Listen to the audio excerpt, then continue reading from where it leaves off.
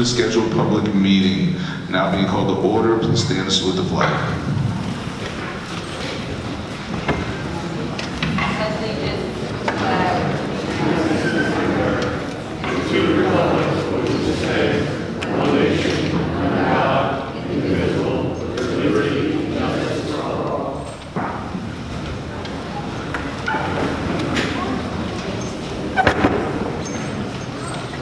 Adequate notice of this meeting has been given in accordance with the Open Public Meetings Act pursuant to Public Laws 1975, Chapter 231. This agenda is complete to the extent known and was sent to the Trenton Times and Trentonian newspapers, posted on the first floor bulletin board in City Hall, filed in the City Clerk's office, and posted on the City of Trenton website. Formal action will be taken. Roll call. Vice President Edwards. Present. Councilwoman Feliciano. Present. Councilwoman Figueroa Kettenberg. Present. Councilwoman Frisbee. Present. Councilman Harrison. Present. Councilwoman Williams. Present. Council President Gonzalez. Present. Myself, Brandon Garcia, Municipal Clerk, is present. Mr. Kalogi, Legislative Council. Present. And in for West Bridges is Palmer Richardson, City Attorney. Present. Thank you. And Madam President, at this time, if you would like, I will once again read the invocation. Yes, please. Certainly. Almighty God, who holds the faith of man and nation, we most humbly beseech thee to bless this our city, these deliberations, and these thy servants, that they may act with wisdom and understanding for the good of our community and thy greater glory. Amen. Amen. Thank you. And Madam President, I understand you have some recognitions this evening, if you would like Yes. to introduce those. Yes. So before we begin the recognitions, I just wanted to ask for a moment of silence in the memory of the young man, Joseph Kokulo, who did pass away in the fire on Olden Avenue, who was a student in the city of Trenton. So if we could just take a few moments of silence for him.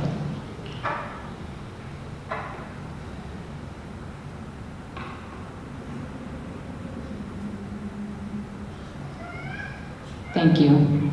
And so just really quick, I know there's some people who are going to be acknowledged for their efforts, and the purpose of acknowledging some individuals were because of the people who are not a part of the Trenton community that came apart and stepped up to help us. But before we do that, I just wanted to acknowledge some of our departments. You know, if they could just stand up. I know most of the firefighters and some of the police officers, they did not want to get recognition tonight because this is their job that they do every single day. And as we all know, being a first responder in any capacity is a difficult job to do. It's something that I know I always said, I don't know if I could do a job like that. So, you know, we commend every firefighter, police officer, EMT worker, emergency services, everyone that played a part in combating the fire that did occur on September 19th. So if we could just have our Trenton Fire Department Director, Ken Douglas, if we could just stand up. Thank you so much. Our Trenton.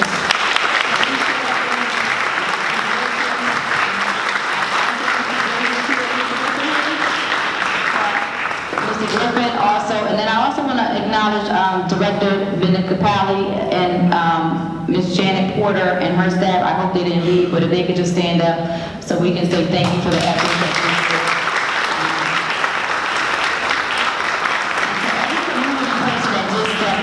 You know, we've heard from a lot of council people, a lot of organizations reached out to everyone, and the people in the city of Trenton all stepped up and wanted to help out, and that's what community looks like. So we just want to say thank you to everyone. But I know Councilwoman Frisbee had a couple of people she wanted to acknowledge, single individuals, but we are going to ask those individuals when your name is called, if you could just come to the front, and we're going to do it all in one group in a sense. So I'll turn it over to Councilwoman Frisbee.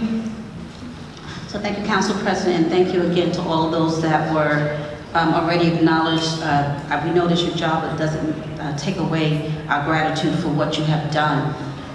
Before I read the recognitions, I did want to say there are several individuals, several entities, several parties, several churches, all that donated, all did not want to be acknowledged, so we cannot possibly acknowledge everyone who's donated during this tragedy that occurred. But we do thank everyone.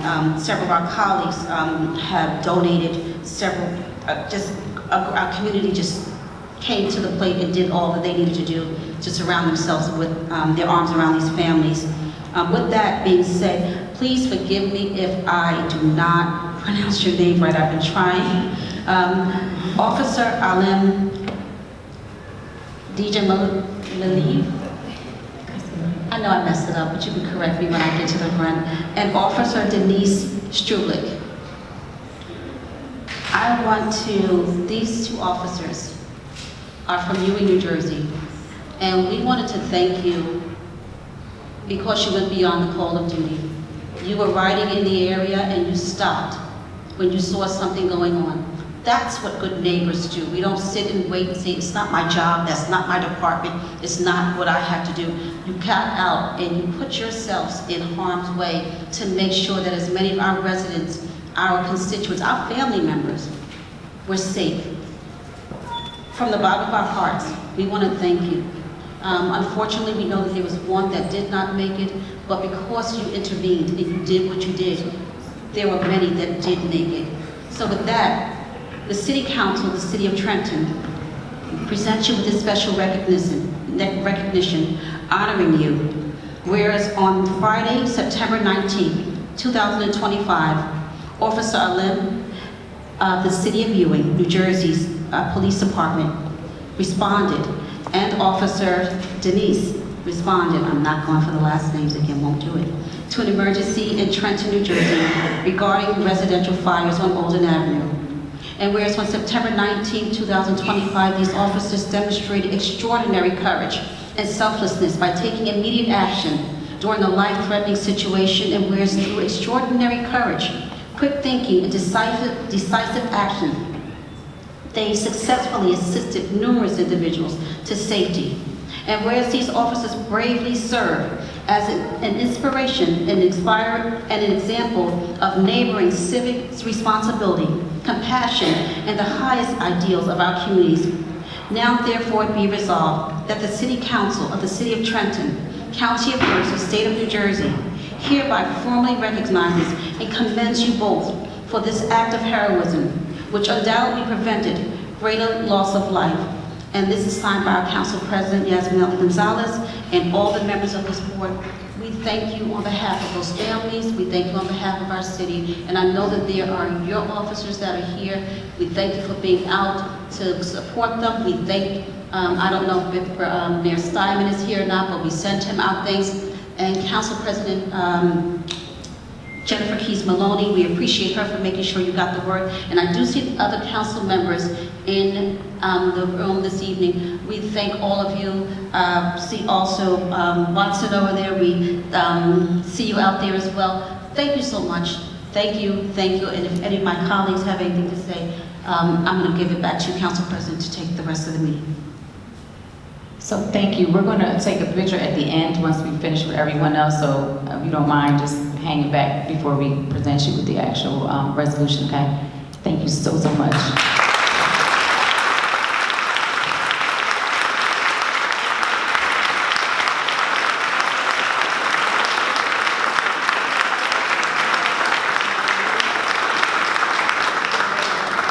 We're only doing that for the sake of time that you're going to take the pictures all at one time, okay? And then, again, I want to acknowledge our Trenton Fire Department, our police officers, and our emergency medical services, who also stepped up. And I know that they did not want to be acknowledged today, but we wanted to say thank you to them for also stepping up. Aside from our law enforcement officers, our public safety officers, we had some community members who also stepped up. Thank you, Councilman Figueroa Kemper. Councilman Baxter is in the audience from you, and also, so we just want to acknowledge you.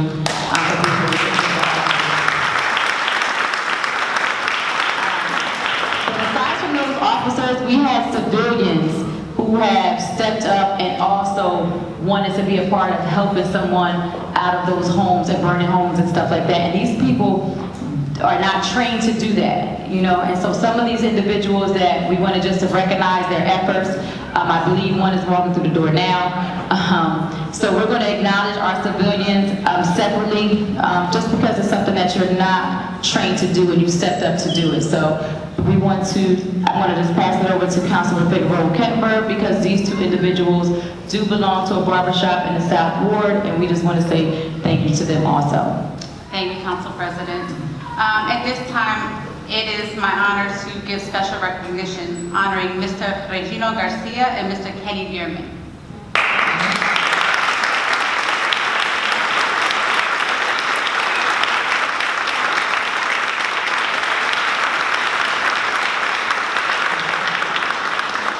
There's going to be a portion of this,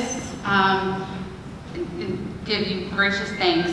Whereas on May 12, 2025, Regino Garcia, age 42, and Kenny Bierman, age 27, demonstrated extraordinary courage and selflessness in response to an emergency near the intersection of Liberty Street and Brown Street in Trenton, where they bravely rescued a 2-year-old girl and her grandmother from a burning residence.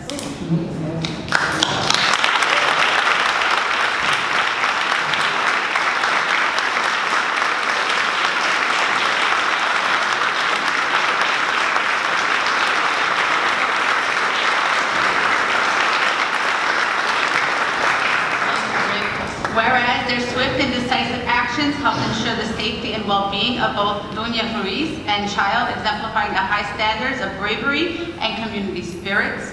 So now, therefore, be it resolved that the City Council of the City of Trenton, County of Mercer, State of New Jersey hereby recognizes the heroic actions taken by Mr. Regino Garcia and Mr. Kenny Bierman for their actions served as an inspiration to the entire community and a powerful reminder of the impact ordinary citizens can have when they choose to act with compassion and bravery. On behalf of Council President Yasmin Ali Gonzalez, Council Vice President Jocelyn Edwards, and the rest of Council, thank you so much for your bravery and congratulations. So you guys ready to say something?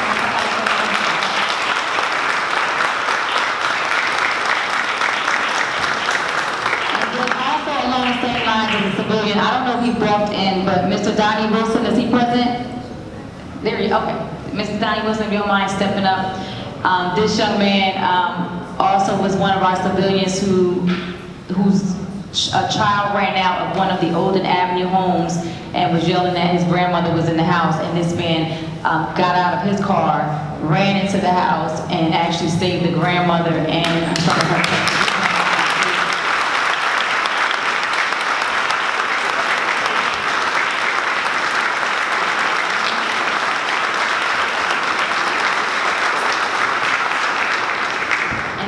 I had to acknowledge you because as an educator, I have your son in my classroom, and I know the effects that it's had on him, just even from the stories that he's telling his friends when he thinks that I'm not listening. So I just want you to know we appreciate that. You didn't have to do that, and you actually helped save a life, so we just wanted to commend you on that. And if you can hold off, or at the end, we want to make sure we get a picture with everyone, but we want to just stand up one time, so for the sake of time, okay? Thank you so much.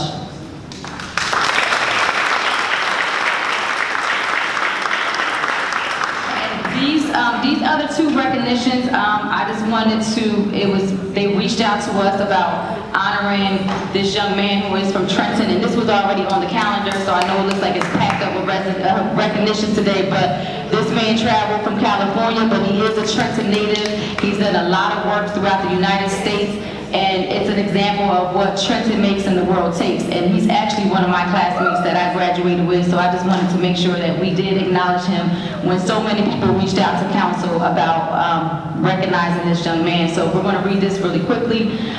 City Council, City of Trenton, special recognition honoring Mr. Jameer Reynolds.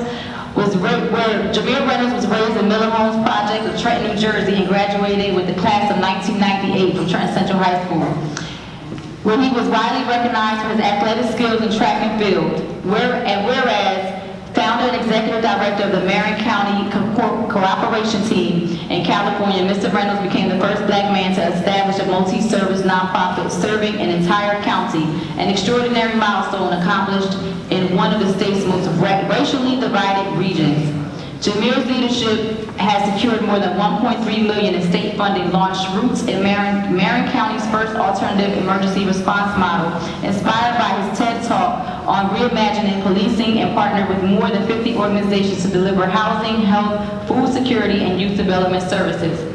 And And whereas Mr. Reynolds also launched the I Promise Mentoring Program, the first youth mentoring agency for young African American men in the United Arab Emirates, which earned him the prestigious International Blue Sapphire Award for Community Service. And in 2021, Mr. Reynolds became the first person from Trenton, New Jersey to be awarded the Distinguished Echoing Green Fellowship, joining a global community that includes leaders such as Michelle Obama, and united in their mission to advance racial equity worldwide. And therefore be it resolved that the City of Trenton in the County of Mercer, State of New Jersey, recognizes and honors Jameer Reynolds. If you don't mind, say it.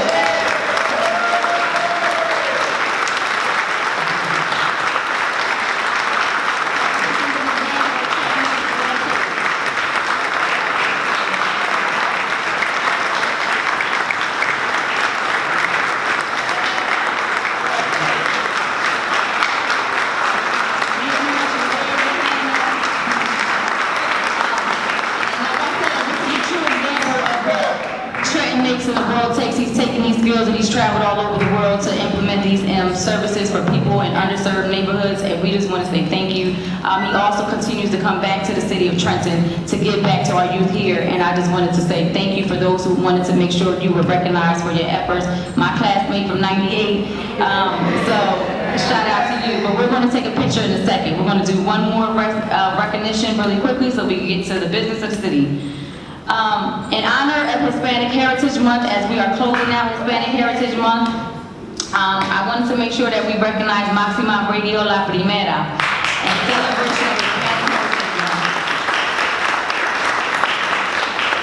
Maxima Radio is known as La Voz del Radio, has proudly served as a leading voice in Hispanic media for the past 15 years, broadcasting in New Jersey at 104.1 over the past 2 years, and Maxima Radio has made the City of Trenton its home, quickly climbing the charts to becoming the #1 radio in the region in less than 1 year of local broadcasting. And whereas, with the support of the community, Maxima Radio has provided vital news, information, and greatest hits in the Latin culture, bridging generations and celebrating the rhythms, pride, and passion of the Hispanic community. And whereas beyond entertainment, Maxima Radio is deeply committed to community engagement, consistently giving back, uplifting local voices, and ensuring that Trenton residents remain informed about the latest developments. They are a tough cookie when you come on the radio station and you get interviewed by Kevin. Just know it's not going to be easy. He makes sure that the residents of the city are informed, and he doesn't always agree with everything, and I respect him for always voicing his opinion. But whereas La Voz del Radio has expanded its reach, operating 8 stations across 5 different states, and has been recognized as the #1 Latino radio network on the East Coast, exemplifying leadership, excellence, and cultural pride. And for that, now therefore be it resolved that the City of Trenton recognizes and honors Maxima Radio for its outstanding service, cultural influence, and commitment to the City of Trenton. Quiero felicitarte y decirte que estamos...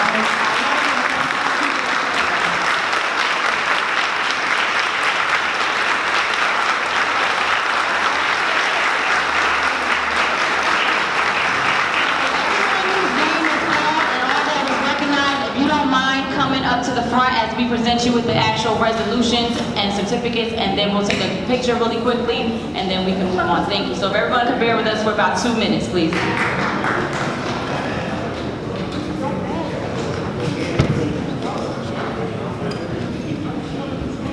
As a matter of fact, everyone whose name was called to be recognized, can we just meet us on the staircase so that way we have room and they can move quicker?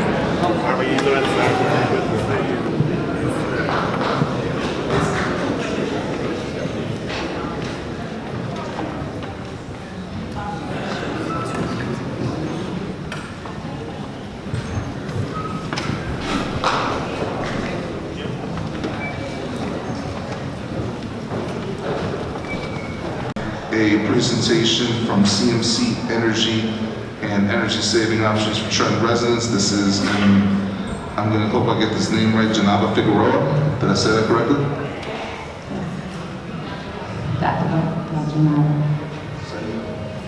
And let her know the time limit, please. Certainly. And Ms. Figueroa, you will have a 10-minute time limit for your presentation. Yes. Once you're settled, we'll wait till you're settled and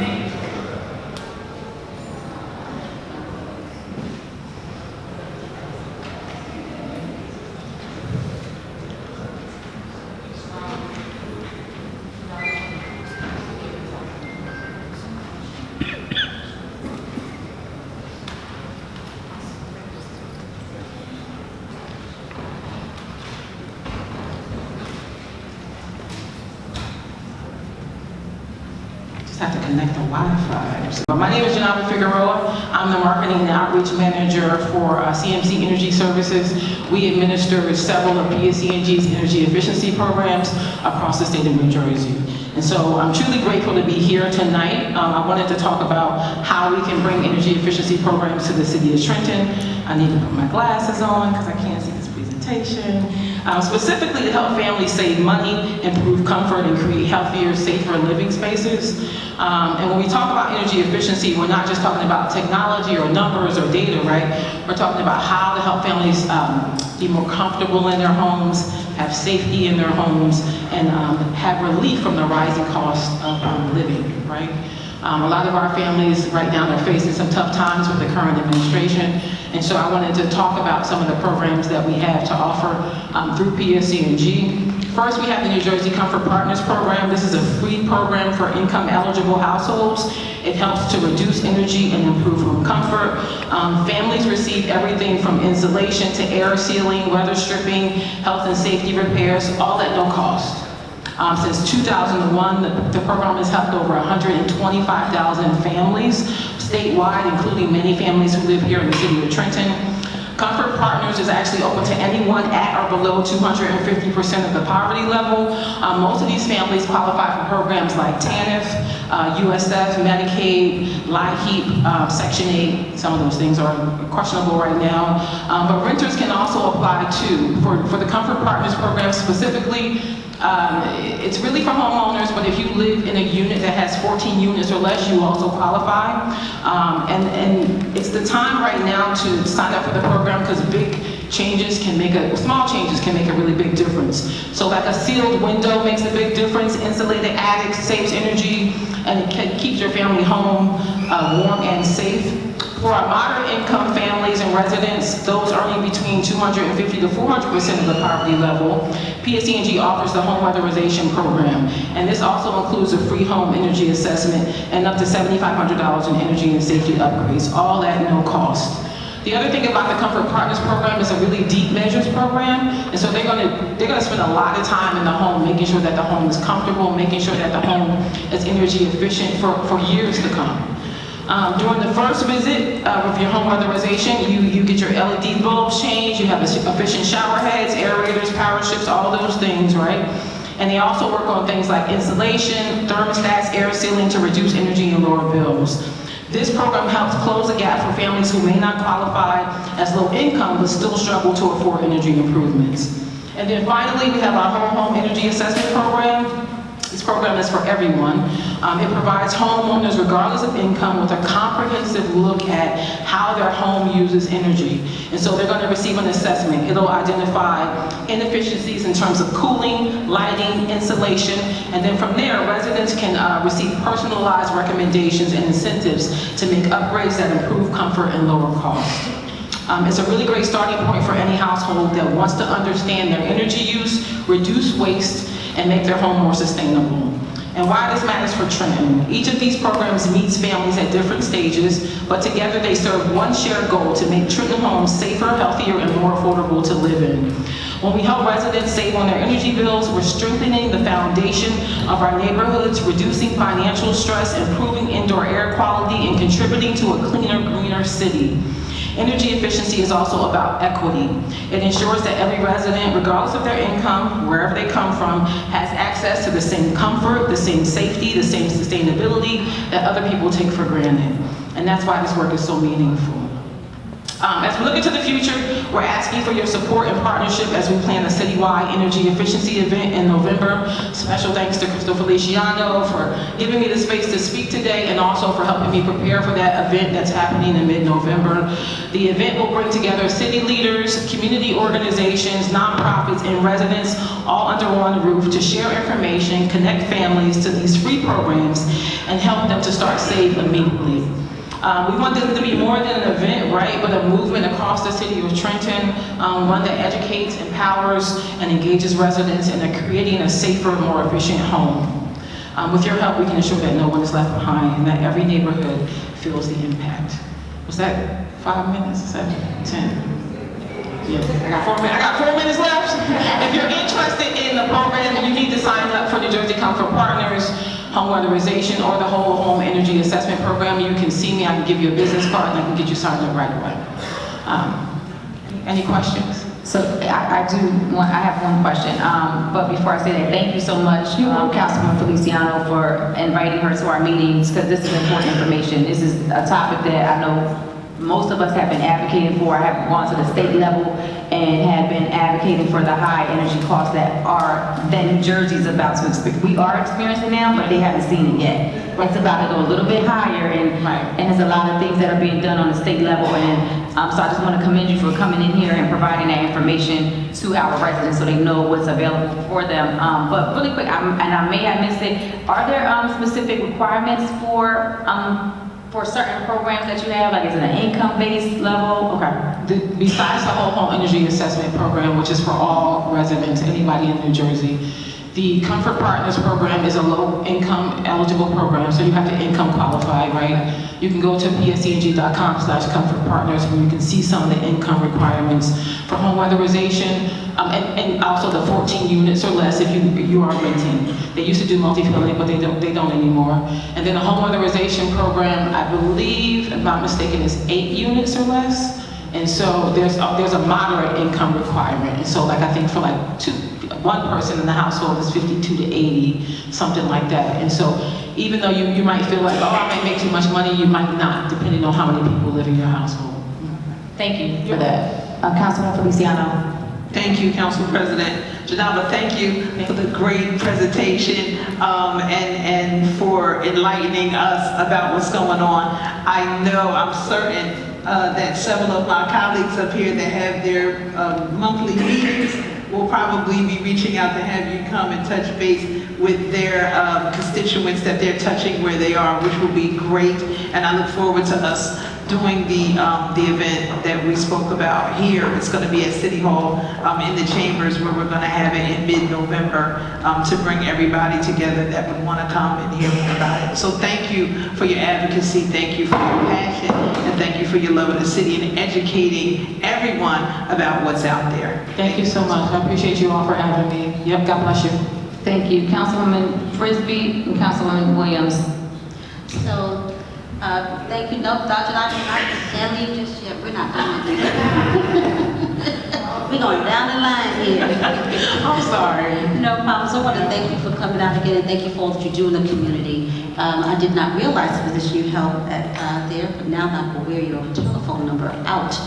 But I did have a couple of questions. Is this a year-round program, or is it just during certain times of the year? No, it's year-round. It is year-round? Yeah, it's year-round. When you sign up for the program, though, there is a time frame between the time that you, like, say, for instance, you signed up this year. You wouldn't be able to sign up again for, like, there's certain year requirements. I think Comfort Partners is 5 years. And if I'm not mistaken, I think the whole home energy assessment is 2. Don't quote me on that, but you can't sign up year after year, you know, because they're going to come and do a lot of work in the home. So, but all year round, you can sign up for the program. So that leads into follow-ups. Will they come back out and do follow-ups as needed, and if so, is it just a one-time they come in? Like I've had once before, they came in, did weatherization of the home and all the rest of that. They did an assessment to see where we might be having air pockets, and that was during the winter and all the rest of that. Losing heat and so on and so forth.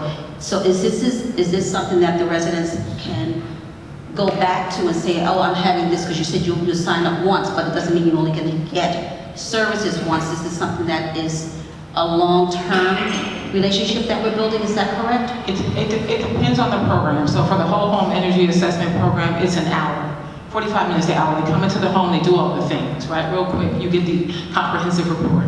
For home weatherization, it could take up to 2 hours, right? But it doesn't mean that they're not gonna come back. They might have to insulate your windows and doors. They might have to put insulation into your walls. They might have to change your doors.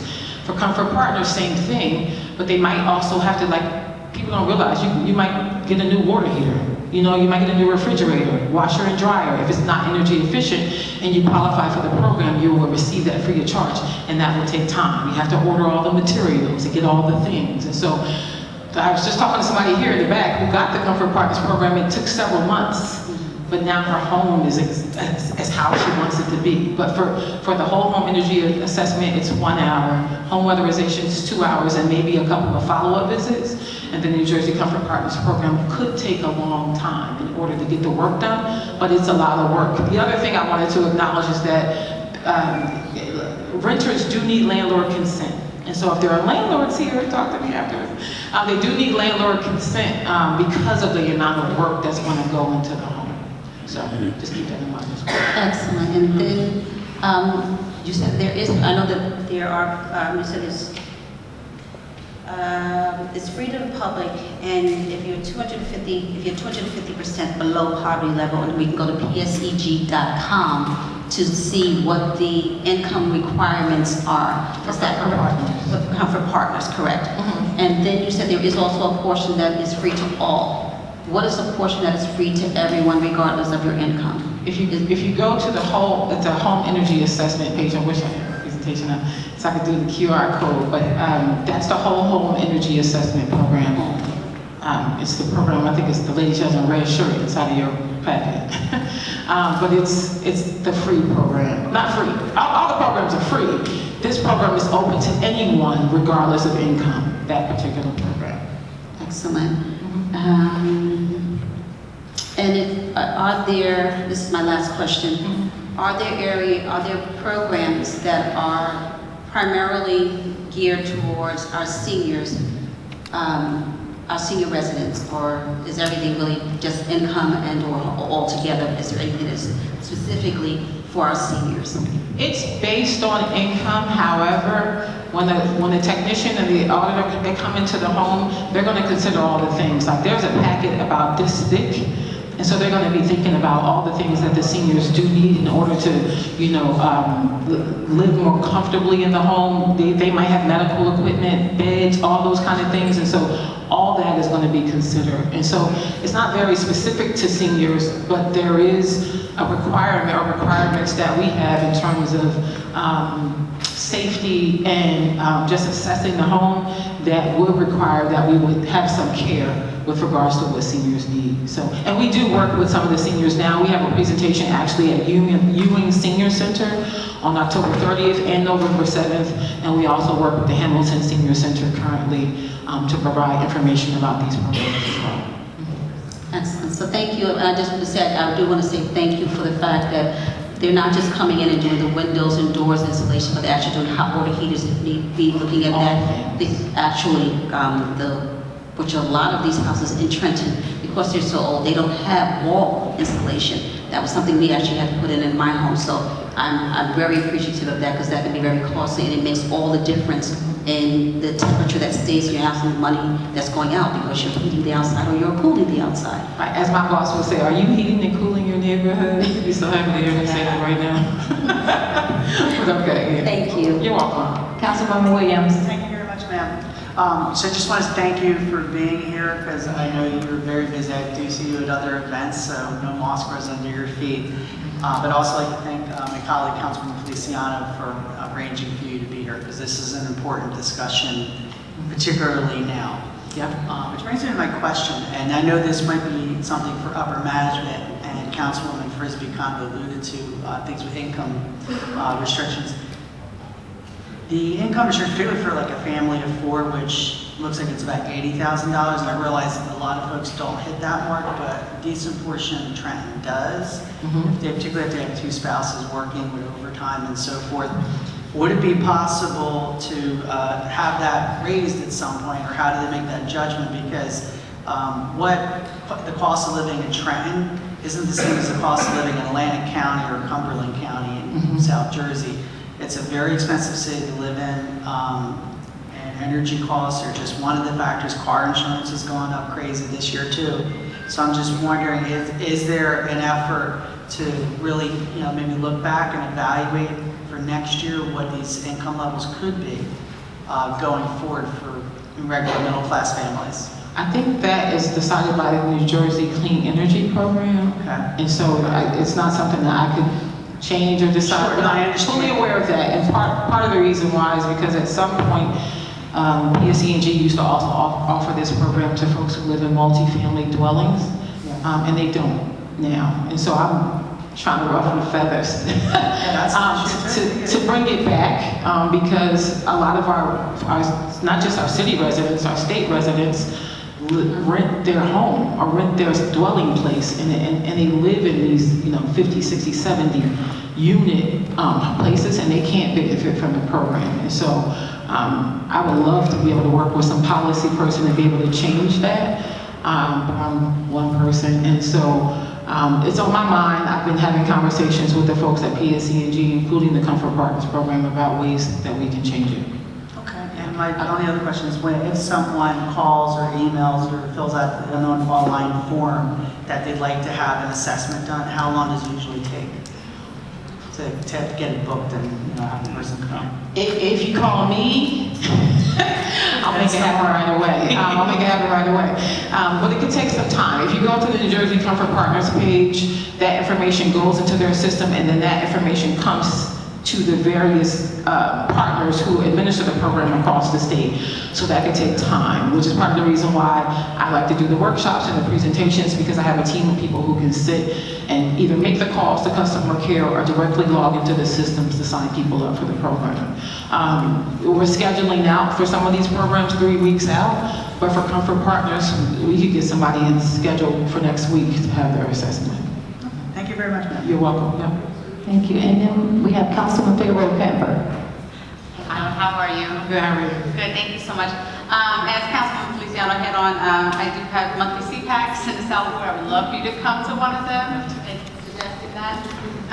And just wanted to say, I don't know if this is the same thing, but I know in 2011, I used a service similar to this through PSE&G when I first bought my house. As a single woman with no children, I didn't qualify. However, I know that they came, they did the assessments, told me what I needed, and they did the work, and I was able to pay in installments or increments based on my PSE&G bill. Is that still the case? Yes. So the company I work for administers PSE&G's energy efficiency programs. PSE&G also offers a ton of rebates, all different types of programs in terms of payment assistance, and they have a whole home energy solutions program. So if you fall into that whole home energy assessment program where you only qualify for the 1 hour visit, you would then receive that comprehensive report. They would make recommendations, and then they would say, hey, you can also qualify for this program that provides financing, but it can save you thousands and thousands of dollars over the course of the time that you own your home. And so it's worth it. It's worth it. Yeah, thank you. I just wanted to make it, I wanted to see if it was the same thing and make it clear that, people who don't necessarily fall under the, quantifications of income can also benefit. I did benefit, and it was great. I did get new insulation and a water heater and stuff when I purchased the home, so thank you. I'm glad you brought it up. Thank you. Thank you so much for being here and presenting. Thank you so much. I appreciate it. Have a blessed day. If I could have the clipboard for public comment for agenda items only. To the public, this is for items that are listed on the agenda and docket. Public comment will be 5 minutes for each individual, and please, you may address anything listed on the agenda or docket, and the council is not obligated to respond. I have one individual listed, and that is Ms. Caroline Clark. Please do state your name and address for the record. Good evening, Council, Trentonians. Caroline Clark, Riverside Drive.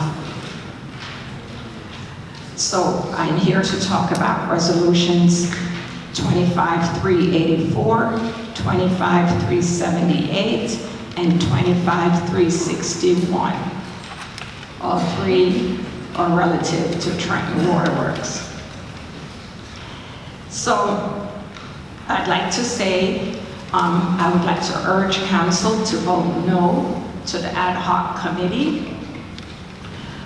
You are a body of 7.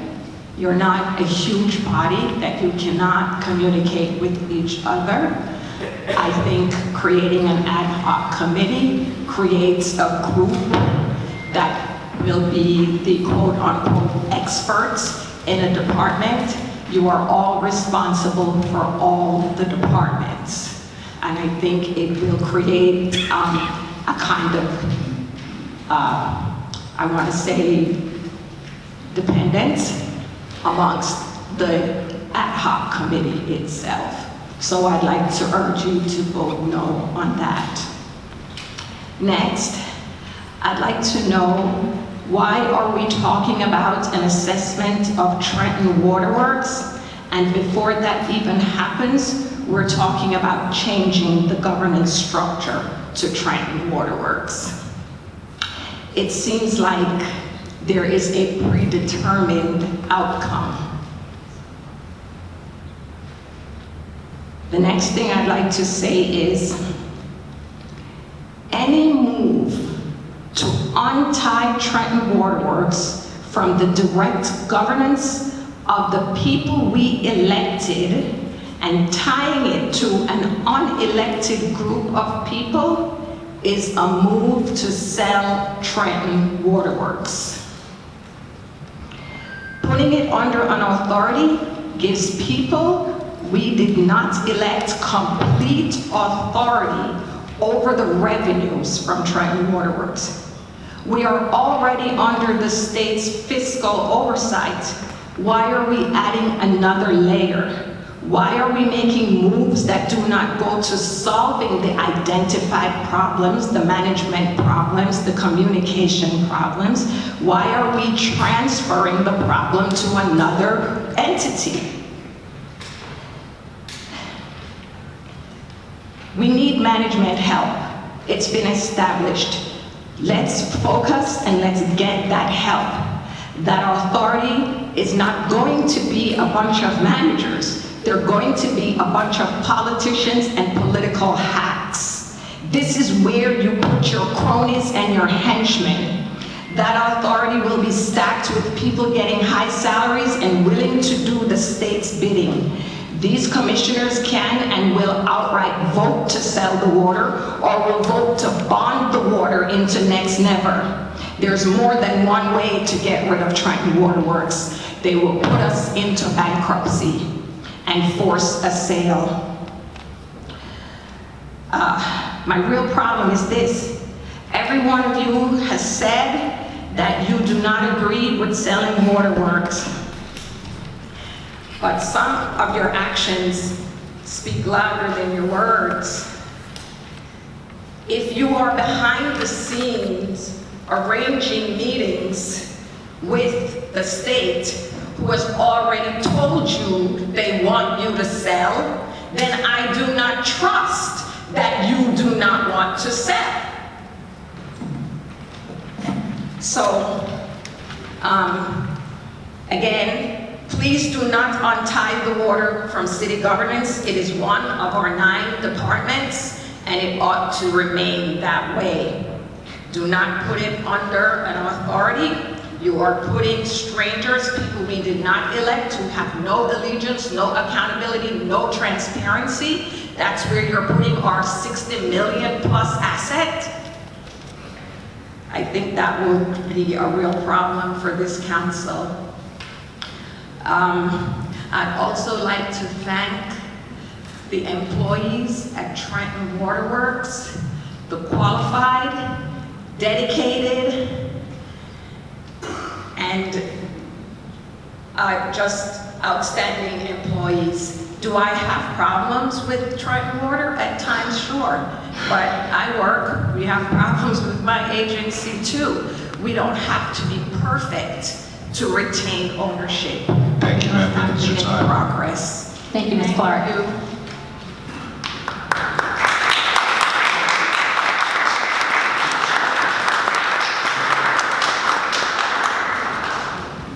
Madam President, those are all the individuals I have for public comment for agenda items only. And at this time, there's the approval of minutes, Madam President. If you want to ask for a motion to approve the minutes of August 26, 2025. Yes, may I have a motion to approve the minutes? So moved. Second. Roll call, Vice President Edwards. Yes. Councilwoman Feliciano. Yes. Councilwoman Figueroa Kettner. Yes. Councilwoman Frisbee. Yes. Councilman Harrison. Yes. Councilwoman Williams. Yes. Council President Gonzalez. Yes. Motion carried. And Madam President, if you want to ask for a motion to approve communications, petitions, and reports. May I have a motion to approve? Second. Thank you. Roll call, Vice President Edwards. Yes. Councilwoman Feliciano. Yes. Councilwoman Figueroa Kettner. Yes. Councilwoman Frisbee. Yes. Councilman Harrison. Yes. Councilwoman Williams. Yes. Council President Gonzalez. Yes. Motion carried. Thank you. And moving on to old business at this time, we have ordinances for second reading. Ordinance 25-111, ordinance authorizing the sale of city-owned property commonly known as 29, 31, and 33 Garfield Avenue and identified on the city tax map as block 26804, lots 22, 21, and 20, pursuant to NJSA 481213B5 to G Construction Contractors LLC for the sale price of $12,000. Are there any members of the public who wish to speak to this ordinance at this time? Seeing none, Madam President, if you want to ask for a motion to approve. May we have a motion to approve 25-111? So moved. Second. Councilwoman Figueroa Kettner. Thank you.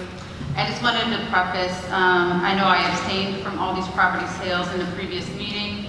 I still have not been satisfied with answers or responses about how these properties are being sold. I know that I did speak with Council Vice President Edwards today. She did say that there was some type of explanation given in HED meeting. I still haven't been able to get that information. I look forward to it, but for that, I just want to say that I will continue to abstain from the rest of these properties. Council Vice President Edwards. If it's okay with you, Could can you- we ask Mr. Chief of Staff, Mr. Jim Beach, to come to the podium to go over some of the things that he had discussed with us in our recent HED ad hoc committee meeting? Unfortunately, we just had it last week, so we haven't gathered all of our notes. We're still waiting on some responses from the administration to include into our notes on some of the improvements to the process that we have recommended in that meeting.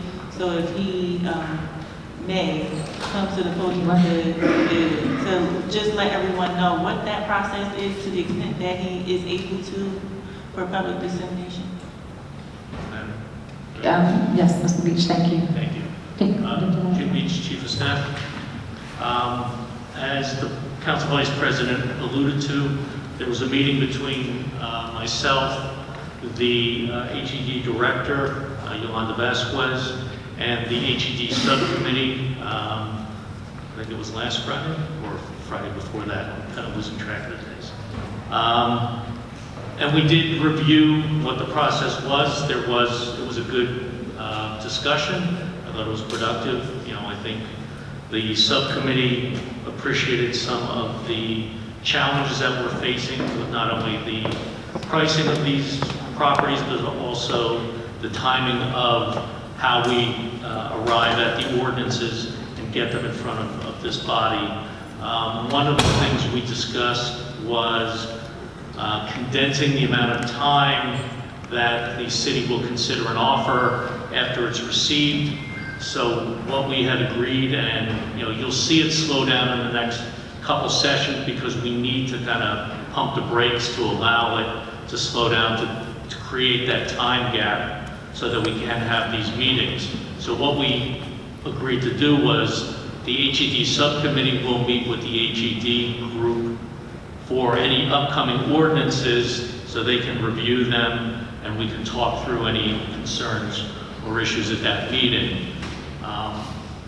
The timing once received, basically we agreed that it would make sense.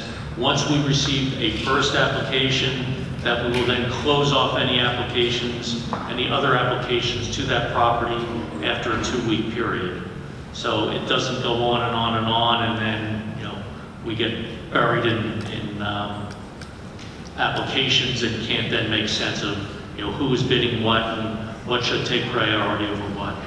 I'm trying to think of any other matters, if you can clue me in. The tax assessment, when in the paperwork that we're given for Yes. council that the public doesn't have in their hand, because sometimes it includes like accounts and things like that, but in that packet for each property is included in the aerial view of the lot and size, but then there's a little box to the right that Correct. shows an outdated assessment and how that's causing confusion on what amounts we should be accepting in terms of offers. We can confirm the tax assessment values that come out of the tax assessor's office. I know what we give to council comes out of GovPilot. We'll do that comparison, Council Vice President, although we are told that what is in GovPilot comes out of the tax assessor's office. They should be the same, but if we do note a difference, we can certainly, you know, try to rectify that.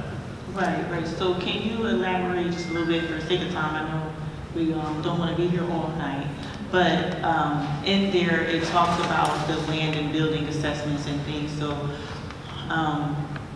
without going into, I guess, divulging too much information to the public on the rubric that you have formalized internally, so that people aren't given cheat codes on how to, you know, what offers to submit and things like that. But there is a rubric that HED has that basically applies. It's tied to either, so for certain properties or lots, we've set minimum amounts that we would accept, or in a different approach would be a percentage of the assessed value, whether it's the assessed value of only the land, if it's only a lot, or the assessed value of the combined land and structure.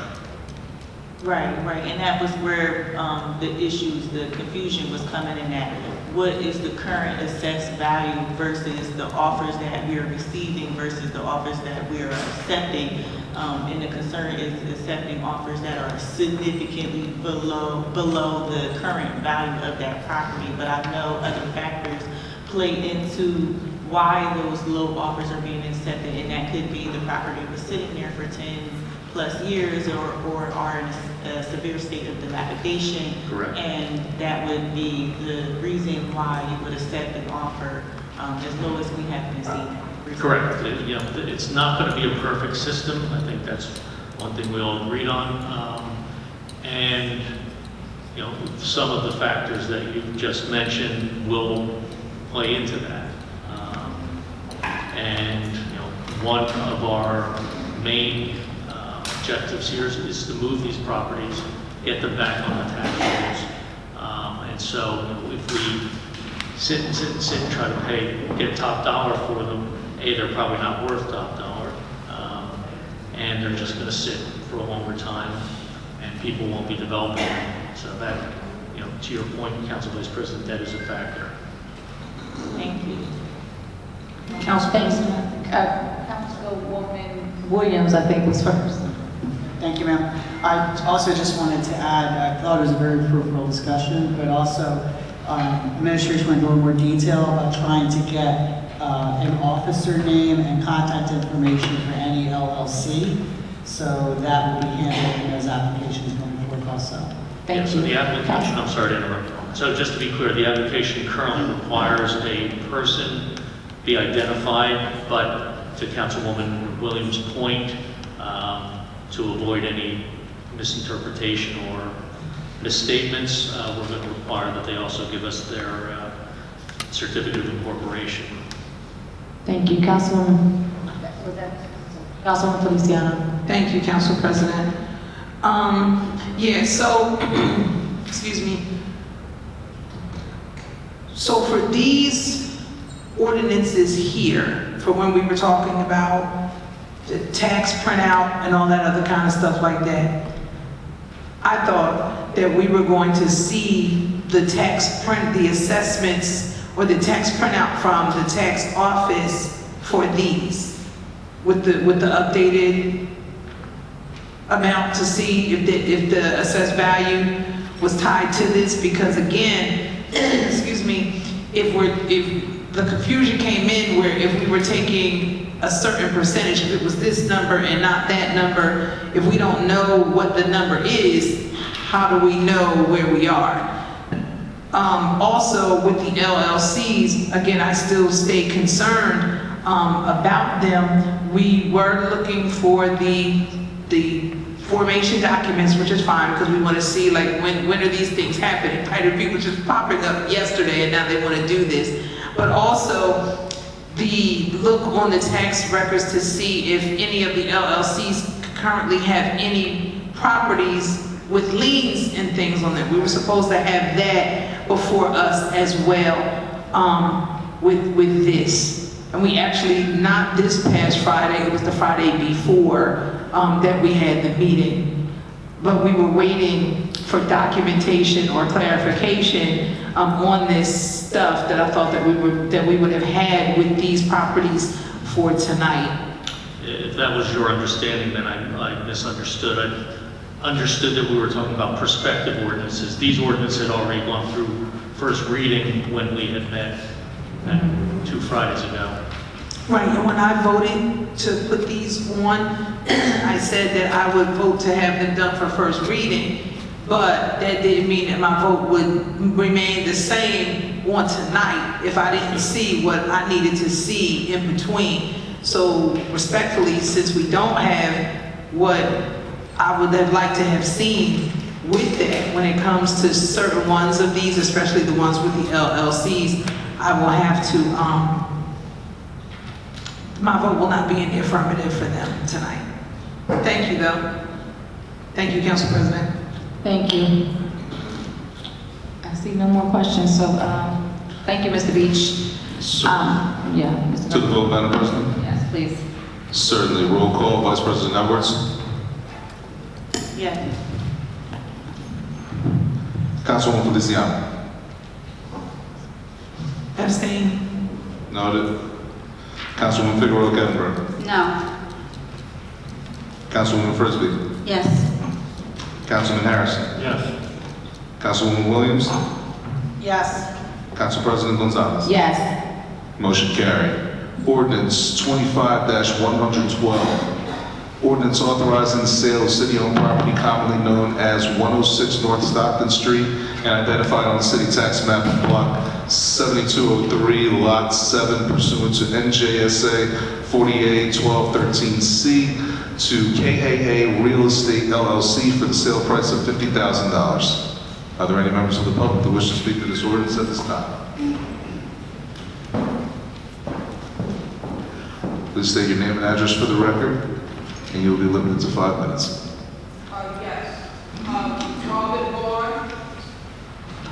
Robin Vaughn, 1100 Stuyvesant Avenue. I just want to comment on, what is the timeline that the council and the interim HED director is giving this particular purchaser to redevelop the property. So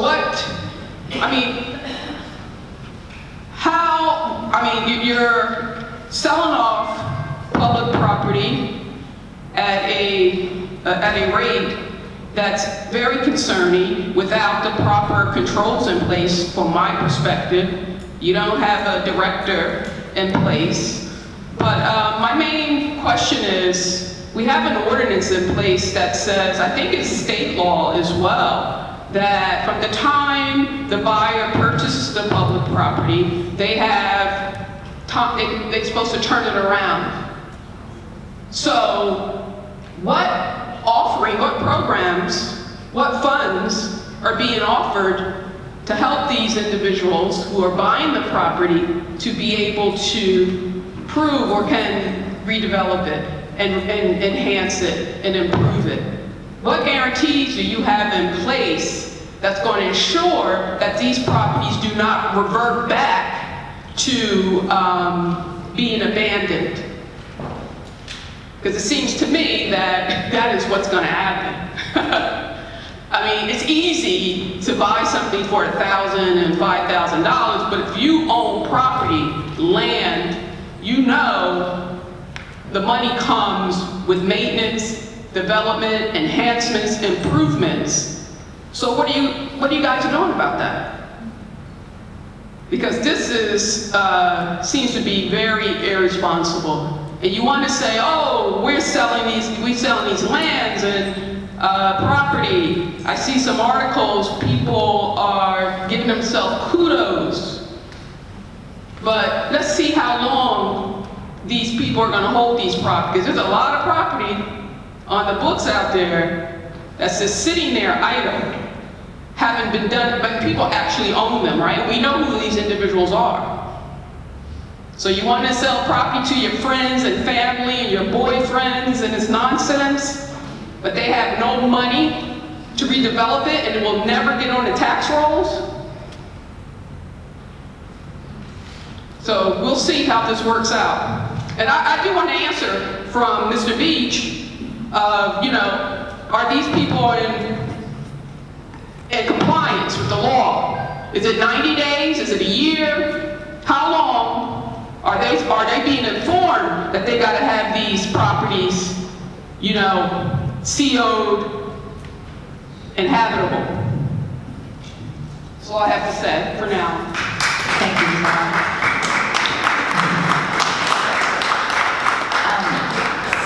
Just for the public to know, to my understanding and to the procedure, it is 5 years that they have to develop on these redevelopment projects. With the 5-year tax abatement where it increases every 20% every year. It's 5. And has it changed?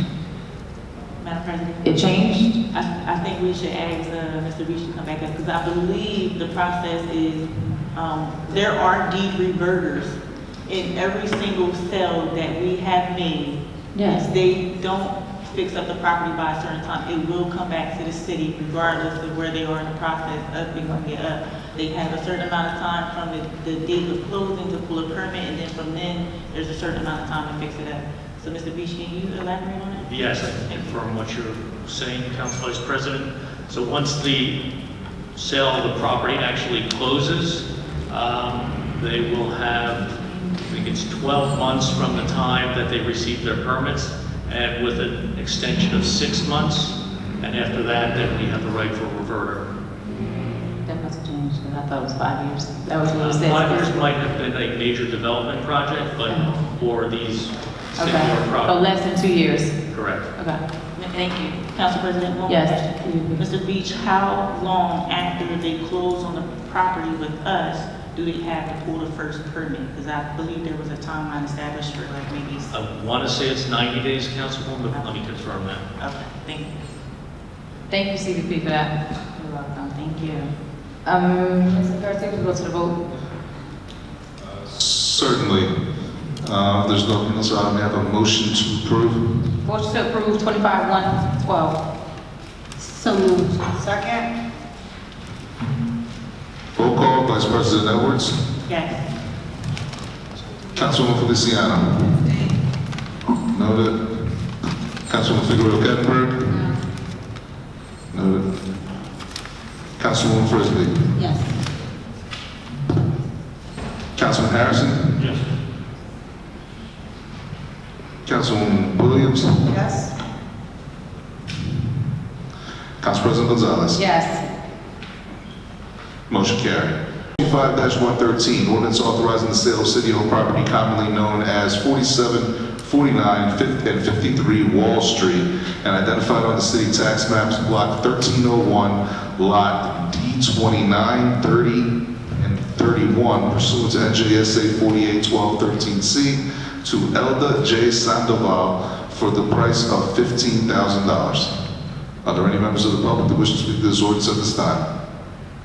Seeing none, Madam President, if you want to ask for a motion to approve. Might we have a motion to approve 25-113? So moved. Second. Roll call, Vice President Edwards. Yes. Councilwoman Feliciano. Yes. Councilwoman Figueroa Gettleberg. Councilwoman Frisbee. Yes. Councilman Harrison. Yes. Councilwoman Williams. Yes. Council President Gonzalez. Yes. Motion carried. Ordinance 25-114, ordinance authorizing the sale of city-owned property commonly known as 33, 43, and 57 through 59 Poplar Street, and identified on the city tax map as block 21403, lots 35, 40, and 1, pursuant to NJSA 48-1213C to Jackson Properties LLC for the sale price of $40,000. Are there any members of the public who wish to speak to this ordinance at this time? Seeing none, Madam President, if you want to ask for a motion to approve. May we have a motion to approve 114? So moved. Second. Roll call, Vice President Edwards. Yes. Councilwoman Feliciano. Abstain. Noted. Councilwoman Figueroa Gettleberg. Councilwoman Frisbee. Yes. Councilman Harrison. Yes. Councilwoman Williams. Yes. Council President Gonzalez. Yes. Motion carried. Ordinance 25-115, ordinance authorizing the sale of city-owned property commonly known as 8 North Stockton Street, 7 through 9 Merchant Street, and 8 Rear North Stockton Street, identified on the city tax map as block 608, lots 15, 17, and 19, pursuant to NJSA 48-1213C, to AHG Realty 2 LLC for the sale price of $10,500. Are there any members of the public who wish to speak to this ordinance at this time? Please state your name and address for the record. You have 5 minutes. Robin Vaughn, 1100 Stuyvesant Avenue. I just want to know, again, are there any programs that's going to help this particular buyer to be able to develop the property? Because in other towns, and I know HUD and state offers funding to help rehab cities that look like ours. So where is this money? And who is it going to? And who is getting it? I want to know, and I want Mr. Beach to answer that, because there are certain individuals who are getting the money, and I would like to see everyone who purchased this city property an opportunity to have access to those funds to help them rehab these homes, to get them back on the tax rolls of the city of Trenton. Okay?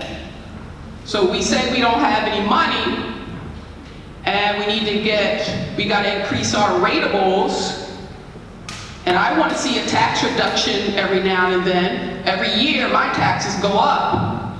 I'm at $11,000, and I want DCA to tell us where's this money going, because I know that those funds are available and have been appropriated by our state and should be coming to all municipalities, particular municipalities that are deemed to be, I guess, in blight.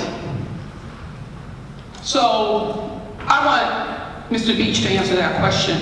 And how come Trentonians aren't getting those access to those funds, Mr. Beach?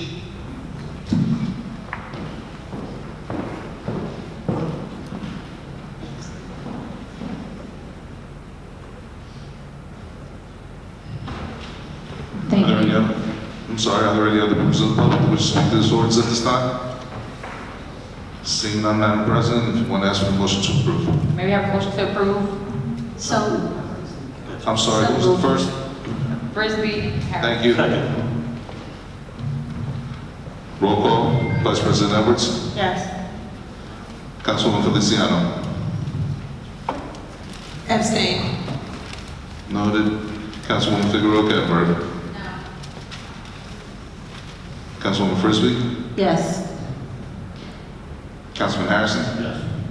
Councilwoman Williams. Yes. Council President Gonzalez. Yes. Motion carried. Ordinance 25-116, an ordinance authorizing the sale of city-owned property commonly known as 17 Faircrest Avenue and identified on the city tax map as block 13101, lot 19, pursuant to NJSA 48-1213C to Shane West for the sale price of $12,500. Are there any members of the public that wish to speak to this ordinance at this time? Seeing none, Madam President, if you want to ask for a motion to approve. May we have a motion to approve? So moved. Second. Roll call, Vice President Edwards. Yes. Councilwoman Feliciano. Yes. Councilwoman Figueroa Kettenberg. Councilwoman Frisbee. Yes. Councilman Harrison. Yes. Councilwoman Williams. Yes. Council President Gonzalez. Yes. Motion carried. Ordinance 25-117, ordinance authorizing the sale of city-owned property commonly known as 1005 to 1007 East State Street and identified on the city tax map as block 26601, lots 27 and 28 pursuant to NJSA 48-1213C to Door Key Properties LLC for the sale price of $31,000. Are there any members of the public that wish to speak to this ordinance at this time? Seeing none, Madam President, if you want to ask for a motion to approve. May we have a motion to approve? So moved. Roll call, Vice President Edwards. Yes. Councilwoman Feliciano. Abstain. Noted. Councilwoman Figueroa Kettenberg. Councilwoman Frisbee. Yes. Councilman Harrison. Yes. Councilwoman Williams. Yes. Council President Gonzalez. Yes. Motion carried. Ordinance 25-118, ordinance authorizing the sale of city-owned property commonly known as 113 West Ingham Avenue and identified on the city tax map as block 6801, lot 2, pursuant to NJSA 48-1213B5 to Vanessa Jordan Hughes for the sale price of $3,000. Are there any members of the public that wish to speak to this ordinance at this time? Seeing none, Madam President, if you want to ask for a motion to approve. May we have a motion to approve? So moved. Second. Roll call, Vice President Edwards. Councilwoman Feliciano. Yes. Councilwoman Figueroa Kettenberg. Councilwoman Frisbee. Yes. Councilman Harrison. Yes. Councilwoman Williams. Yes. Council President Gonzalez. Yes. Motion carried. Ordinance 25-120, ordinance authorizing the sale of city-owned property commonly known as 126 West Ingham Avenue and identified on the city tax map as block 8605, lot 13, pursuant to NJSA 48-1213C to Genrite Asset Management for the sale price of $15,000. Are there any members of the public who wish to speak to this at this time? Seeing none, Madam President, if you want to ask for a motion to approve. May we have a motion to approve? So moved. Second. Roll call, Vice President Edwards. Yes. Councilwoman Feliciano. Abstain. Noted. Councilwoman Figueroa Kettenberg. No. Councilwoman Frisbee. Yes. Councilman Harrison. Yes. Councilwoman Williams. Yes. Council President Gonzalez. Yes. Motion carried. Ordinance 25-121, ordinance authorizing the sale of city-owned property commonly known as 828 to 830 Edgewood Avenue and identified on the city tax map as block 31702, lots 9 and 10 pursuant to NJSA 48-1213C to Victory Investment Group LLC for the sale price of $30,000.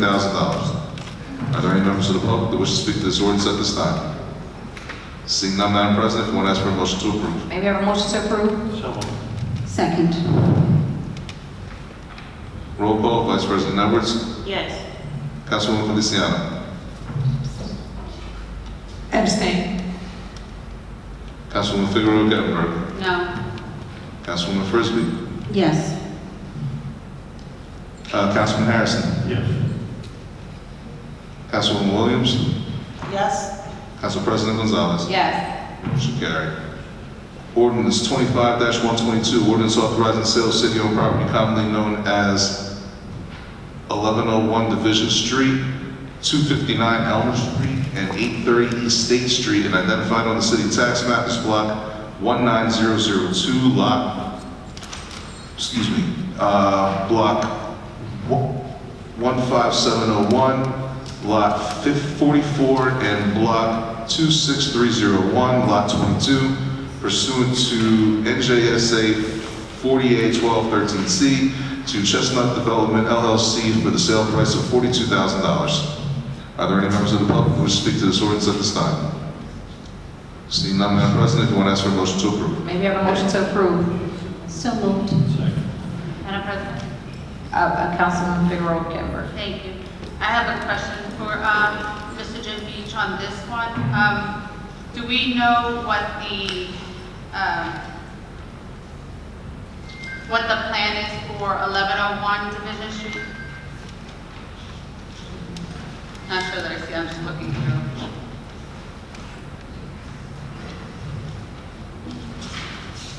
I don't have that information in front of me, Councilwoman. Okay, I just wanted to know if it was supposed to be a demolition or if it's, rehab.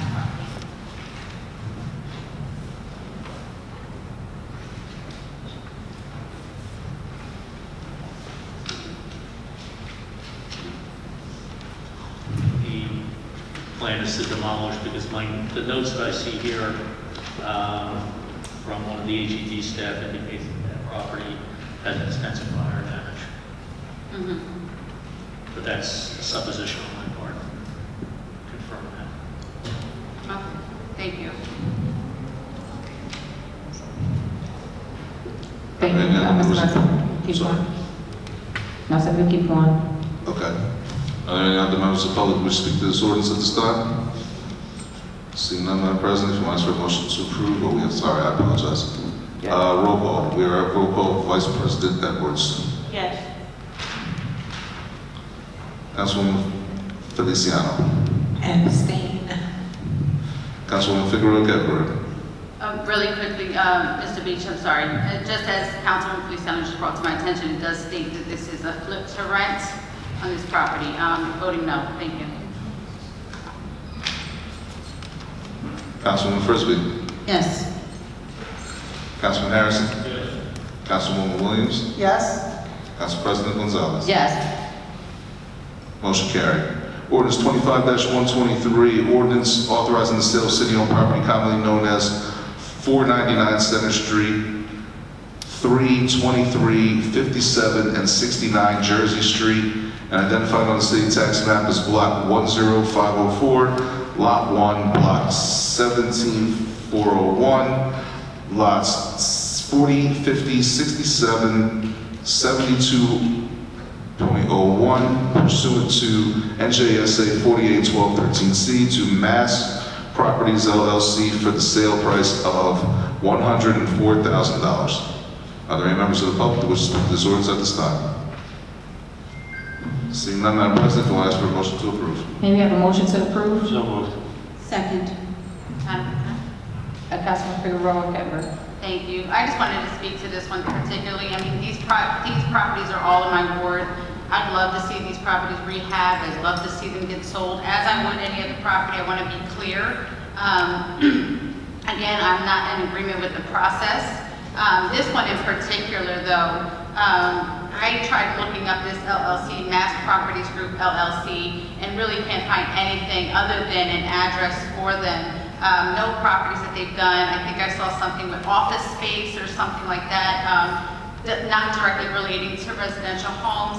And I mean, this is just one of many concerns with these properties being sold like this. You know, there's just too many gray areas or unknowns. And unfortunately, I know my vote was one vote of 7, but you know, I have to stay the same on this and stand my ground because again, this just doesn't seem accurate. Thank you. Thank you.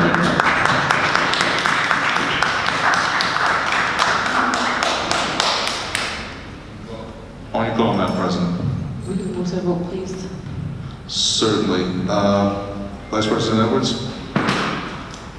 Yes. Councilwoman Feliciano. Abstain. Councilwoman Figueroa Kettenberg. No. Councilwoman Frisbee. Yes. Councilman Harrison. Yes. Councilwoman Williams. Abstain? Noted. Council President Gonzalez. Yes. Motion.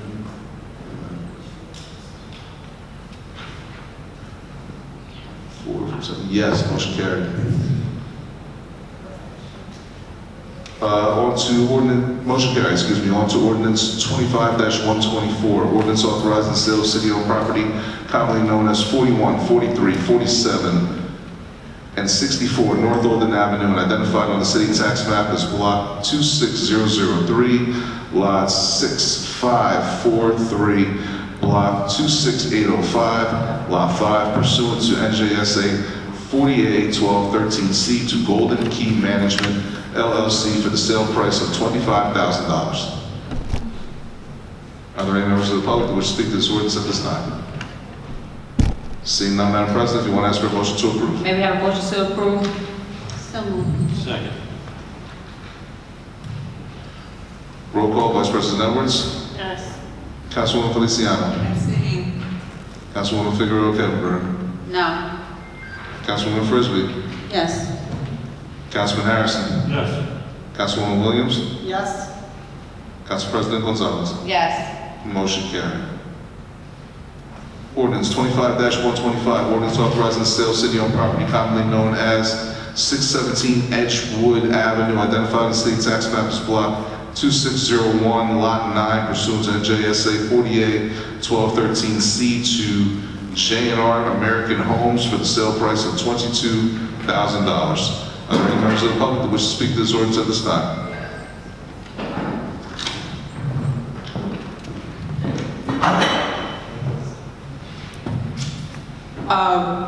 Robin Vaughn, 1100 Stuyvesant Avenue.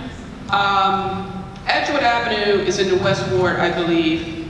And I'm just kind of confused because, is that a redevelopment zone right now? Has that been defined as a redevelopment zone? Because I'm concerned that, certain properties in the redevelopment zone have certain legal restrictions. And you have to follow the redevelopment law. And you guys, I don't think you are even doing that at all. But you're not getting any oversight from DCA. And I just want some clarity on that. I think the residents and taxpayers of the city of Trenton deserves that. So you can't say that you are, achieving and you're just unlawfully unloading property without application of the law. Now, redevelopment land has certain restrictions, and I just want to make sure that the properties that we're selling aren't in those zones. And the public, you have to inform the public, you're supposed to communicate, give us, send letters out, have town halls to let us know how these properties are going to be utilized, what they're zoned for, what that area is being zoned for and planned. I just don't think our council is doing that level of due diligence. And I don't think our law department is helping you guys. Because the law department should be able to tell you who these LLCs are. All they have to do is go to the Department of Treasury and get the information. So for you to come here and say you don't know who is the owner of the LLC or the principal of the LLC, and the law department didn't provide you that information before they signed off on the ordinance for form and legality, they are really negligent. And you guys should hold them accountable.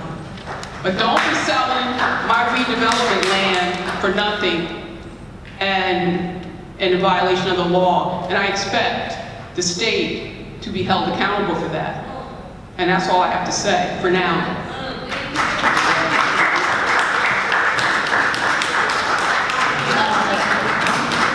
Are there any other members of the public who wish to speak to this ordinance at this time? Seeing none, Madam President, if you want to ask for a motion to approve. May I have a motion to approve? So moved. Second. And Councilwoman Frisbee. Yes, Madam President, I would like to ask Mr. Beach if he would come and explain, addressing Ms. Vaughn's questions. How are we advertising these properties, and are there restrictions on the redevelopment properties? This council approved an ordinance a number of months ago that created the entire city as an area in need of rehabilitation. One of the outgrowths of that is it frees up the city to sell any properties that it so wishes on a one-to-one basis or on a larger scale basis. And so that's why we're able to do this. To address Ms. Vaughn's point about redevelopment zone, we still look to those redevelopment plans. However, the Trenton 250 plan superseded all those redevelopment plans, and we've been working with Mr. Malley to try to get that all consolidated. And how are we advertising? How does the public know where these properties are that are being sold? We maintain a list. That list has been advertised on the website, QRC codes, on our Facebook page. I think Council Vice President put out some kind of notice to her constituents, and it is a list of all the city-owned properties that are available for purchase. Thank you. I hope that satisfies the public. Thank you, Mr. Beach. Thank you. Thank you. Keep it staff, Beach. Mr. Garcia, we go to a vote, please. I'm sorry. Roll call, Vice President Edwards. Yes. Councilwoman Feliciano. Abstain. Councilwoman Figueroa Gettleberg. Councilwoman Frisbee. Yes. Councilman Harrison. Yes. Councilwoman Williams. Yes? Council President Gonzalez. Yes. Motion carried.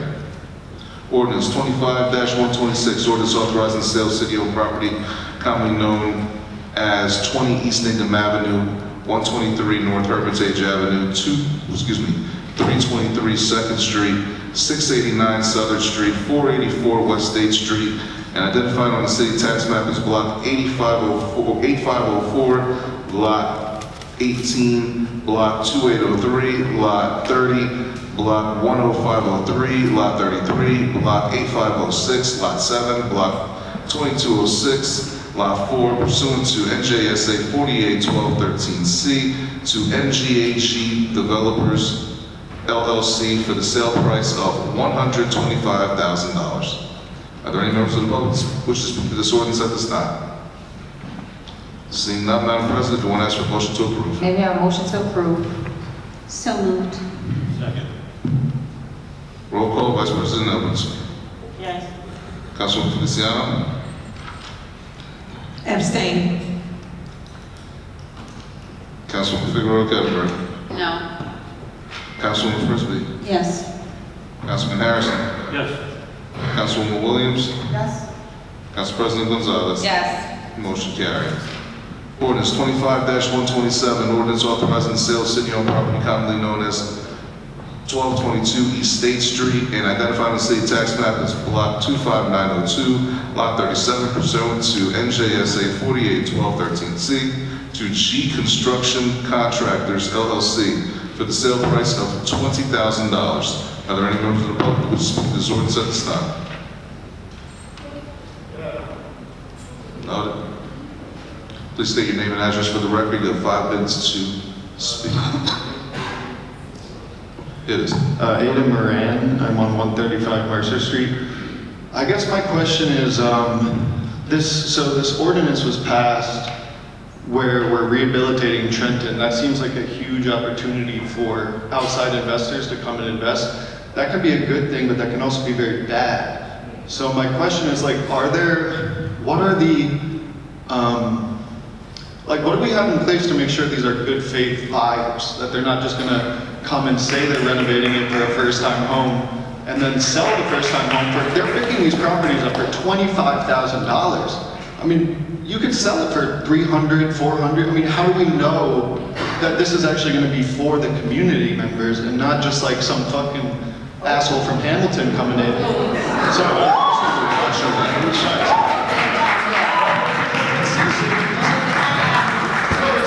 these are the same people who fled the city when things got tough. Now they want to come back in and reinvest. To me, that just doesn't make. How are we just like across the board saying yes, yes, yes. And then like we're not doing due diligence. I mean, this is ridiculous. That's kind of ridiculous. Thank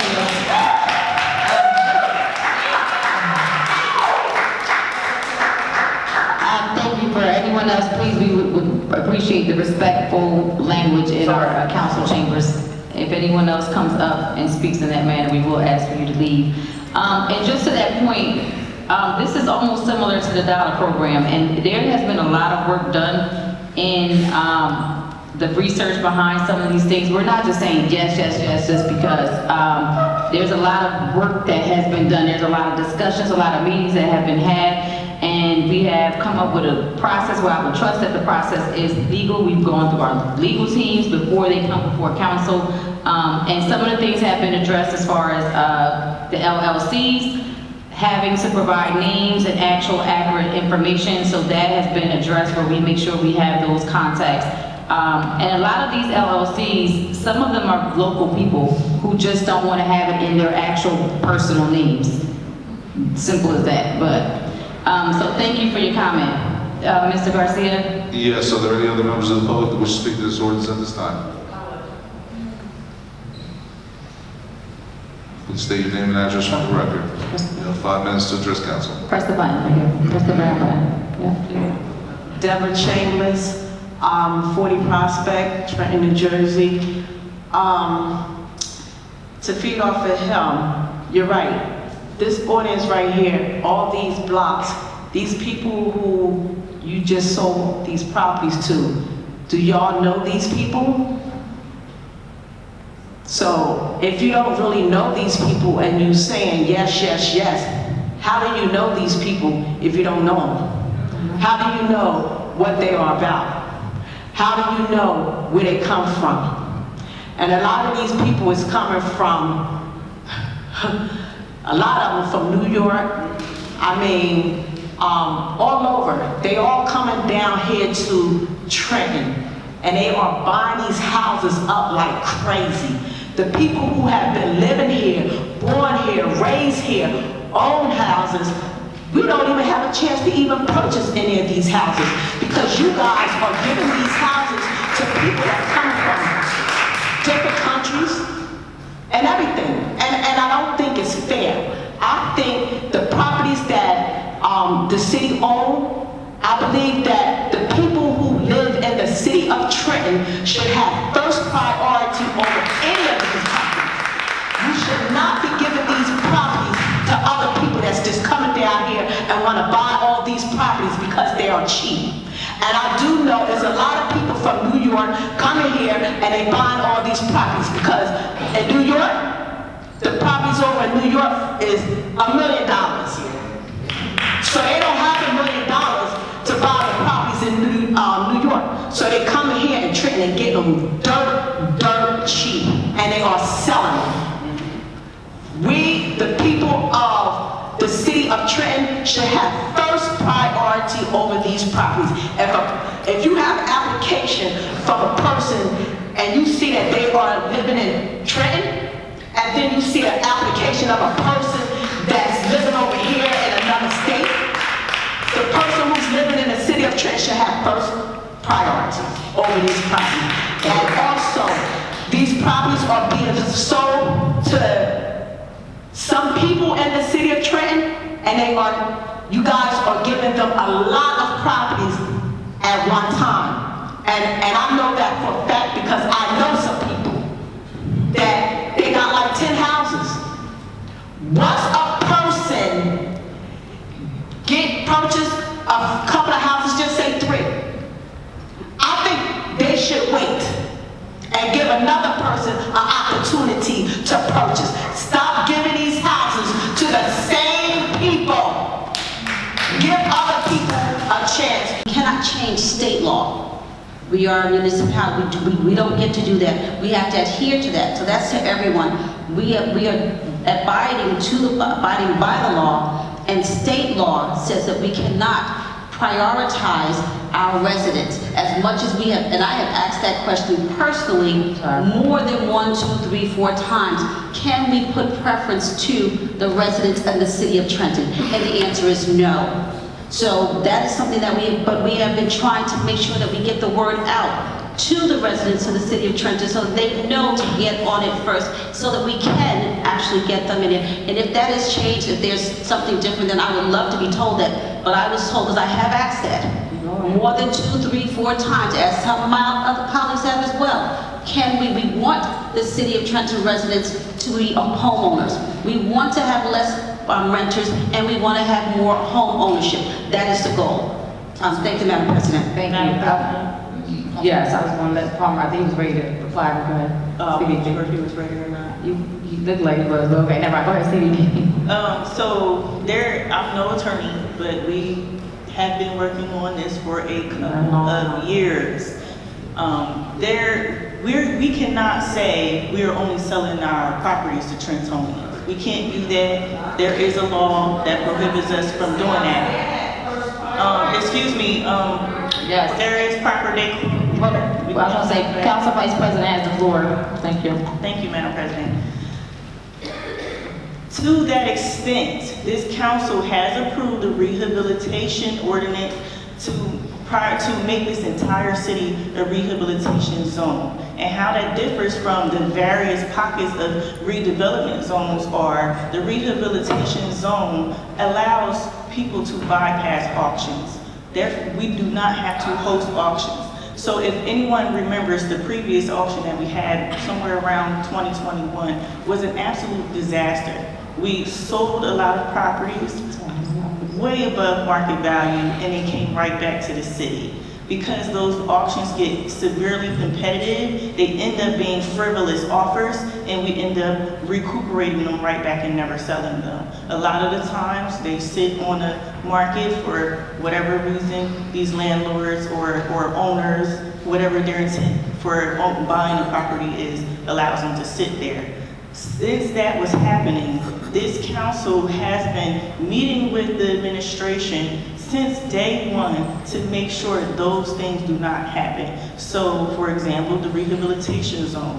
What that does is allow Trentonians to have access to the housing market, because once it got to a certain square foot, it had to go to auction.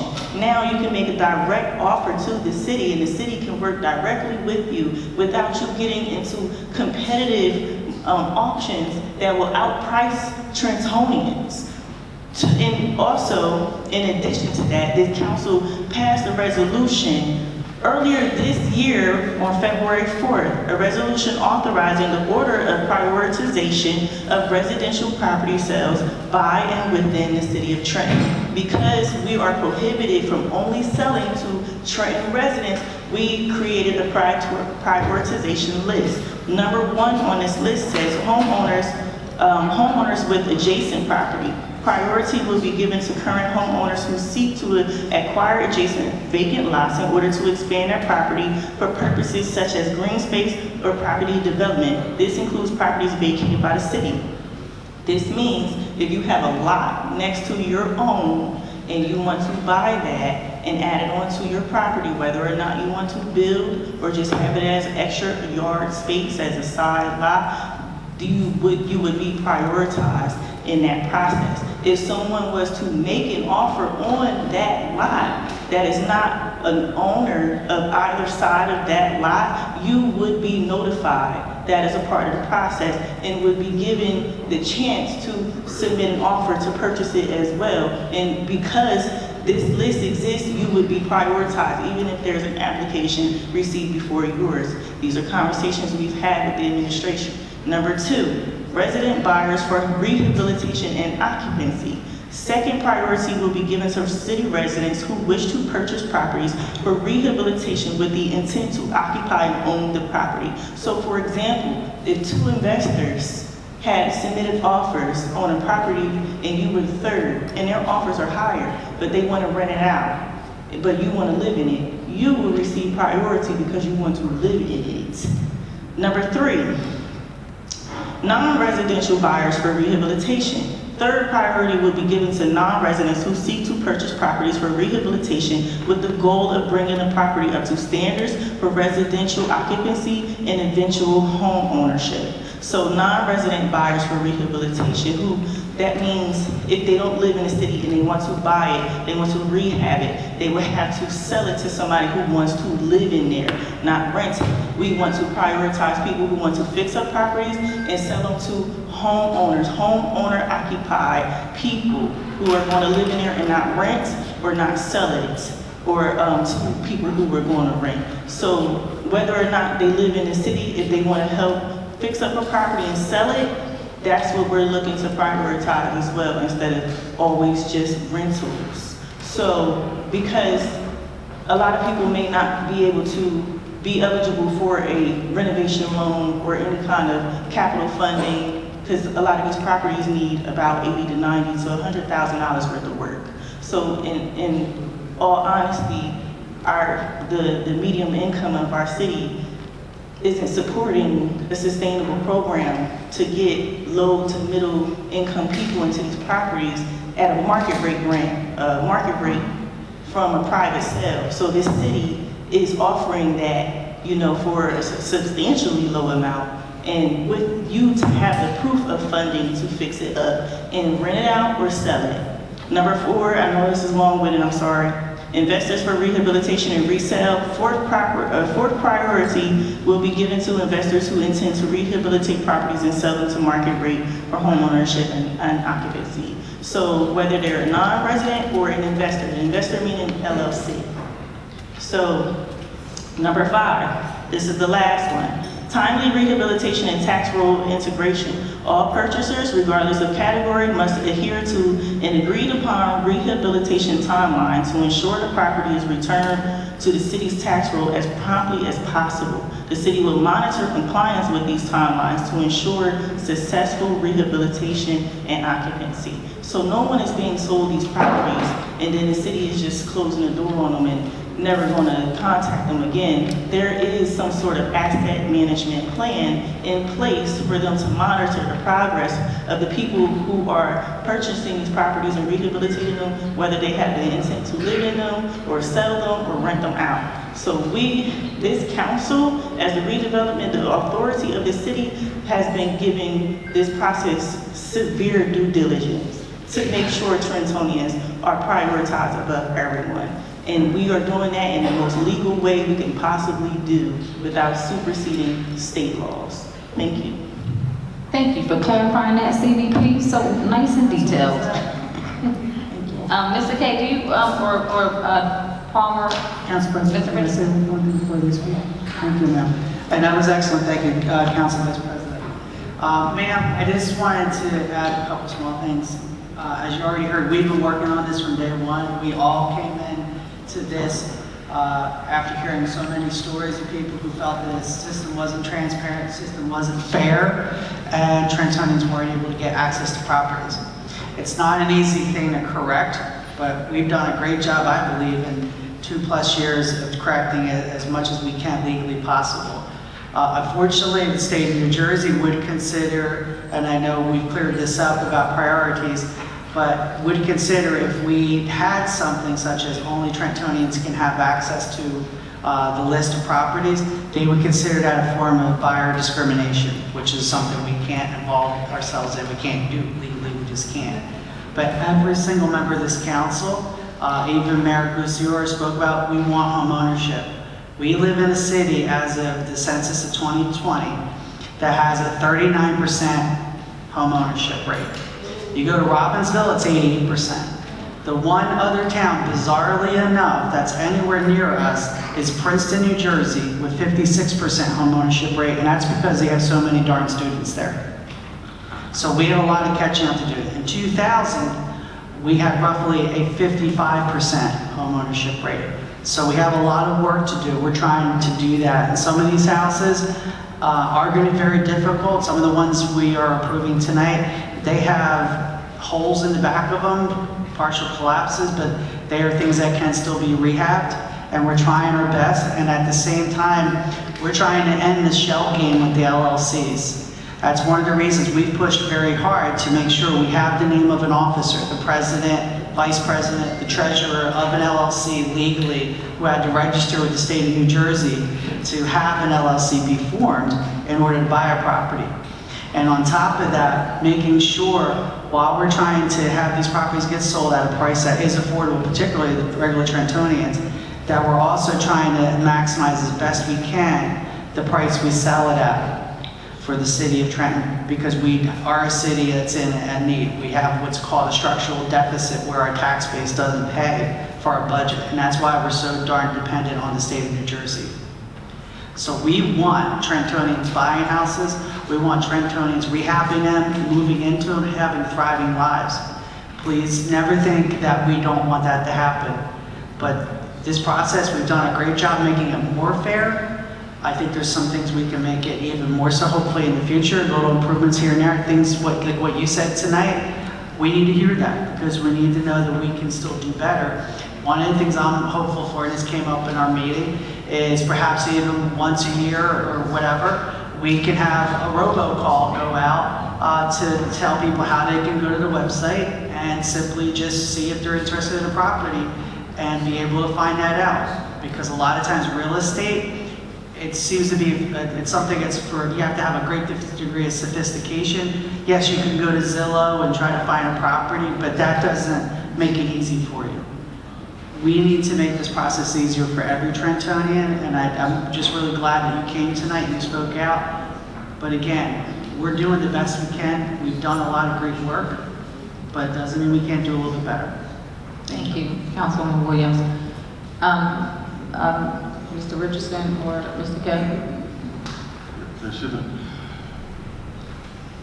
We've dealt with this issue for a long time, even with the prior council. Unfortunately, state law tremendously limits the ability of the municipality to give preference to residents of the municipality. We can do it in hiring as a civil service jurisdiction, but under the public contracts law, for example, when we award a contract, and I was just showing the section to Mr. Richardson, there's a specific provision in the law that says that you cannot make residency one of the criteria for the bid.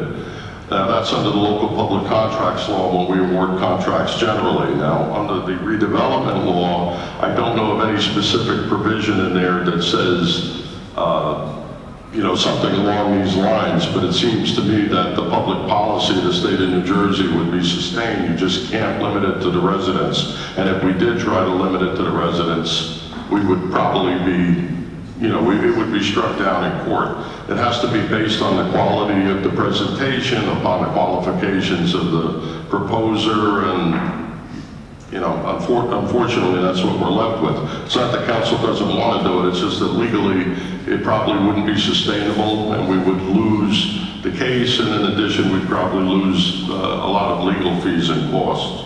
So, it's not that council doesn't want to help, it's just that the state law prohibits, because otherwise you have 560 some municipalities would just be doing everything within, and no one would ever have access to doing work or projects in any other area of the state, and that's not what New Jersey law says. Thank you, Mr. Kay. Thank you. Thank you. Yeah, and just also, just really quickly, that most of us here on council have been sharing this with our local, when we're doing community meetings, we're hosting different events to bring this information to the community so that they can be the first ones to apply and try to purchase these properties. So we are trying to make sure that Trenton does it legally and become the homeowners of these homes that have been vacant for many, many years. So thank you everyone for your comments on that. Mr. Garcia, can we move to the motion, I think? Motion, correct. I forgot where we were. If there are no other members of the public that wish to speak to this ordinance at this time, we have a motion to approve. So moved. Ma'am, I think you spoke to this one already. Yeah, thank you. I'm sorry, I heard a motion. Motion, Frisbee. Second. Yes, I'm sorry. Thank you. So I've heard a motion. Was that Harrison? Was that a second for Frisbee? Frisbee and Harrison. Frisbee and Harrison. Frisbee, thank you. Roll call, Vice President Edwards. Yes. Councilwoman Feliciano. Abstain.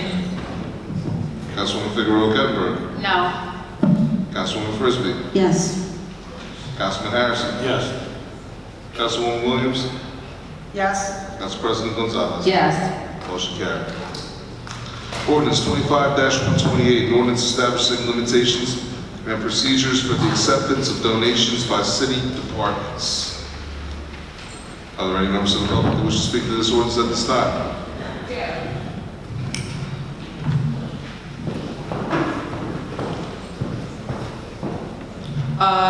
Robin Vaughn, 1100 Stuyvesant Avenue. Regarding donations, I just want to understand how that money will be accounted for and reported on the city books. Which department will the money be booked to? How will you account for those funds? So I would appreciate if the finance director can come and tell us about how the structure, the accounting hierarchy is going to digest those funds. Who provides oversight of donating? I never heard of really donations coming into a government. Governments are fully funded by taxpayer dollars. We only by law supposed to do projects and programs, shared services with government to government, city to county, county to state, city to state. So how are we taking donations from, it could be perceived as bribes, right? So I can come in and start giving money and then get favor. So I just want to understand what does this taking donations mean, and how is this going to be processed and accounted for on the city's books and records? That's what I want to know. Thank you, Ms. Vaughn.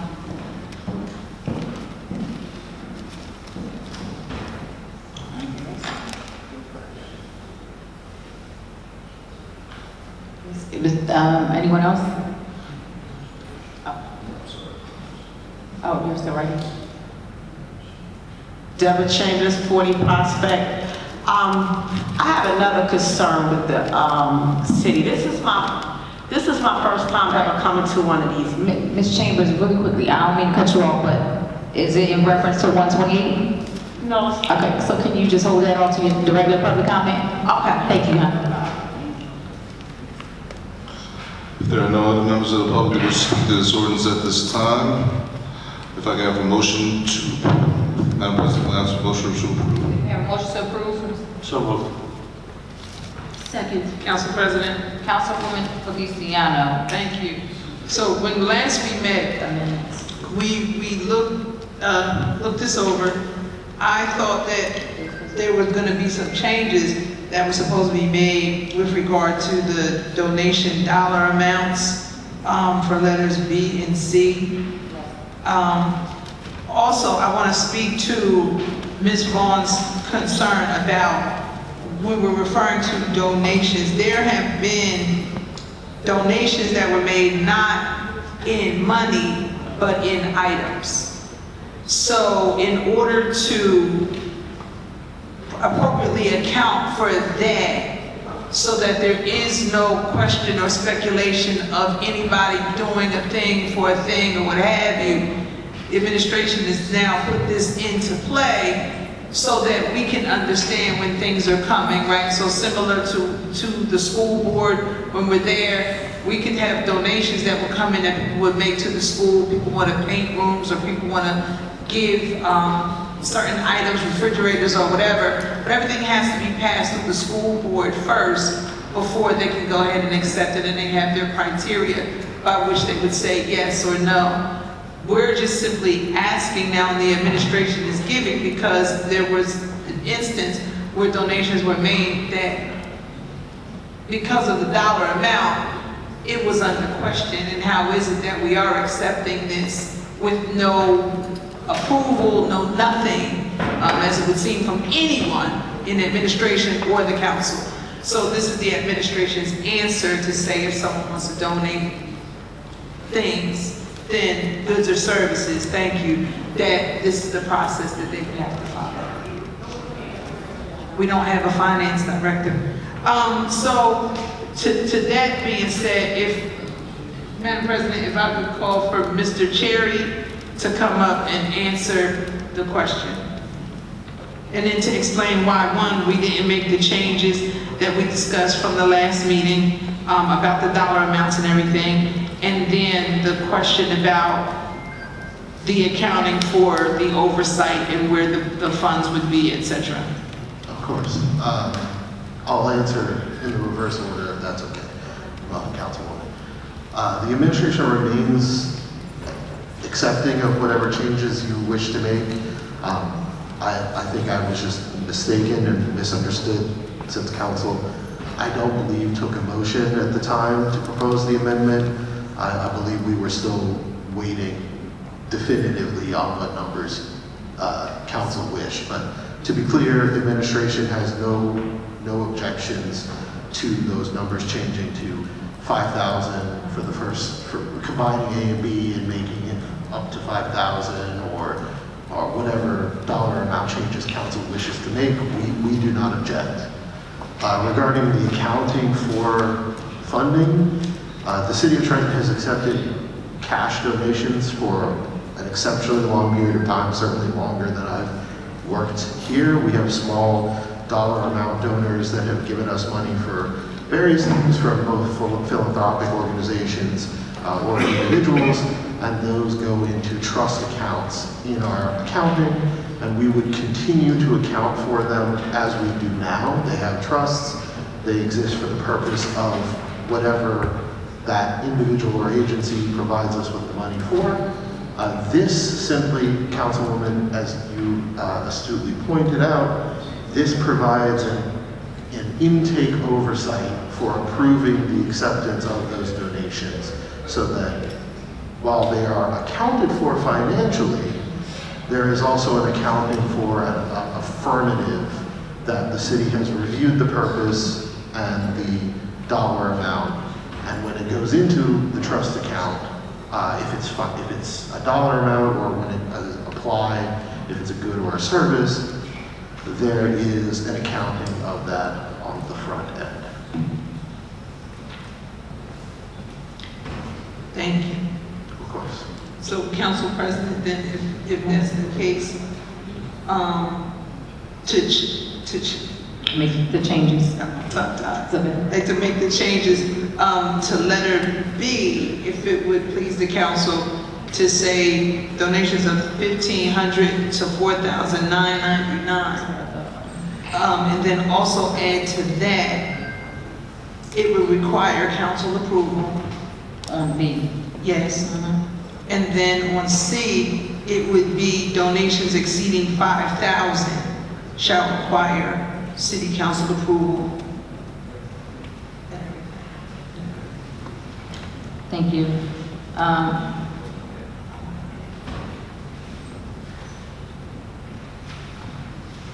right, so we want to amend it to the from B, letter B, from 1,500 to 4,999.99, and with council, to require council's approval, and then also anything exceeding 5,000 and over to seek council approval also for letters. Okay. Yes. Thank you. Thank you. Is that a motion to amend? May we have a motion to amend 25-128 to include letter B? Council President. Yes, Councilman Williams. Thank you, ma'am. Just in case the wording is consistent, we should maybe say shall require formal city council approval. I know it's just one word, but to make it consistent with donations exceeding 20,000. Gotcha. Yes. Thank you. Formal council.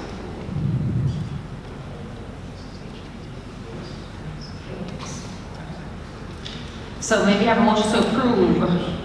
I'm sorry, a motion to amend 25-128 to include the changes. So moved. Second. Roll call, Vice President Edwards. Yes. Councilwoman Feliciano. Yes. Councilwoman Figueroa Kettner. Yes. Councilwoman Frisbee. Yes. Councilman Harrison. Councilwoman Williams. Yes? Council President Gonzalez. Yes. Motion carried. And if there's nothing else, Madam President, you want to ask for a motion to approve May we have a motion? the ordinance as amended?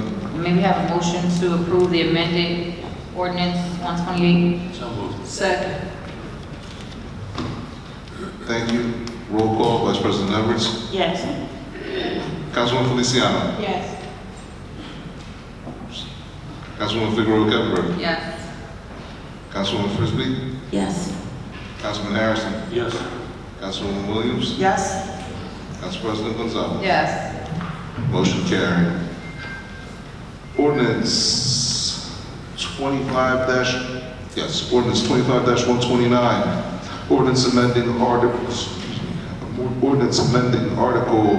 27 of the Municipal Insurance Funds by providing for the method of appropriation thereto in accordance with NJSA 40A-10-1 to establish limits of liability and use of funds. Are there any members of the public that wish to speak to this ordinance at this time? Seeing none, Madam President, if you want to ask for a motion to approve. May we have a motion to approve? So moved. Second. Council President? Councilwoman Feliciano. Thank you. As I was reading this one, it talks about the liabilities and stuff from the workers' compensation payment, negligence suits, and about automobiles and things like that. I'm just curious to know where we are with the status on looking into getting a fleet manager for the automobiles, and what is the administration's policy on license verification for vehicle operations, and do we do annual DMV checks on our employees that drive city vehicles?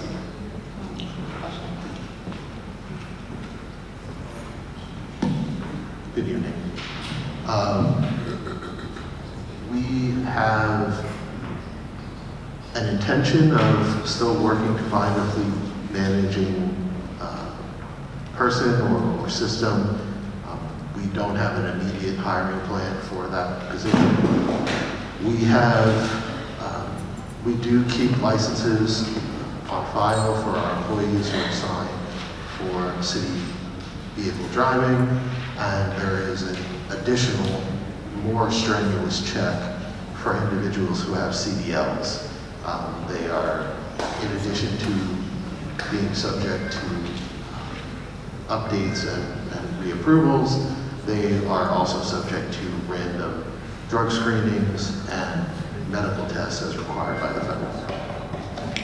So everyone that operates the city vehicle, you have a copy of their driver's license on file? Yes. Okay. Yes, that is our policy. Okay. Thank you. Of course. Thank you, Madam President. Thank you, Councilman. Mr. Arcee, Certainly.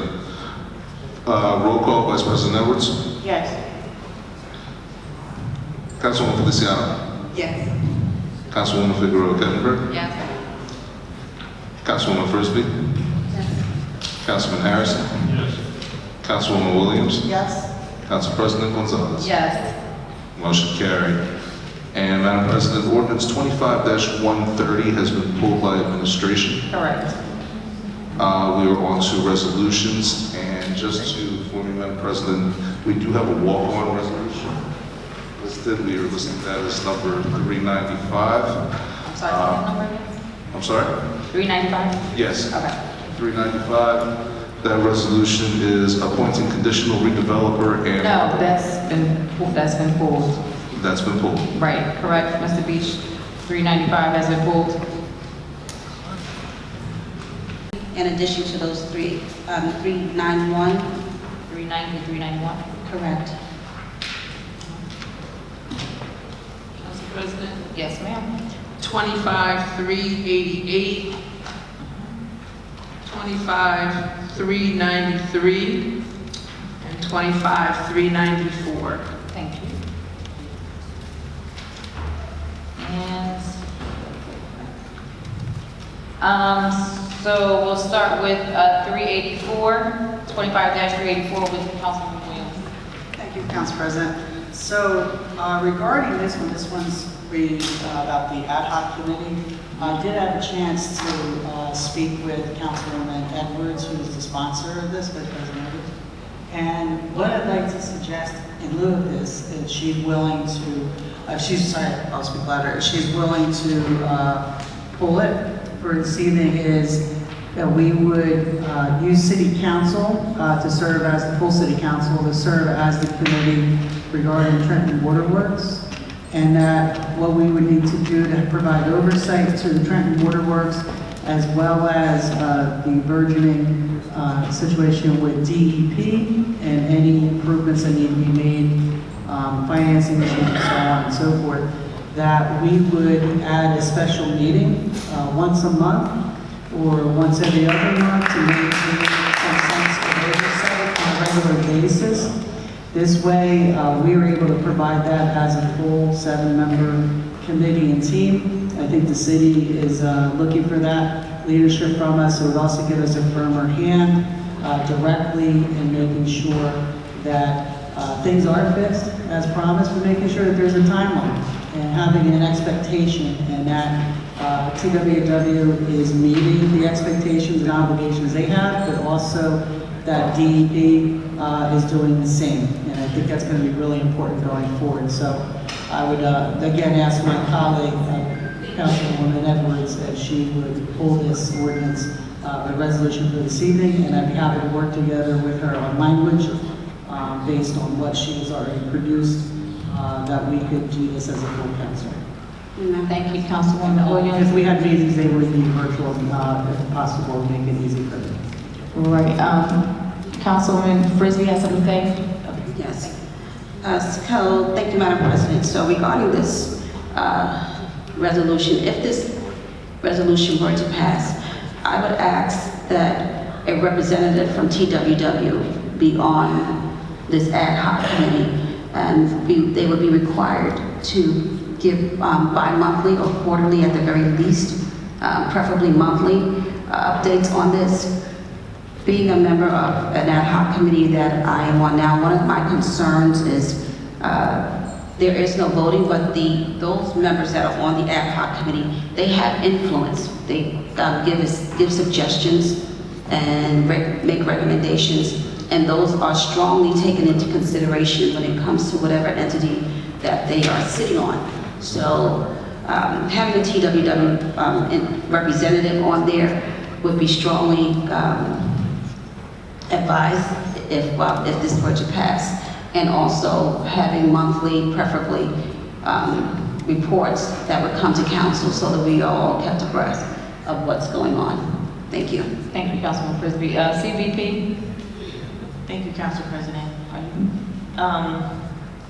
With addressing both, I'll start with Councilwoman Williams. I think that is a nice alternative to an ad hoc committee.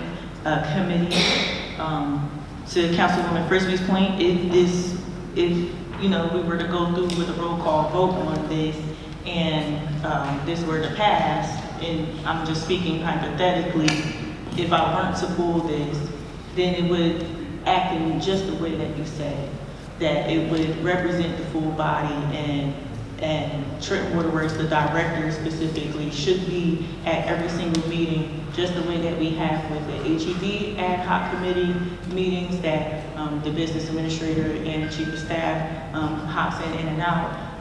And we also have the HED director that is included in the meetings as well. And based on case by case, because every meeting is different, we hear different things from the administration.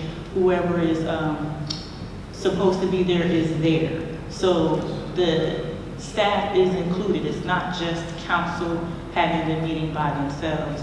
The expert, subject matter experts are at the table. The directors and those who make decisions in these matters are at the table, and reports are given and or also we invite the people who we are meeting with, like for example, Kingsbury, to come to the council to deliver public presentations periodically. And we've been successful in that way with the Kingsbury ad hoc. And we were able to meet bi-weekly on Fridays, and it worked very, very well. And as we can see, we helped and assisted in bringing a huge project to fruition. Is if you could just drive past Kingsbury and see the progress made on that property, that is the results of an ad hoc committee and how it could work. And when we first met with Kingsbury Board, they had no funding, they had no plan, they didn't really understand that they were the owners of the property and not just a board, and that they were under the impression that the property management company were the owners. And we assisted in helping them to understand, contrarily to their beliefs, that they're the owners and the decision makers. And since they have revamped, they have revitalized, they have created a tenant committee and everything, and invited tenants to be on their board. That is the success of an ad hoc committee, and that is why I am suggesting that with Waterworks. I appreciate the special meetings monthly. If I would love to hear from all of council about this before I make a decision to pull this. If that is something, a monthly special meeting or a bi-weekly ad hoc committee, I think a bi-weekly ad hoc committee would be more productive than a monthly special meeting. Simply, and I'm only saying that because we're already at the end of October, and reiterating what the DEP commissioner has shared with us, that they are able and willing to pay for the comprehensive financial assessment, but the administration, you know, they have to put out the RFP and things of that nature.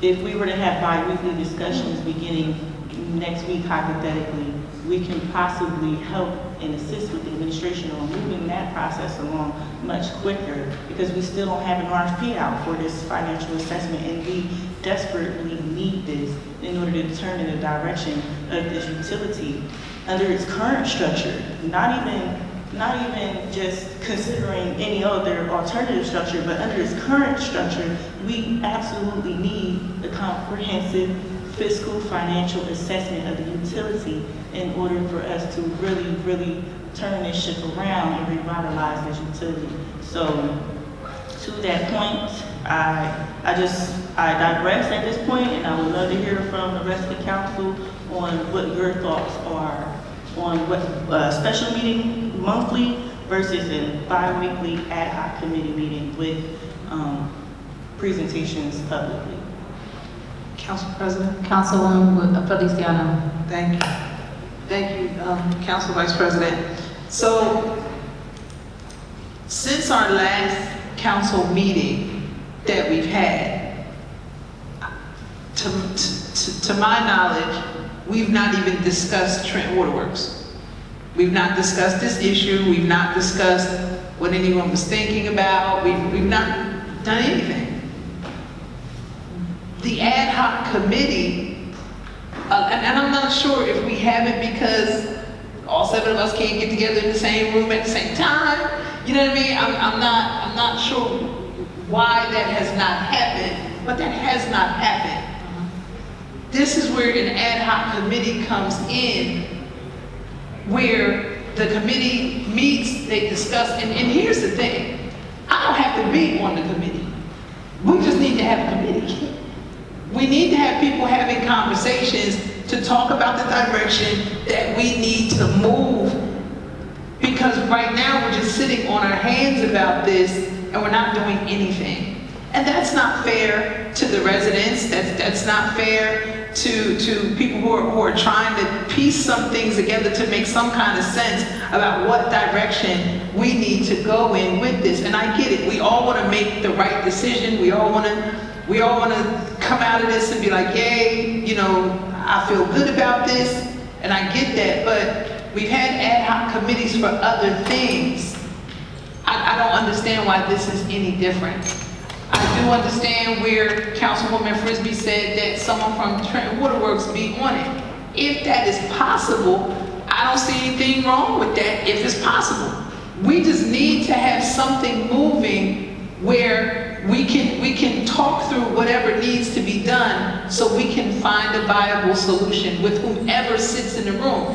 That doesn't mean that other council people can't give their concerns to the members on the ad hoc committee to say, here's what I'm concerned about, ask this question or find out this and that.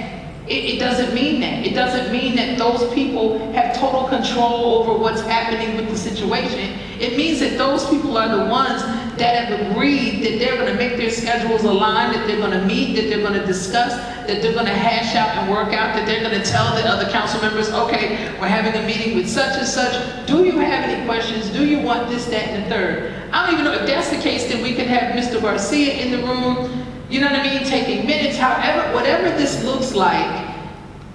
We've not discussed Trenton Waterworks since the last meeting that we've had, and time is just moving. So I don't know if we want to just continue to sit still and let time move, or what it is that we're trying to do here, but we need to be having these discussions. This is why all the other municipalities are looking at us like, well, what are they doing? What are we doing? We need to do something. Well, what I'm saying, I can't talk to you, I'm sorry. But what I'm saying is, to the constituents of the city of Trenton that are asking, some of us, I know they're asking me when I'm moving around, what are y'all doing? I want to have an answer for them about what we're doing. I want to be able to say something, and right now, this is where we are. I agree that we should have the ad hoc committee. I don't see a problem with it. And if anybody has a problem with me on it, I don't have to be on it. I step aside. I'm still going to ask you my questions anyway. I'm still going to grill the administration anyway. I'm still going to want to know what it is I'm going to want to know anyway. And I'm still going to represent my constituents to the best of my ability anyway. Thank you. Thank you, Councilman Feliciano. Council President. Councilman Williams. Thank you, ma'am. I just wanted to kind of, not necessarily respond, but also provide additional perspective. We already serve as the Alcohol Beverage Control Board for the city of Trenton.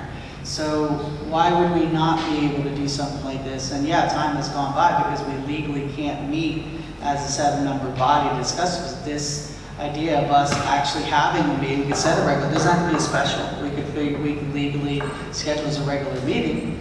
But we'd have to be focused on water, so we'd have to work out with Mr. Village, Mr. Bridges, how to exactly do that. But we would keep the football moving forward month after month after month, and we would be attuned to what is actually happening, the improvements that are being made, the financing decisions that have to get made also.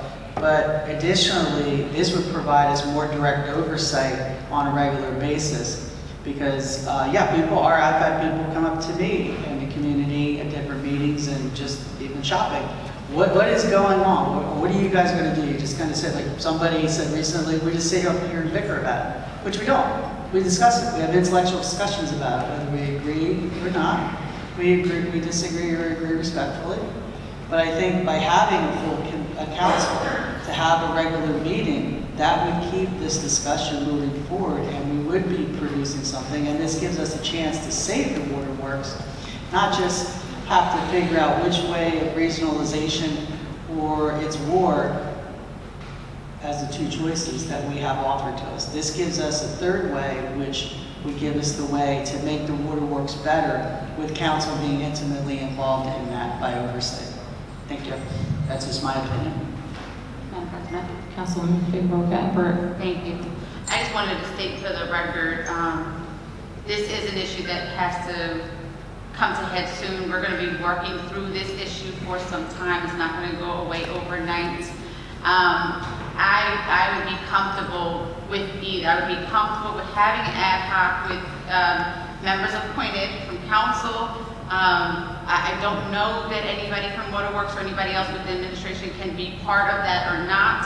If that could be made clear to us, that'd be great. But I also would not be, I wouldn't be adverse to Councilwoman Williams' suggestion of having a full meeting of the Southern Council members, I guess once a month, to kind of meet and, you know, and for whatever reason it is, whether it's worry of lack of clarity or what have you. I know the other ad hoc committees have done good jobs. I mean, I know that Kingsbury in particular. But again, I understand that this is a very big issue. This affects us all tremendously and immensely. So I do hope that council colleagues, we can come to some sort of consensus tonight to move forward one way or the other, whether it is the ad hoc or it is, you know, what Councilman Williams is suggesting, but I don't think that we should continue to put it off. Madam President, CVP. I just want to say, I would like to roll call this rather than tabling it. And if it passes, then we can move forward. And if it doesn't, then we resort to the alternative solution that was presented tonight. Anyone else have anything? All right, we can move that to roll call. Mr. Garcia. Certainly. And the next one we have is 25-378, which is Councilwoman Williams.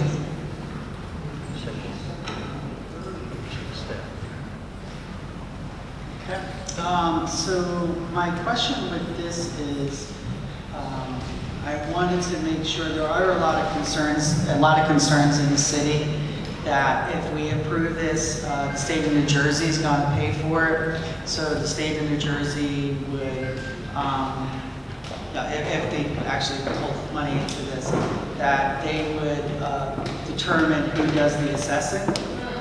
And that is a great concern, and I'd like to see what kind of assurances we would get that Trenton, the administration, we have a voice in who gets chosen to make an independent assessment, because that's going to take a lot of work, but we also want to make sure that the thumb isn't on the scale per se. Going into this, I'm not accusing anybody, I'm just asking questions, but we want to make sure that we can offer the confidence to every single Trentonian as well as ourselves that whatever the number that comes back to us and the value of these assets, that it is a fair number and it is a number that is a clean number, that we can make sure that everybody feels comfortable with the decisions, the thought, the process was made going into this. Councilwoman Frisbee? I'm good. Does anyone else have any comments? Can you hear me? I'd like to make a comment. I'm not good at using Mr. this. Garcia, whoever is on. I'm sorry.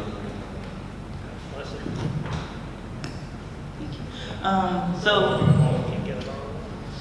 I want to say that. What is that? I'm sorry, I'm muting everybody.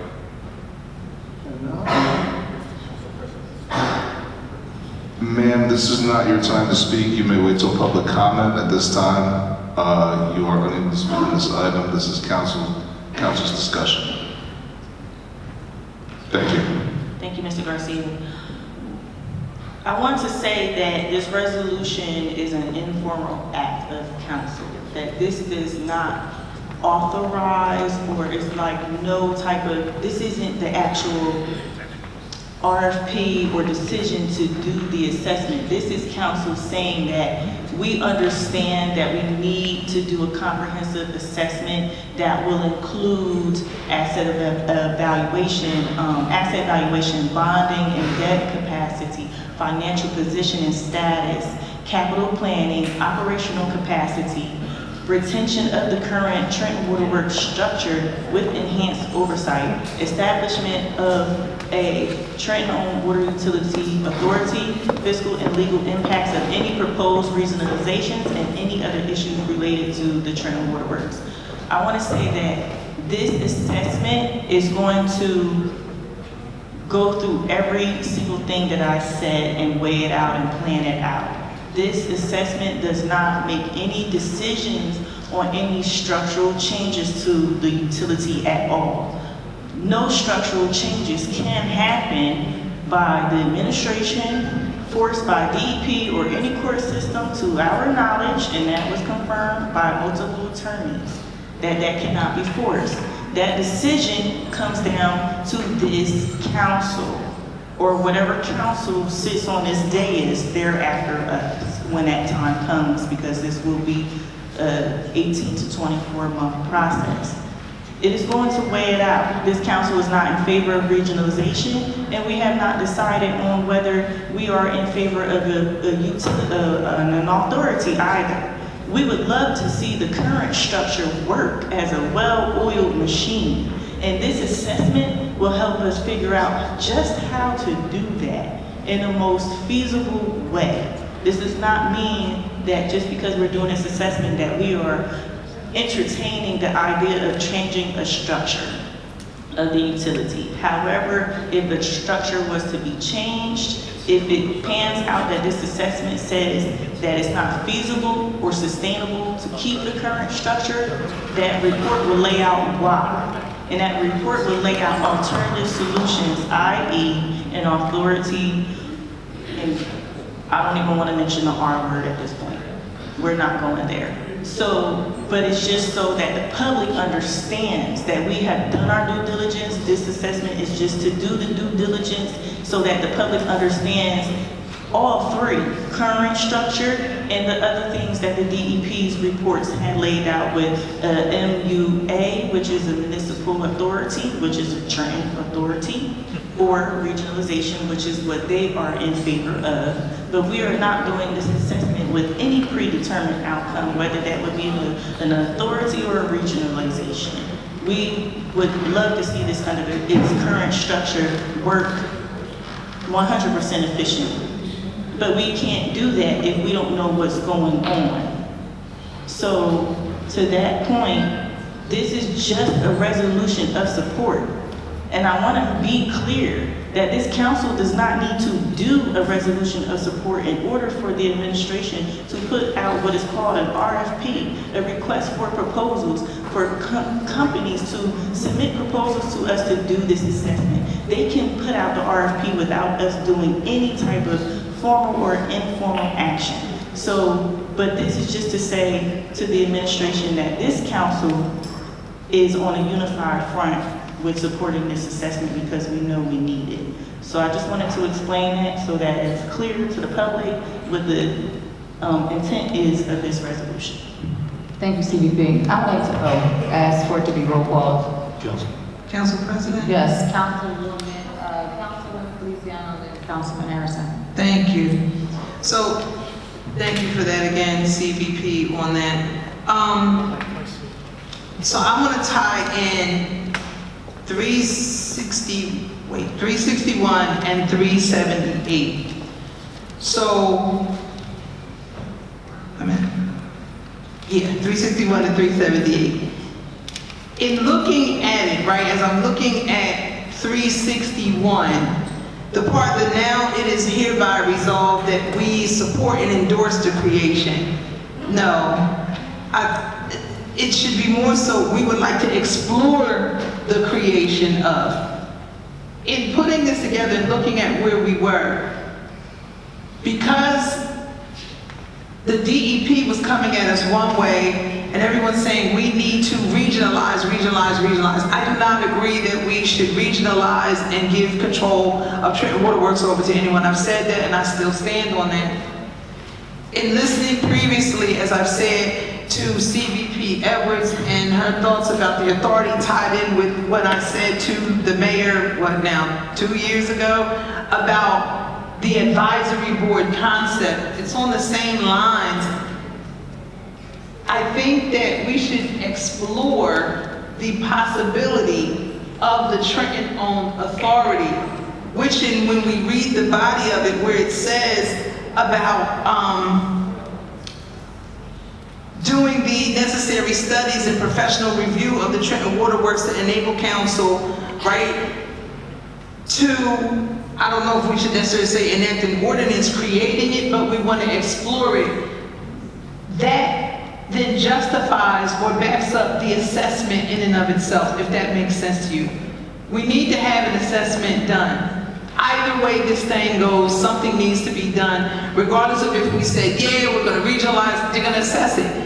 No, we're not going to, we're going to have an authority. Okay, you're going to have to assess it.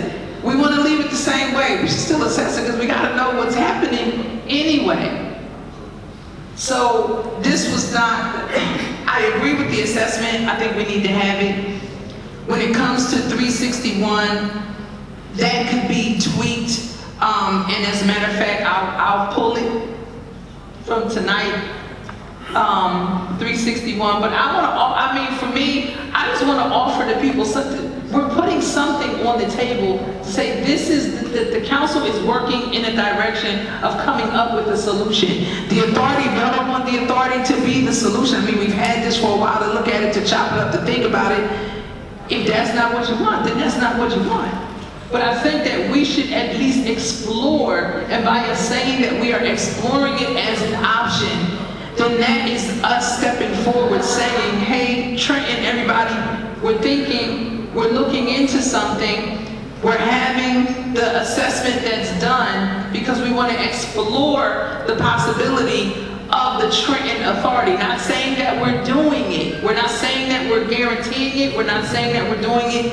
And some of this wording in here, we can amend it on the floor tonight so that we can pull that part out so that people are comfortable with it. But in my mind, I'm thinking that justifies or goes in line with the assessment, the request for assessment, because now we're saying this is why we want to do it, and we're creating a possible solution for the people. That was the thought behind this.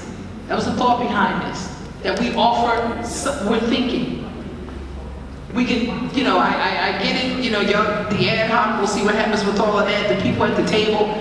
I just want people to know that we're just not sitting on our hands. We're not thinking. We are thinking. We're trying to come up with something. And this is a possibility, not a solid answer, but we want to explore this, and then that way, go ahead and do the study. Do the study, it walks in hand with that. Whatever the final decision is going to be from all of us, that's what the final decision is going to be. But we need to move and we need to do something. Thank you. Thank you. Councilman Harrison. Regarding this, since supporting a comprehensive independent assessment, who's going to pay for that? The assessment? How much is it going to cost? The DEP said that they would pay for it, 3.6 million. 3.6 million. Right. The same DEP that stood up there and told us it was catastrophic. This council passed every bond. I'm not sure why we're doing this. This doesn't make any sense at all. We passed every bond this council has. This makes no sense. It makes no sense at all. Council President? Can I respectfully ask that we roll call 378 and 361? With the amendments, I think we're going to make amendments. Yes, Councilman Williams. Thank you. I just want to ask, because this is a phrase that I thought maybe we discussed through maybe last time, but I just want to make sure I understand it. Where it says, third to last sentence and the fourth paragraph, establishment of the Trenton-owned Water Utility Authority. What does that exactly mean? What is that phraseology? What's the definition? If I might ask my colleague, Councilwoman Edwards.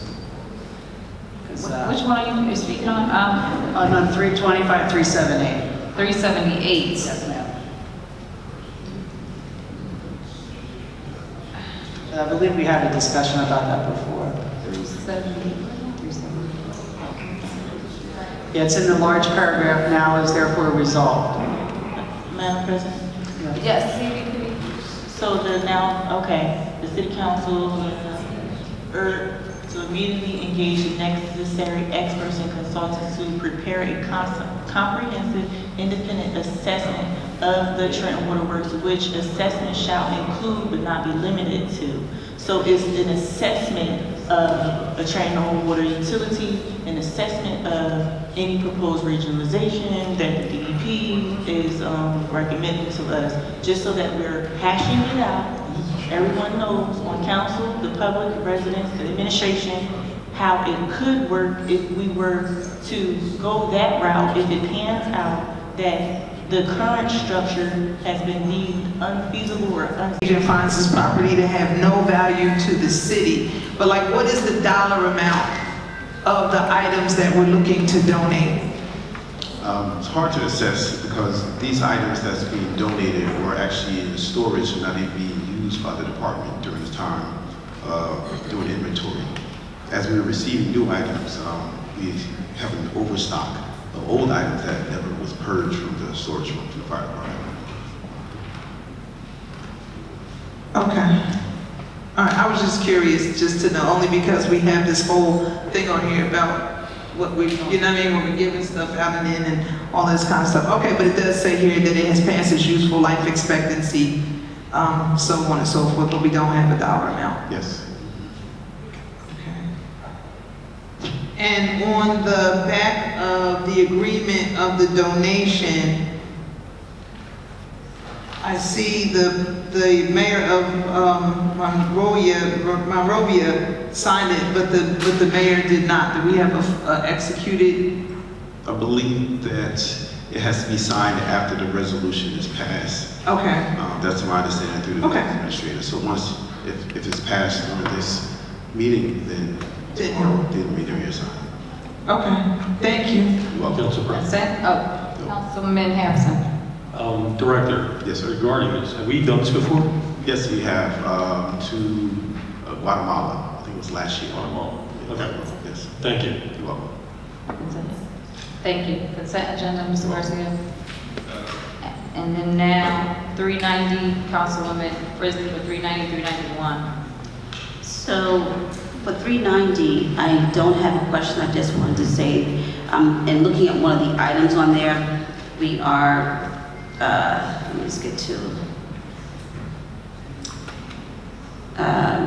block 3103. I was happy to see that we are returning this to a 100% disabled vet. It shows a compassion, and I appreciate how that the city is actually paying attention to our citizens, and that we should be returning this to them. So that's what I have on 390, and that can go on consent agenda. But regarding 25, that's 391, I would like for you to expound on that for the sake of the public so they understand exactly what that is that's going on with that. Thank you. Of course. This is similar to an item we had on the agenda at the last council meeting. It's in fact the same company. We placed a requirement on this company when we assigned them the tax liens that they would foreclose within 2 years on these properties. However, due to a variety of reasons, which I believe are listed in the backup, there were issues with the legal status of the properties or the legal status of the owners of the properties. For example, multiple heirs of a deceased individual, and we had to make sure that those individuals had the opportunity to sort out those legal statuses and receive time to redeem the liens.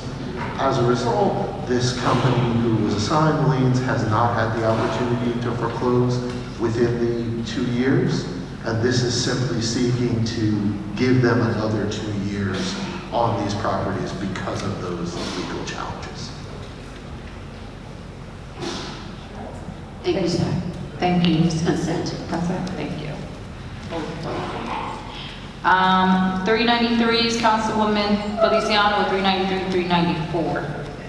Yes.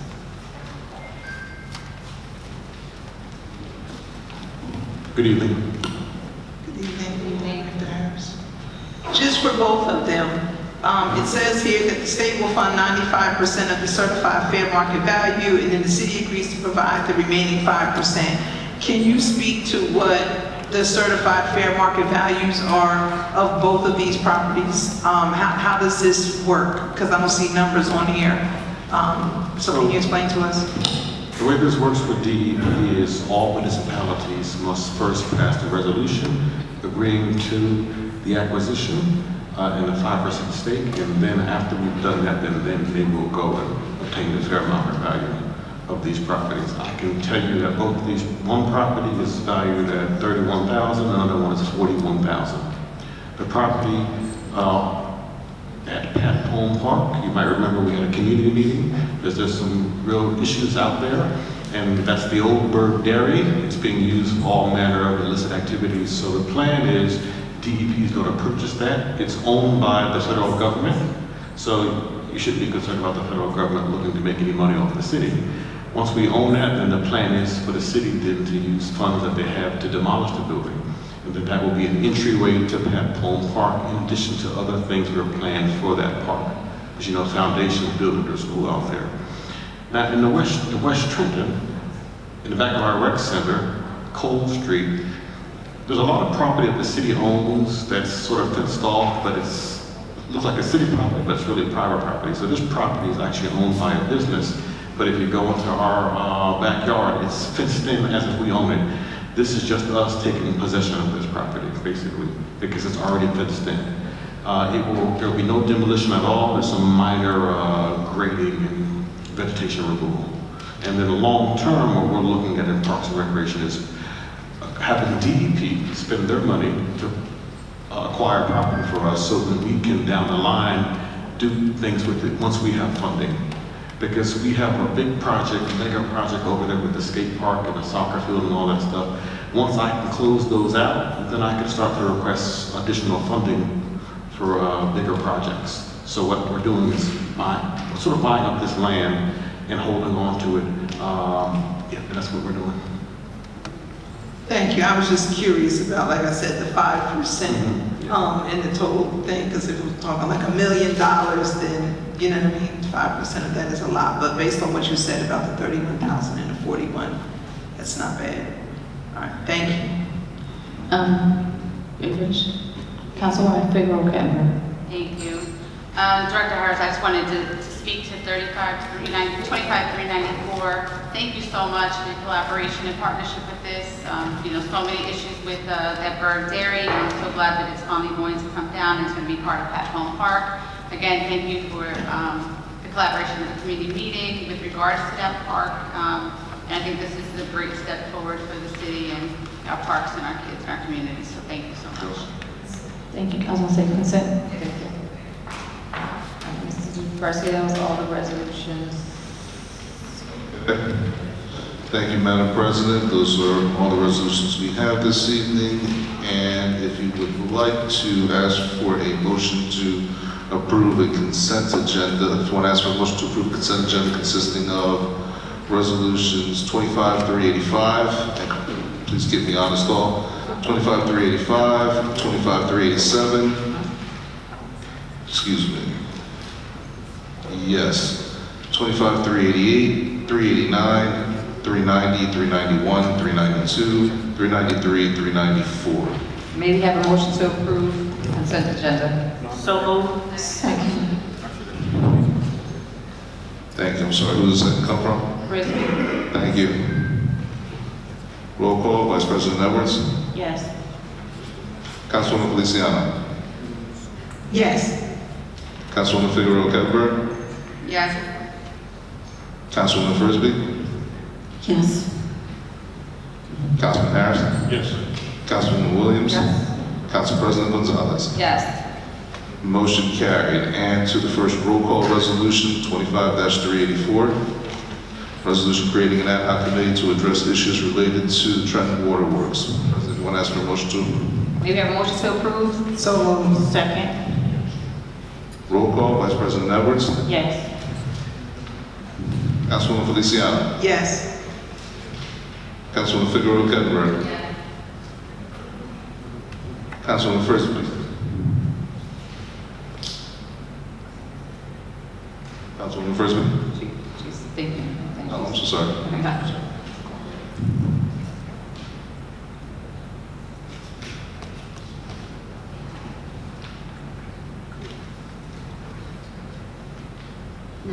No. Noted. Councilman Harrison. No. Noted as well. Councilwoman Williams. No. Noted. And Council President Gonzalez. This is a hard one because I'm up in the air too. I do understand that we need to have more dialogue, a little bit more frequent when it comes to this. I'm gonna say, I don't know, please don't.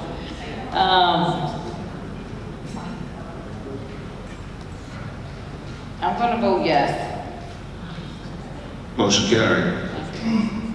Resolution 25-378, resolution in support of a comprehensive independent assessment of the Trenton Water Works. Madam President, you want to ask for a motion to approve? May we have a motion to approve? So moved. Second? Roll call, Vice President Edwards. Yes. Councilwoman Feliciano. Yes. Councilwoman Figueroa Kettner. Yes.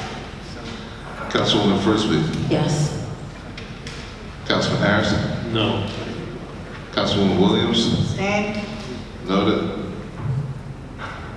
Council President Gonzalez. Yes. Motion carried. Resolution 25-361, resolution supporting creation of the Trenton Water Utility Authority to govern and operate the Trenton Water Works. May we have a motion to approve? 361? So moved. Second? Council President, Councilwoman Feliciano. thank you. So I'd like to offer a couple amendments to this for the council to consider. First being, in the title, a resolution supporting the exploration of the creation of a Trenton Water Utility Authority. So the exploration of the creation. And then under the now, it is hereby resolved that the City Council of the City of Trenton, that it hereby would like to explore. So take out supports and endorses and says would like to explore the creation of a Trenton Water Utility Authority, blah, blah, blah. And then under it is further resolved to say it is hereby requested to engage the necessary studies and professional review of the TWW for the consideration of a Trenton Water Utility Authority as foresaid. Thank you. So the title again, a resolution supporting the exploration of the creation of a Trenton Water Utility Authority. And then under now it is hereby resolved that the City of Trenton, that it hereby would like to explore the creation of a Trenton Water Utility Authority. And then under it is further resolved that the administration is hereby requested to engage the necessary studies and the professional review of the Trenton Water Works for the consideration of a Trenton Water Utility Authority as aforesaid. Thank you. May we have a motion to approve 361 with the amendment stated? Madam President, I think you need a motion to sorry. amend first. You have to do the amendment to? So I heard, I'll take, A motion to amend. I'd like to thank make a you. motion to amend. Is there a second? Second? Roll call, Vice President Edwards. Yes. Councilwoman Feliciano. Yes. Councilwoman Figueroa Kettner. Yes. Councilwoman Frisbee. Yes. Councilman Harrison. I'm sorry, Councilman Harrison. No, this is amendment. Oh, okay, thank you. Councilwoman Williams. Abstain? Noted. Council President Gonzalez. Yes. Motion carried to amend and motion to approve as amended. Yes, so motion, maybe have a motion to approve 361 with the amendments. So moved. Second? Thank you. Roll call, Vice President Edwards. Before I vote, I want to say very briefly that I do support assessing this, just to assess the feasibility and sustainability of this, because it would separate the bonding power from the general operating budget and allow both waterworks and our general budget more bonding capacity to be able to do more for the administration as a whole, our city as a whole, and our waterworks utility department. So to that, yes.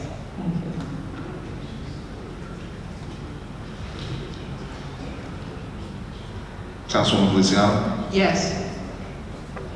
Councilwoman Figueroa Kettenberg? Yes.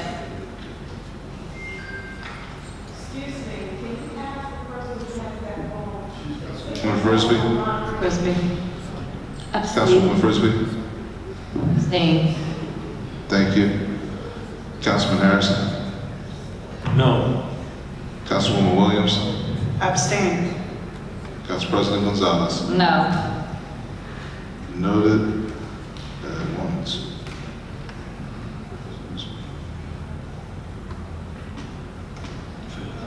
That motion, I'm sorry, I had Councilwoman Figueroa Kettenberg, I can't read my own writing. Thank you, so I have 1, 2, 3. No, that motion failed. Yes, motion failed. Yes. So with that being the case, moving on to, no, those were all the items that I have listed this evening.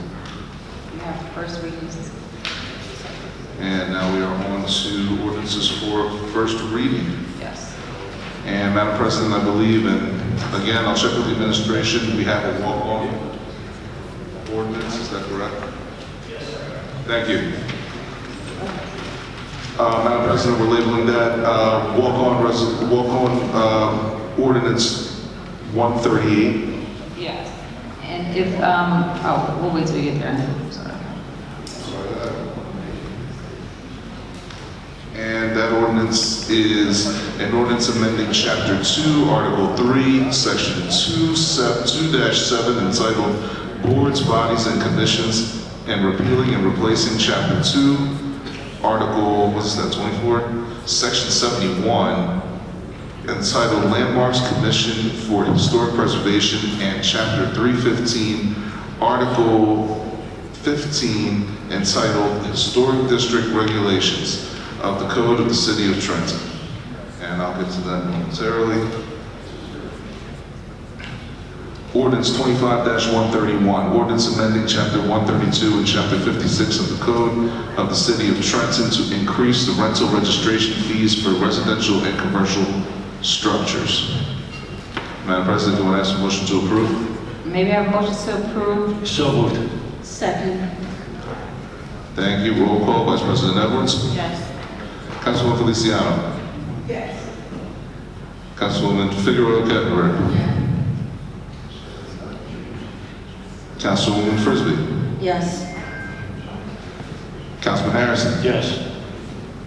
Councilwoman Williams. Yes. Council President Gonzalez. Yes. Motion carried.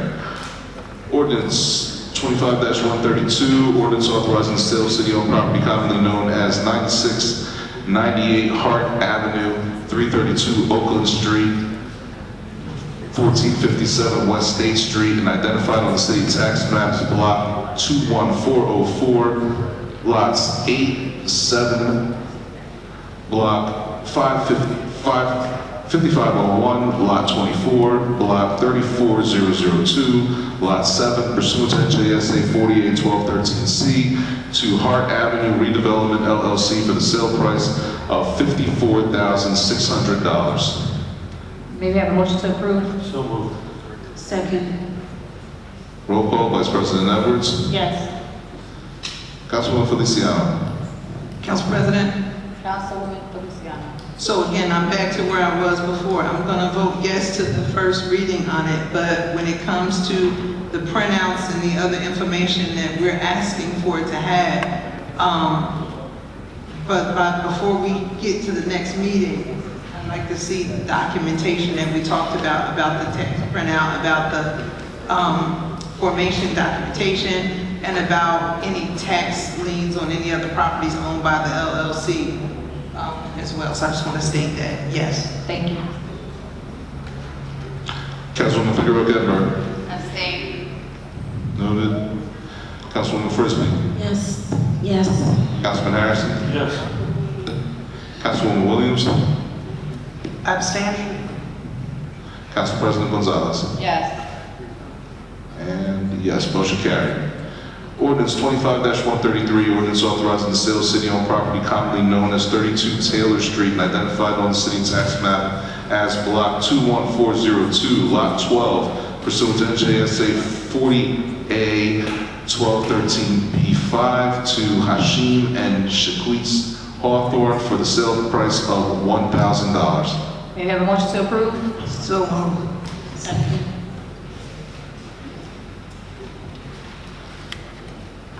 Roll call, Vice President Edwards. Yes. Councilwoman Feliciano. Yes. Councilwoman Figueroa Kettner. Abstain. Councilwoman Frisbee. Yes. Councilman Harrison. Yes. Councilwoman Williams. Abstain? Council President Gonzalez. Yes. Motion carried.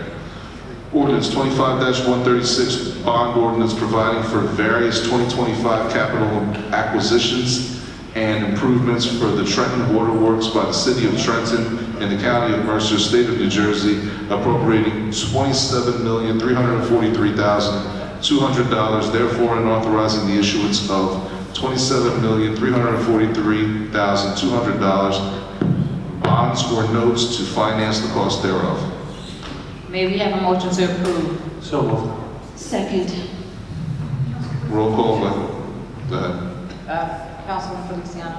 Wait a minute, I'm looking at some, because I have sent an email.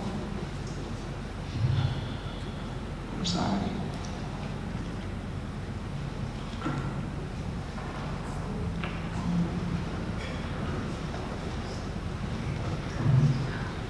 You know what, I'll talk about it in my civic comment, yes.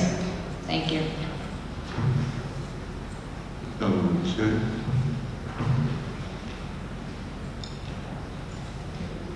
Roll call. Vice President Edwards. Yes. Councilwoman Feliciano. Yes. Councilwoman Figueroa Kettner. Yes. Councilwoman Frisbee. Yes. Councilman Harrison. Yes. Councilwoman Williams. Yes. Council President Gonzalez. Yes. Motion carried. Ordinance 25-137, bond ordinance providing for the various 2025 acquisitions and improvements to the sewer utility of the City of Trenton in the County of Mercer, State of New Jersey, appropriating $4,075,000, therefore, and authorizing the issuance of $4,075,000 bonds or notes to finance the cost thereof. May we have a motion to approve? So moved. Second. Roll call, Vice President Edwards. Yes. Councilwoman Feliciano. Yes. Councilwoman Figueroa Kettner. Yes. Councilwoman Frisbee. Yes. Councilman Harrison. Yes. Councilwoman Williams. Yes. Council President Gonzalez. Yes. Motion carried. And on to your walk-on ordinance. Ordinance 25-138, an ordinance amending Chapter 2, Article 3, Section 2 to 7, entitled Boards, Bodies, and Commissions, and repealing and replacing Chapter 2, Article 24, Section 71, entitled Landmarks Commission for Historic Preservation, and Chapter 315, Article 15, entitled Historic District Regulations of the Code of the City of Trenton. May we have a motion to approve? So moved. Second. Council President? I'm sorry, who's the second? I heard two. Figueroa Kettner. Thank you. And, yes, Councilman Williams, I was gonna have Mr. Beach. No, please, that's Mr. Beach, if you don't mind just coming up, just to give an exclamation of 25-138, please. Yes, as an initial matter, let me offer my apologies to council for bringing this up at such a late moment, and also to the public as well. So fortunately, everyone will have an opportunity to review this in more detail before our next meeting. The crux of this ordinance is, one, to rename the Landmarks Commission to the Historic Preservation Commission, and then to address some of the procedures and some of the activities that that body conducts under the landmark, under the land development ordinance, which is in chapter 315. The reason for these changes is it will make the city and certain developers eligible potentially to receive historic tax credits, which under our current organizational structure, it would not make them eligible. The reason we're trying to get this done so quickly is as we approach the end of the year, the last tranche of those credits are going to be issued in November. And so we're looking to make sure that we get this done in time. One specific example we have is the Holiday Inn building. That project would become eligible for these historic tax credits if we get this passed in time to get it, get the application in. In terms of what it does, in addition to the renaming, bear with me, please. So in terms of the organization of the commission itself, it adds 2 members. It creates the position of a city historian, and it requires at least one of the regular members of the commission be on the planning board. In that vein, this has been run through the planning board for consistency, and they have approved it. SHPO has looked at this, and they have approved it. And it just awaits your approval. In terms of powers and duties, the new proposed ordinance is more detailed in what the commission can do, and it further sets more detailed standards for any developers or homeowners to follow when they're looking to adhere to our historic designations and preservation requirements. Thank you, Mr. Beach. Thank you. Mr. Garcia, we can move to the vote. Certainly. Roll call, Vice President Edwards. Yes. Councilwoman Feliciano. Yes. Councilwoman Figueroa Kettenberg. Yes. Councilwoman Frisbee. Yes. Councilman Harrison. Yes. Councilwoman Williams. Yes. Council President Gonzalez. Yes. Motion carried. And Madam President, that brings us to the point of public comment at this time. And Time limit to 3 minutes. So moved. Second. okay, so that was moved. Motion to amend is moved by, I think Gonzalez had made the motion. So we'll take Feliciano as a second, if all agree. And roll call, Vice President Edwards. Yes. Councilwoman Feliciano. Yes. Councilwoman Figueroa Kettenberg. Councilwoman Frisbee. Yes. Councilman Harrison. Yes. Councilwoman Williams. Yes. Council President Gonzalez. Yes. Motion carried. And to the public comment will now be 3 minutes for each individual.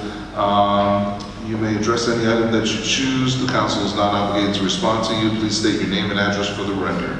First person listed will be, for public comment, is Ebony Day.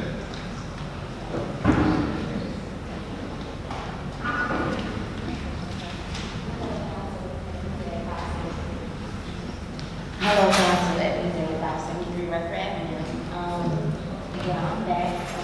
I again filled out another app for another property, and I'm giving a runaround. I think y'all are on the same page as the department, because I see on the ordinance that people are getting houses for $12,000. All I want is one. I want to get one for my daughter. I've been living in the city for 47 years.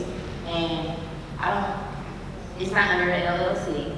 I have all the information, and I'm like getting run around and telling me I have to put half of the assessed property.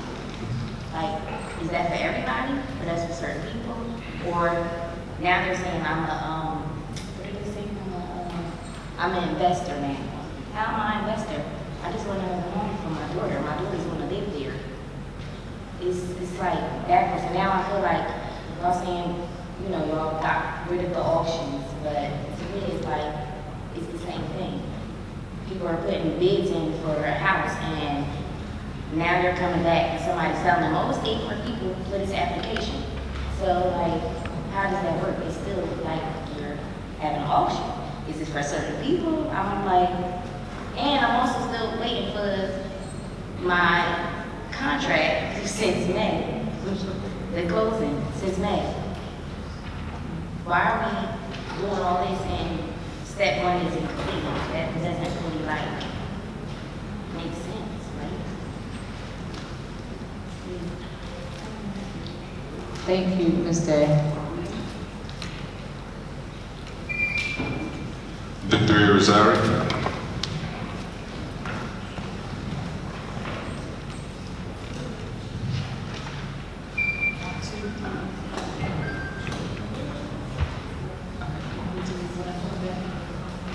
Good evening, it's a pleasure again, Victor Rosari, 19 Morton Avenue. I'd like to make a quick comment in 3 minutes. This person here, again, Rolando Ramos, I think he wants your jobs, director of police. I think it's the same one. He's criticizing Major Guzziari about getting busy and promoting himself because the election is coming up. I don't think he's qualified. He's not the man for Trenton. And then he goes down here to criticize that the crime wave in Trenton, New Jersey is real, so-called out of control, that they need a tough individual to handle the business. I think that is talking about the director right there and the mayor. They're not qualified, they're not tough enough.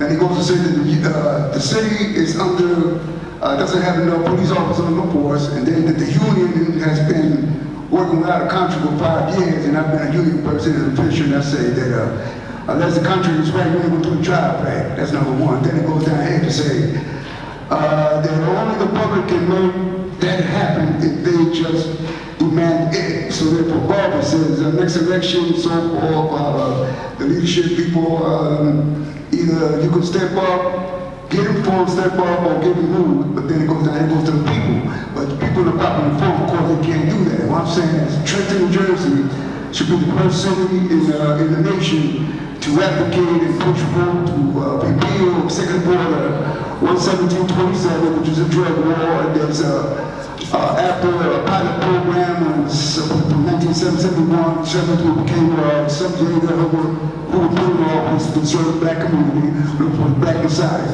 All right, suppose over to what they call the Hispanics. Now, there's 2 systems. One is a black and brown, what we call the current part of American politics. Then on the other side, what we call the religious side, the religion of Islam, you got 6 levels of races. You got the brown, you got the black, brown, red, yellow, and then you have the white. It stops there. But then you got the Hispanics that I named them to be practical, so I know they're the companies.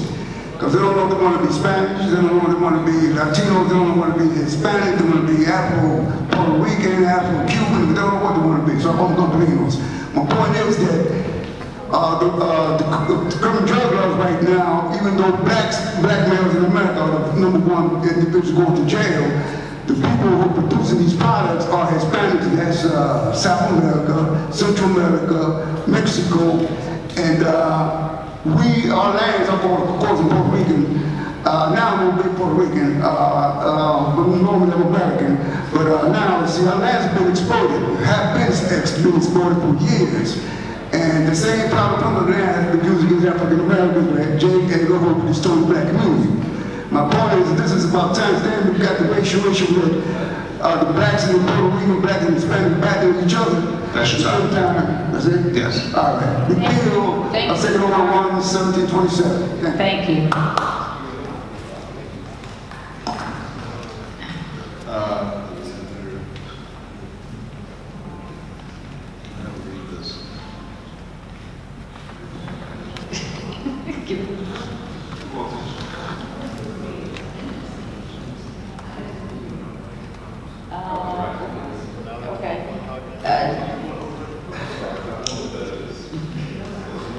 It looks, address is 615 South Clinton Avenue. There you go. Yes, put 615 South. There, put the microphone down so you hear you. Thank you. Adina Betts. Adina, okay. 615 South Clinton Avenue. I'm concerned about the parents who are in between situations out here. Why doesn't the system provide shelter for people that are homeless, living out in the street and the pets? Because they normally have hotels also, the pets is allowed. But now people around here, you know, I don't blame people, the pets like their kids. Why are they keeping them on the street and they don't provide shelter for the parents and the dogs, the cats? That's all I gotta say. Thank you so much, Ms. Adina.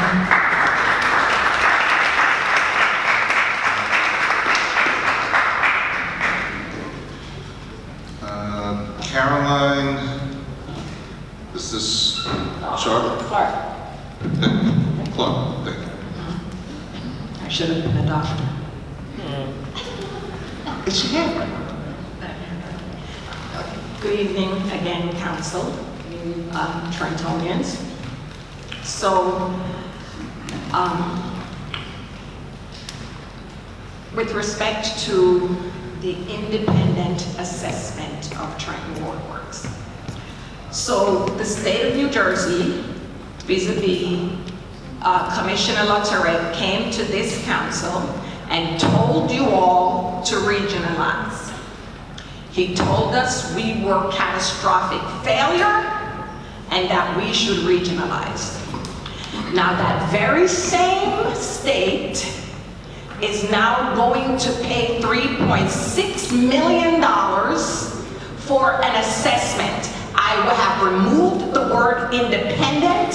The state is an interested party. They already told you what they want you to do, and therefore they cannot be independent. They cannot pay for an independent assessment. That is not rocket science, that is common sense. Thank you, Councilperson Harrison, for being full-throated, consistent, and transparent with us. I thank the others who also voted against the authority, but I wish that we had the commitment from this council, a full-throated commitment to not move Trenton Waterworks from under the governance of city government. It is our water, and if you move it, we are going to fight back.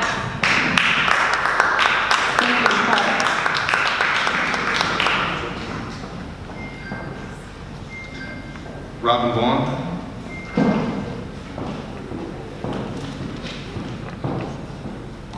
Thank you, Robin Vaughn, 1100 Stuyvesant Avenue. And yes, I concur with Mrs. Clark. And DEP has told you exactly what they wanted to do. The same entity has you in court. They filed a lawsuit to move Trenton Waterworks from the board of directors of that water utility with who, it's you guys. The lawsuit was filed by DEP in 2020. They still have not put up the evidence to support their case or their claim. The judge just recently on September 18th lifted the oh my God, not evidence, not what is it, deposition? Discovery. Lifted discovery because he said that he gave them, what, nine extensions to deliver this report that he claims, the DEP claims, that says that Trenton Waterworks is catastrophic failure. So here we are. I don't find it odd that they put these resolutions up. You couldn't possibly put them up. They're the ones who put it to you because you got some council members having meetings with with church leaders and all this nonsense, discussing Trenton Waterworks. Mr. Bridges told the judge himself that you all already decided that you were going to pass an ordinance to create the authorities. You have a letter from Jeff Martin over in Hamilton Township that outlines everything that he was hoping that you all is going to do. And I know you got the letter. So, you know, some folks are being disingenuous, but that's okay. Because we will be fighting back. It doesn't seem that this council is being, not everybody, I appreciate you, Councilman Harrison, and Councilwoman Williams. But we will be intervening in that lawsuit. So, trust and believe. If you're not going to do the job to make sure our water utility stays with the ownership, fully owned and operated by Trenton Waterworks, by the residents and taxpayers, not non-residents who don't live here, not anybody from the outside, from Hamilton, Ewing, or Oakwood. Time is up. Thank you, Ms. Long. It'll be the city of Trenton versus the city council.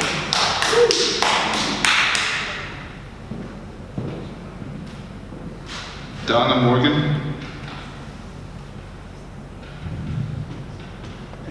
Brian Bilski.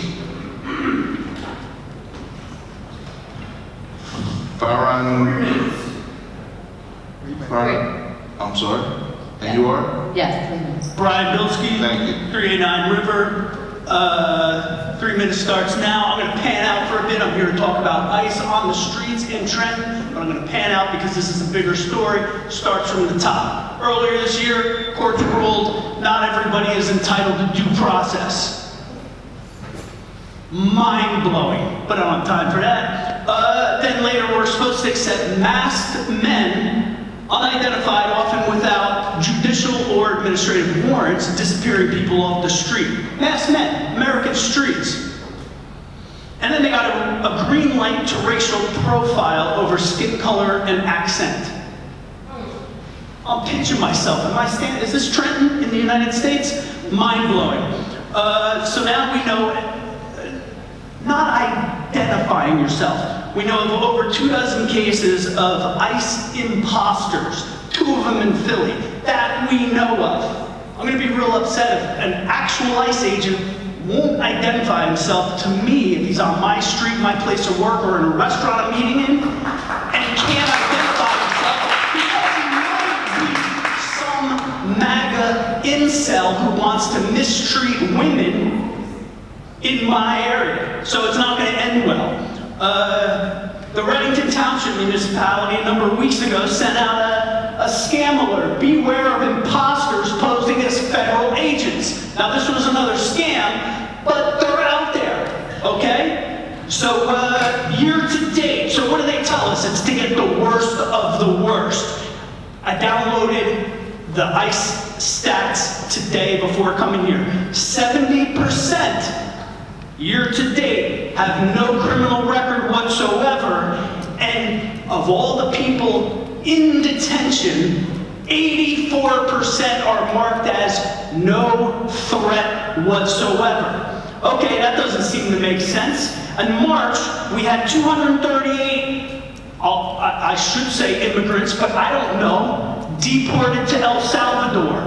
We now learn that 0 are confirmed Trinidad. 1 may have some loose associations. And you probably know Kilmar Abrego Garcia.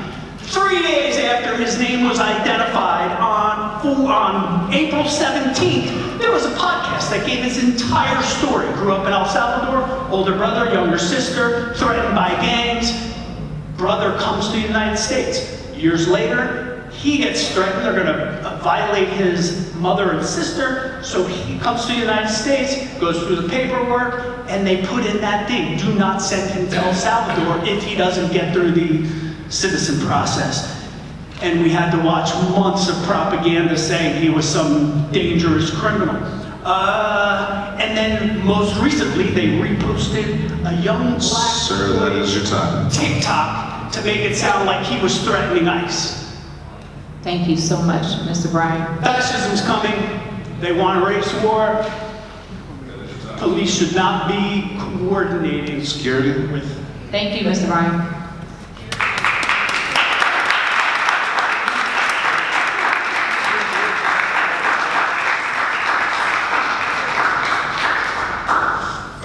Forgive me if I butcher this name, Faranaz, did I say that correctly?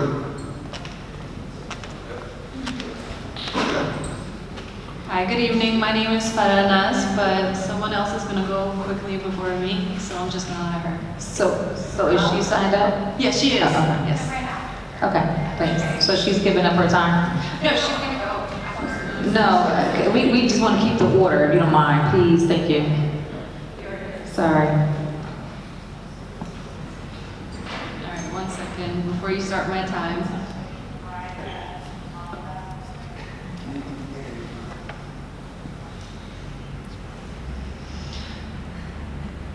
All right. Good evening, Council. My name is Farah Naz. I live in Trenton. I'm a rapid responder with Resistencia en Acción, an organization that supports families impacted by ICE operations. I'm here today to share what I personally witnessed and to call your attention to what is happening in our city.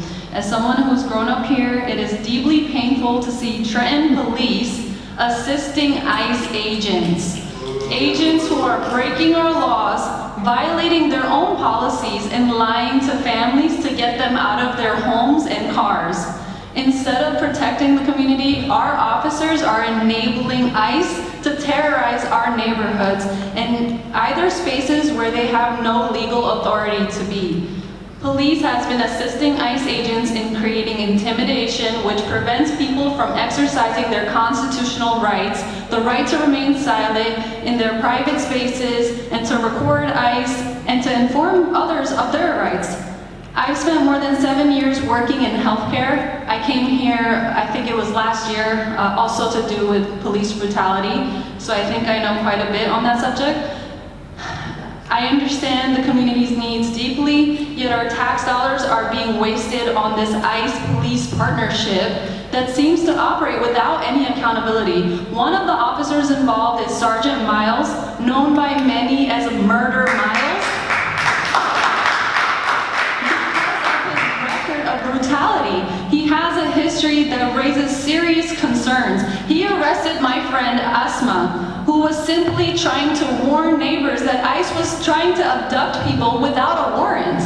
This is something that the mayor of Trenton came out to see on Bayard Street. You can find articles about it. Councilwoman Bonnie Watson also came and spoke about how unjust it was. So we have politicians that are agreeing with us. This is how bad and serious the situation is. The same thing happened again on September 23rd when ICE detained a mother without a warrant. I arrived and I saw Sergeant Miles directing ICE agents as they filled the house. Inside was a woman with an infant crying. Her toddler was confused and traumatized. Why was ICE allowed inside this home without a judicial warrant? And why was Sergeant Miles helping them? I have witnessed this collaboration with ICE at least 3 times. When we show up, he's there. What measures is the City Council taking to actually have transparency and ensure that this doesn't keep happening? Because I'm sure you can tell that that's not a good look. I also want to share that Sergeant Miles once nearly hit me with his own police car. I was trying to cross the street, he stopped and tried to talk to me. I didn't want to talk to him, so I was just walking off and he sped up. I could have actually gotten hit by him. This is unacceptable. We cannot trust someone with a record of murder. Thank you, honey. We That's your cannot. time. I'm sorry. Please do something about this. Thank you.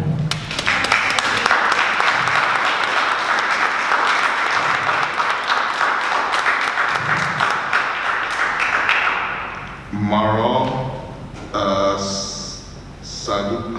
I'm sorry, Sadudame? Did I get that anywhere close? No, but that's okay. Okay, thank you. Good evening, Councilpersons. I'm Marla Sahib Jami, member of the local immigrant justice group Resistencia en Acción that serves the Trenton immigrant community. I'm also part of the rapid response team. You'll see some of us are here in our red vests. We have a 24-hour volunteer-operated hotline and respond to local calls of ICE presence and raids. While we serve all of Mercer County, most of the calls we respond to are, in fact, in Trenton. On Tuesday, September 23rd at about 7:30 a.m., members of my team and I arrived on Lamberton Street here in Trenton. Unmarked cars lined the curb, and one was in the middle of the street parked alongside two Trenton PD patrol cars. We had received a call about two children whose mother was abducted by ICE earlier that morning. When we arrived, the young girls' faces were flushed from fear and shock. Their teardrops like diamonds clumped their eyelashes as they stoically watched ICE agents shuffle them between cars. We watched as the girls were swiftly driven off by a guardian. That morning, we also watched Trenton police officers facilitate ICE's abduction of a member of those girls' family after they had abducted their mother hours before. Another woman who resided in the home for which we received the call trembled with fear as she told us about how ICE agents and police had raided her home. They went through her closets and her clothes. This woman was one of two adult women who resided in that home along with an infant and two toddlers. I emphasize this to you, Council, because when our team met with the Trenton Police Director, Steve Wilson, to demand accountability, he said his officers were responding to a welfare call about a 6-year-old child being locked inside the house unattended. That we know was false. We cannot confirm whether ICE fabricated the information about an unattended minor or whether the police director was being forthright with us. We can, however, confirm that the 6-year-old child was not left alone in the home, the welfare call was baseless, and that once they arrived, police were clearly working with ICE officials. I will leave you with some photos from that day at the end of my 3 minutes. Tonight we appeal to you as a concerned community, a community of volunteers that is asking you to help us keep our Trenton community safe. We can argue the definition of terms like collaboration for hours, and yet one thing will remain true, that Trenton residents fear Trenton PD. They fear the police because they are perceived as collaborating with ICE. When you block off a street to facilitate an ICE raid, as we witnessed on August 21st, and unjustly arrest a community resident for daring to protect her neighbors, you are perceived as collaborators. When you enter a home without a warrant, as ICE agents turn the home upside down, Trenton PD, you are perceived as collaborators. The community's perception of this collaboration is enough to signal that something needs to be done. We therefore humbly call on the City Council to pass instructions on to police department that align with the ordinances of the ITA. Thank you so much. That is your time. Thank you.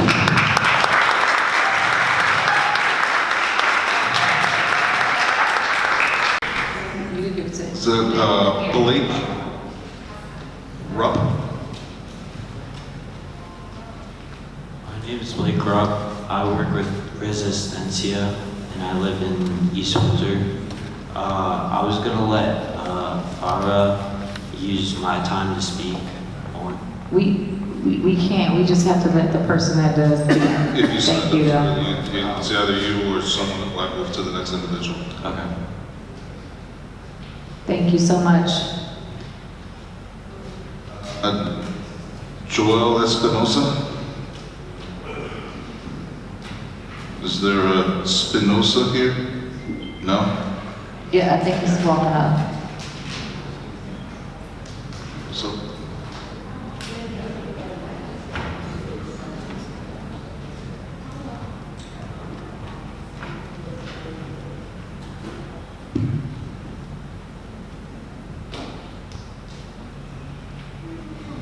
ok, no sé si pueden dar un espectador.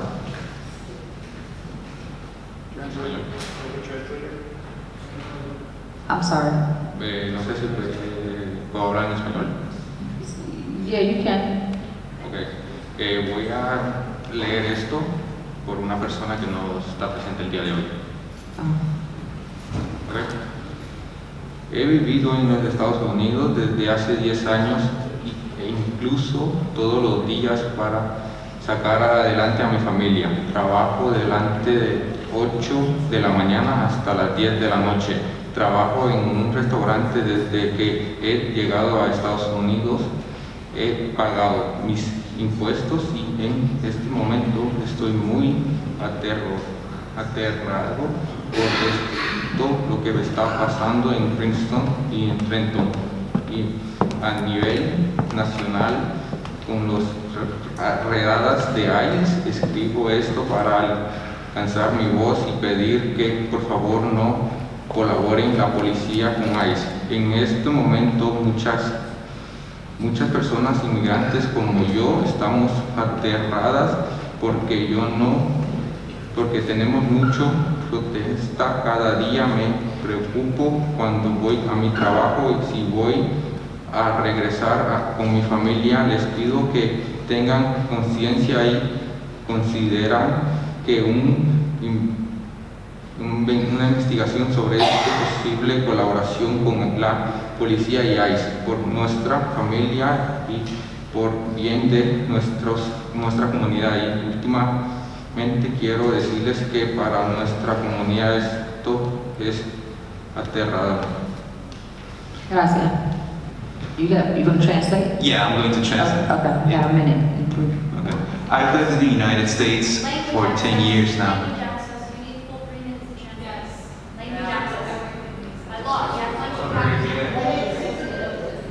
I've lived in the United States for 10 years and I've fought every day to bring my family, to fight for my family. I work since 8 a.m. until 10 p.m. working at a restaurant.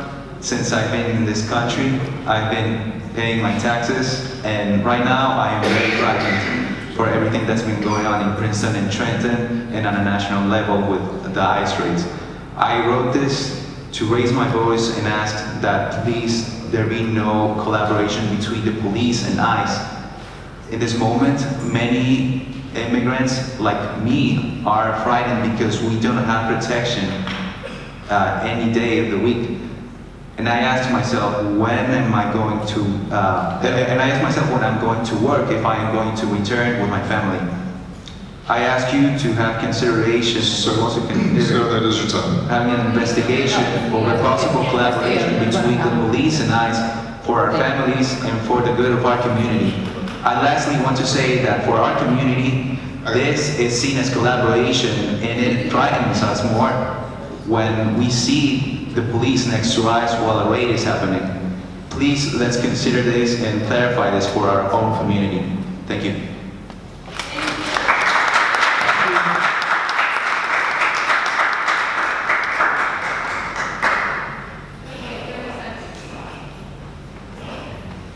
Richard Shuri? Schnorr? Oh, excuse me, this is Rachel SCH. Got it, thank you.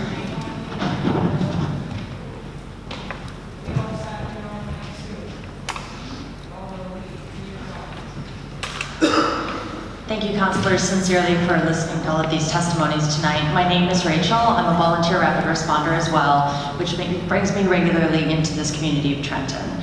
I'm also a historian and a PhD candidate who specializes in the history of U.S. legal history, of U.S. legal order. So I know, as you do as specialists, that the letter of the law, words like collaboration, can be twisted to harm the very communities it was meant to protect.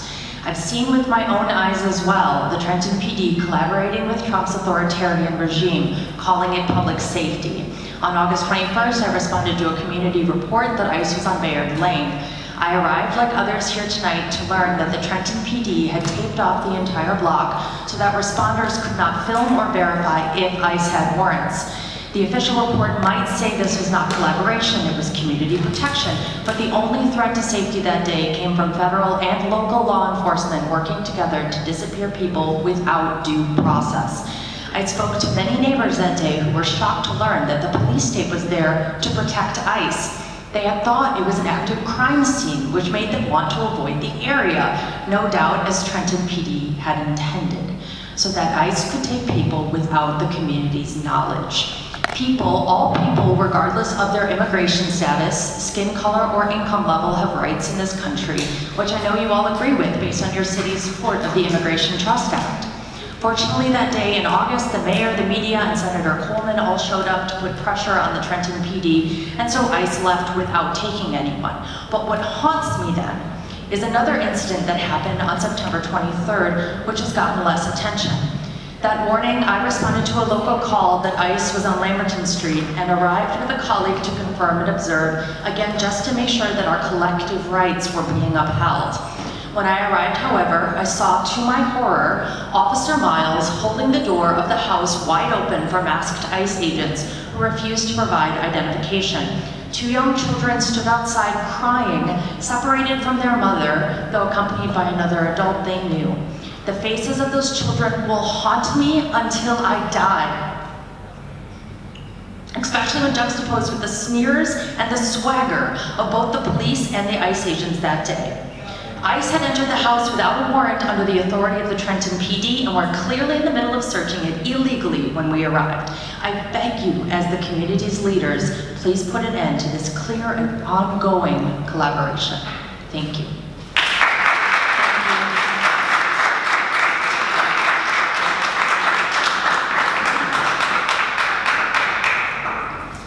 Steve Sabake.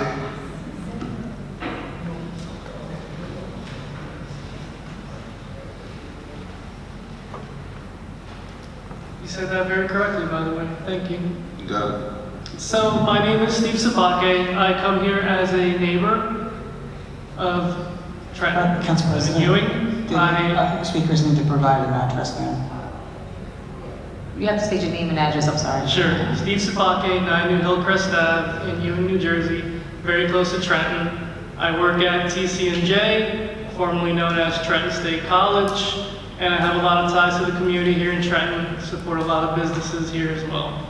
So, let's talk about something that will get you listening if you're not already. Money. According to the Justice Department report, Trenton has lost over $7 million in lawsuit payouts or settlements due to police brutality. Now, let me remind you about some of the lawsuits going on now against ICE. There is a citizen in LA, Rafi Ola Shahed, currently asking for $50 million. He was assaulted and detained for almost 12 hours, having all of his civil rights violated. There are also several class action lawsuits going on for unlawful courthouse arrest, inhumane hold room detention conditions presented by the American Civil Liberties Union. There's other lawsuits regarding denial of due process and mandatory detention with bond hearing misclassifications, all violation of Fifth Amendment rights for due process.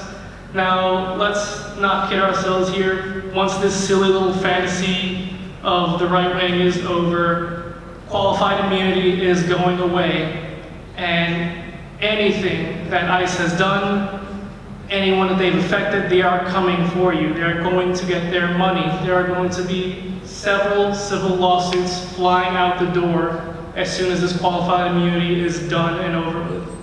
Now, I want to see Trenton prosper, thrive, and grow. That's not going to happen if y'all get stuck as accomplices for these lawsuits. So I'm urging with you guys to make it clear that Trenton PD not collaborate with ICE, and I highly recommend that you put this on the agenda for the next meeting so that we can officially discuss this. Because a lot of people here have a lot to say about this. Thank you guys. Have a good night. Thank you.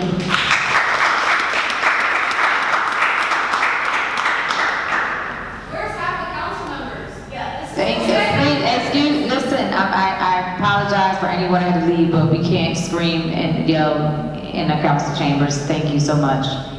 Next person, Mr. Garcia. Certainly. I will have you removed if you continue to yell out at the council meeting. I know it's not shame on me, it's shame on you. Security, we can have them. Thank you.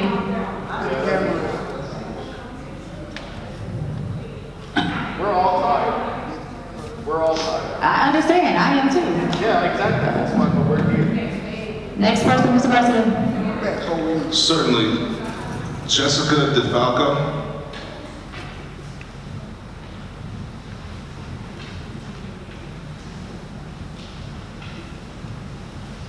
Can we try, Mr. Cherry, can we try to move that microphone so she can have access to it? Thank you. Thank you. Good evening. My name is Jessica DeFalco. I'm an East Windsor resident. I'm a Mercer County resident for the past 25 years. I have lived in Trenton in the past. I'm a member of Resistencia's Rapid Response Team in Trenton. I'm also an organizer for NJ 5051, who's been holding protests outside the State House since February, which is how I became aware of Resistencia. I'm here today to discuss Trenton PD's current actions of responding to ICE calls, creating perimeters, and providing security that constitutes collaboration by action. I'm requesting the following: a full investigation into how the Trenton Police Department is collaborating with ICE that includes the release of body camera footage and calls made by ICE to TPD. I'm requesting that TPD no longer collaborates with ICE in creating protections for them when they are abducting our community members. TPD should ask for and verify that ICE has a judicial warrant. My next calls to action directly for the council. We call on the City Council to pass a clear and unequivocal instruction to TPD that ends this practice and instead supports the Immigrant Trust Act. The policy must explicitly prohibit TPD from responding to ICE calls, creating perimeters for ICE operations, and using any city resources to assist in civil immigration enforcement. The next action is for the council. The council must assert its authority over the police department to ensure its policies reflect the values and the will of the people of Trenton. The community's voice is clear. We do not want our police collaborating with ICE. It is the council's job to translate that will into binding policy.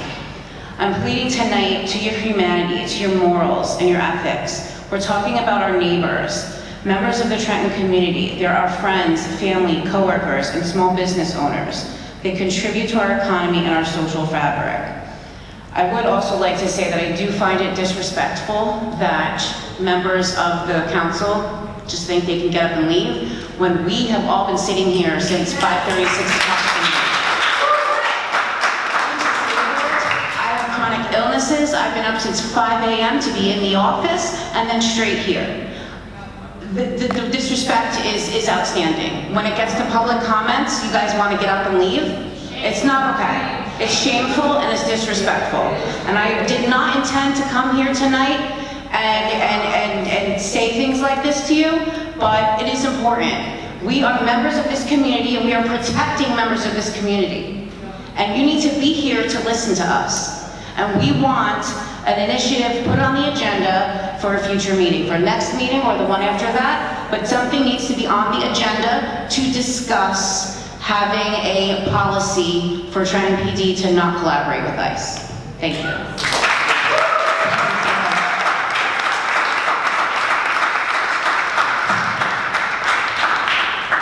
Thank you. Jean McGlone. Who's the G? Moving on. Andre Camerounin. Georgianne D'Angelo.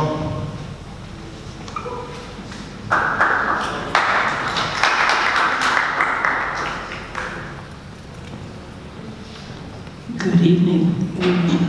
I'm Dr. Georgianne D'Angelo from 21 Bernard Drive in Ewing.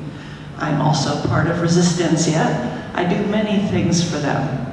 Sometimes I'm the closest person, and so I get there first. One day I went to Park Avenue in Trenton. There were many law enforcement looking people. There were no uniforms. There was one guy with a mask. There was one vest that was visible, and on the back of the vest it said HSI, Homeland Security Investigations. I asked somebody who they were, what they were doing there.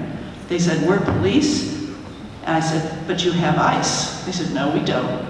I said, who's the HSI guy?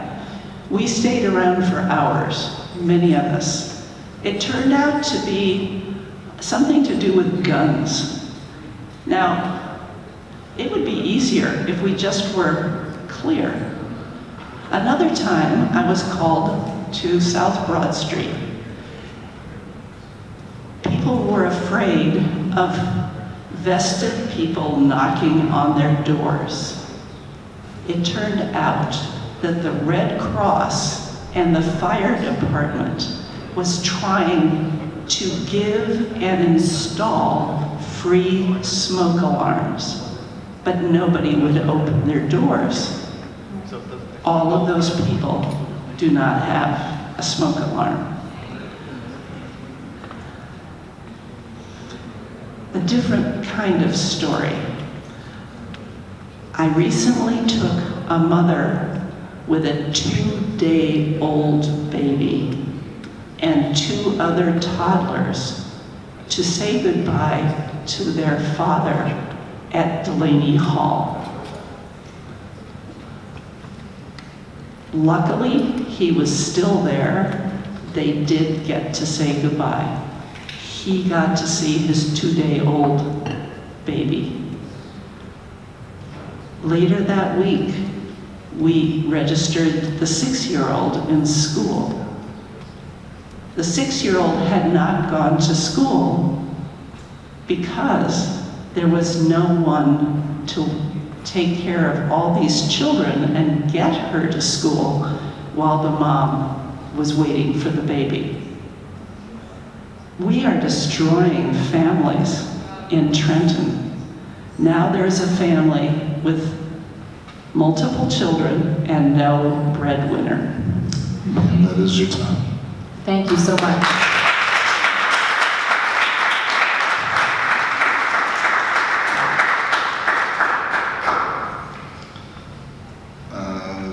Raymond Fallon.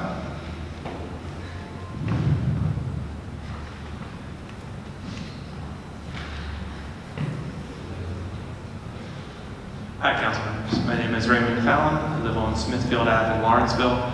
I'm also a rapid responder here in Trenton. I hope you will pass along our frustration at your colleagues who have walked out, because I'm sure they're not going to go back and watch the video. Thank you for staying here and listening to the community. I was one of the responders on September 23rd when there were 2 ICE arrests that morning, the second of which, as described, Trenton Police helped facilitate. The reason we've been given by the director of the police about why Trenton Police were there that day is because they got a call from ICE that said there is a child in danger, that he had been locked inside because the mother was trying to protect him from ICE.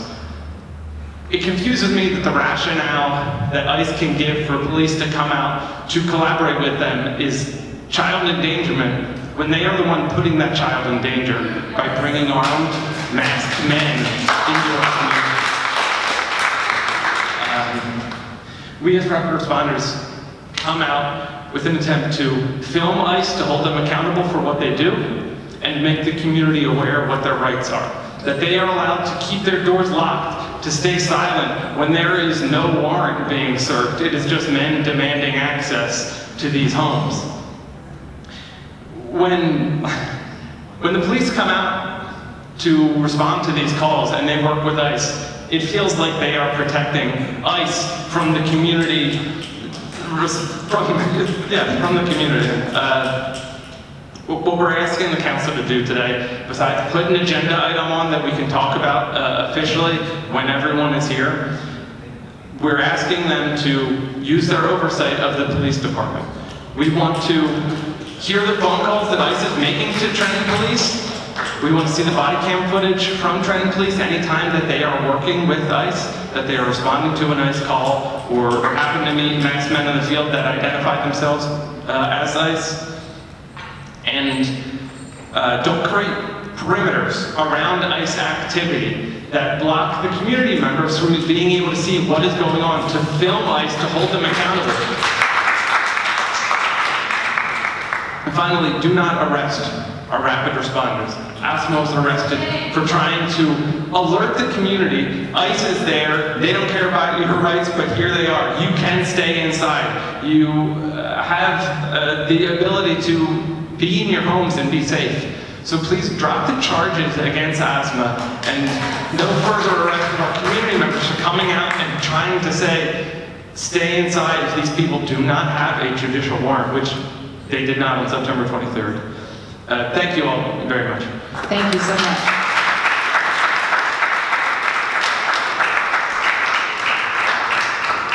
Richard Borbor. Good evening. Good evening. I need translator. That's fine. Yes, ma'am. I can translate for him, but I'm also on the list to testify, so. Okay, you're here to translate. Okay, got it. Thank you. Okay. ¿Puede decirle el nombre y dirección, por favor, todavía? Buenas noches, mi nombre es Richard Bordor. Llevo viviendo en Trenton casi 23 años. ¿Ok? Bueno, yo vivía en Nueva York, ¿ok? Cerca de Nueva York. ¿Ok? Tengo 25 años viviendo aquí en Estados Unidos. Por motivos del 9/11, ¿ok? Fue con un amigo que me trajo a Trenton, ¿ok? En ese tiempo todo era diferente. Okay. So, good evening. My name is Richard Borbor. I live in the United States since the year 2000. In that time, I lived in West New York. A few months before I stopped working for the store of Kmart, and one day leaving, I went out running.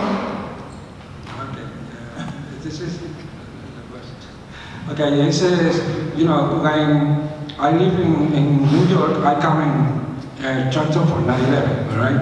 So my family said, come on 11. And this time is very different in Trenton, all right? So everybody, you know, you walk for Greenwood and Hamilton Avenue and the parking, the Italian park, okay? So it's very different, you know? A lot of families in display. It's nice, all right? And I know we have the problem in the city, okay? But, you know, we're talking, the police say hi, very nice, all right? But now it's different, all right? Now it's different. My community have scared, all right? Because immigration is for all Trenton. If we need help, it's important we call 9/11, right? Or we call the police. But the police isn't inside the immigration. So the people are scared for the call the police. That's in this moment is because I see one group, the people, Rapid Response, the Resistencia en Acción. All right? So thank you guys for help for the community, because you know the people have scared, and these people, they said, you know, we have the right, right? Yes, we have the right. We have the rights, okay? So my point is because I have my family. I have one daughter that, you know, she is in the university, all right? My nurse she's scared, all right? So they're scared for all family, not only for me, only for my brother, for my friends. So in this moment, we know what I do, okay? At this moment, we need talking for the people. We organize, because we need, you know, Sir, that is your time. Yeah, es el tiempo que tenía. Gracias. So, thank you. Thank you.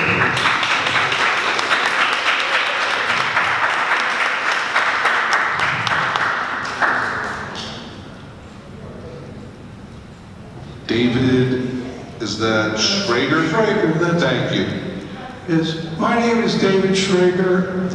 I live in Hamilton, New Jersey, but I am president of Resistencia en Acción, New Jersey, which is based in Trenton and Princeton. And I would like to tell you that we were able to persuade the borough of Princeton to become the 14th municipality in New Jersey to endorse the Immigrant Trust Act. The New Jersey Immigrant Trust Act, Senate Bill S-3672, Assembly Bill A-4987, is legislation that limits the involvement of state and local agencies and law enforcement with federal immigration enforcement. Resistencia has been struggling for years to stop local police from collaborating with ICE and terrorizing our immigrant communities. Immigration is federal law. Local police should not be involved in immigration actions.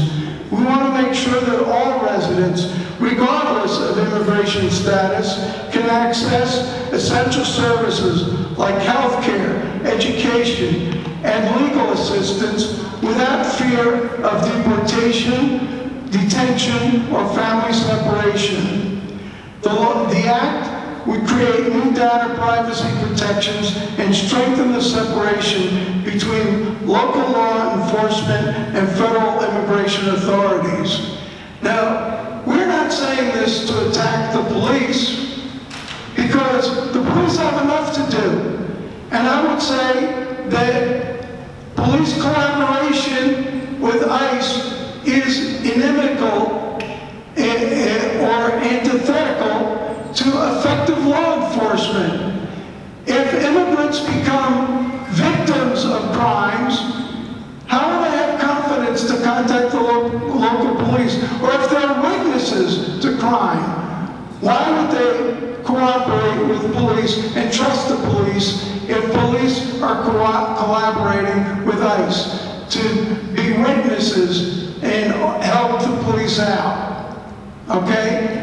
Out of fear of deportation or detention or family separation. So we ask that you please consider seriously, and not just consider, that you endorse the New Jersey Immigrant Trust Act. Thank you.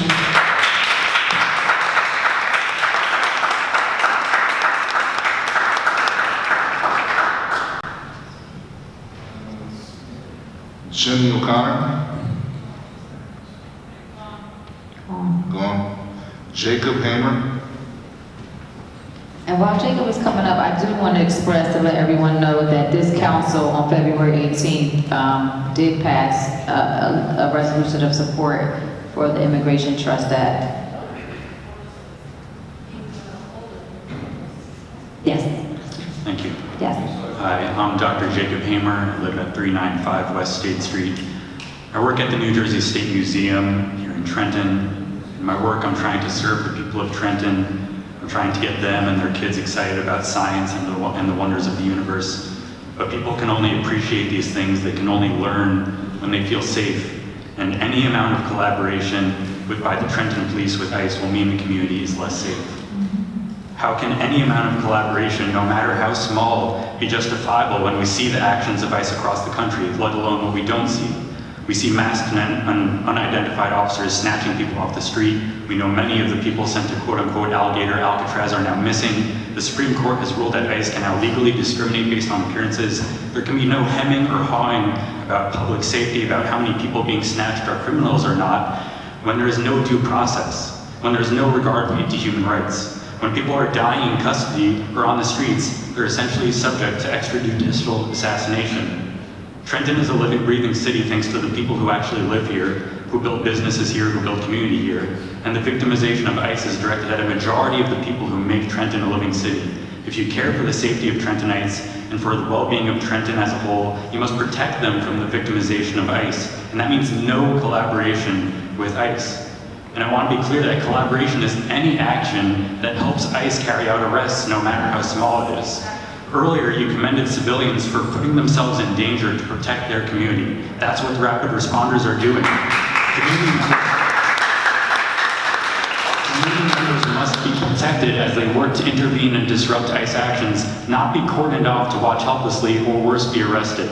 Please use your authority to direct the police to not respond to calls from ICE for support, and please make sure that no city resources are wasted on this racist, discriminatory cruelty. Thank you.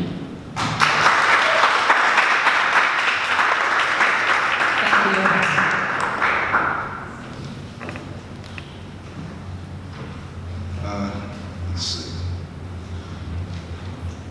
Is that Tim or Tia Block?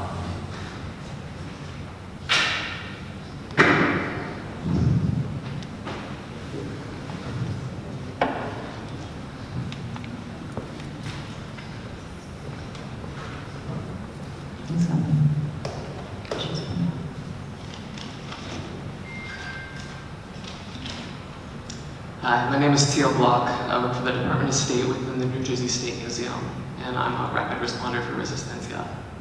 I want to believe, and I do believe, we're united by a common goal: community wellness and safety. The fact is, the Trenton Police Department is threatening that by assisting ICE. If you believe in the law, ICE violates the law. If you believe in civil rights, ICE violates civil rights. If you believe in peace, safety, and community, ICE is and will always be a violation. For Trenton to aid them in any way is to hurt Trentonians. Now, we hear time and time again how local politicians and law enforcement's hands are tied when dealing with the federal government, but that simply isn't true. You aren't powerless. I've seen unbelievable levels of bravery from community members regardless of vulnerability, and I can only conclude that absolute powerlessness is a choice. If you believe what I'm saying, but are still afraid to act, I understand. God knows I'm terrified right now for my friends, colleagues, for Trentonians, but you, like I, serve this community. People are being violently ripped from their families, and we are all in a position to do something about it. This collaboration violates community safety and protections, including the Immigrant Trust Directive. And it must be said that there is nothing in the directive that mandates that officers provide voluntary assistance to ICE. That's a choice of the TPD. What the directive does state is that law enforcement agencies can actually impose their own restrictions on assisting ICE. We are asking for those restrictions. That's power that Trenton has to make the city safer for its people that isn't being used. We're facing a crisis that demands urgency. Let's please work together. Working in the State Museum, I built a career off of New Jersey history, and I am telling you, we do not want this to be a chapter in that story. If you know history, you know that the echoes of past wars are far too loud already. If we don't collectively act now, this will be another shameful, bloody stain in our history books. We have a personal responsibility to fight that together for the sake of the community.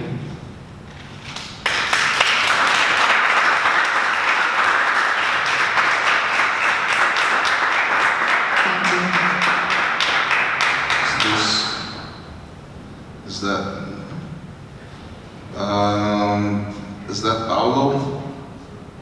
A-L-I-N, I'm trying here. Reverend Eric Cussman.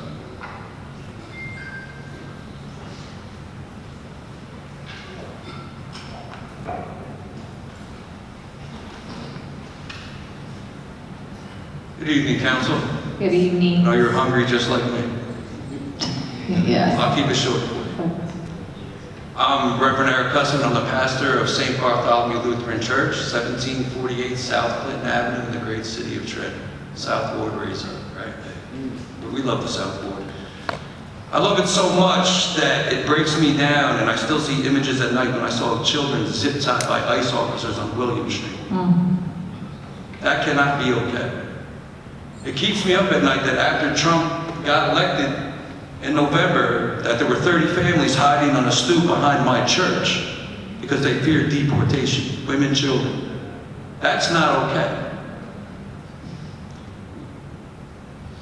I'm not trying to pick on any police officer, but I will tell you this: when you come at me with a line talking about I'm just following orders, I will repeat this statement to you. Just following orders did not save the Germans after World War II and the Nuremberg trials. And you need to understand that. There's going to be a reckoning for all these fascists, all these racists running around, that we already have evidence and we know that they're infiltrating police departments. This is a fact, right? So what we're asking as a community, I've been to Bayard Lane, I've been to all this, I've seen all this in action. Sergeant Miles, he needs some looking into. But we are demanding a full investigation to any collaboration between the Trenton Police Department and ICE, including an audit of all communication systems, including personal cell phones, used on the days of ICE raids. The people have a right to know if the ones that are supposed to serve and protect us are acting as an arm of federal terror. We are also calling for a comprehensive policy that monitors law enforcement for racism, xenophobia, ties to white nationalists or hate groups, including the monitoring officers' social media and communications. If you've been watching the news lately, you've seen a lot of officers and officials have been caught in some not so nice Nazi chats. Faith in New Jersey, who I also represent today, and Resistencia de Acción stand ready to partner with all of you to develop and model policies of resistance, policies rooted in transparency and care and in the divine truth that none of us are free until all of us are free. I know you can answer that call before this city faces its own occupation. Don't think the city of Trenton is safe from this movement's policing of militarization of cities. Trenton is on that list. Pay attention. I, as a person of faith, as a person who has a deep care and is rooted in my migrant neighborhood, Sir, that is... will not stand idly by if you do. Thank you, Reverend.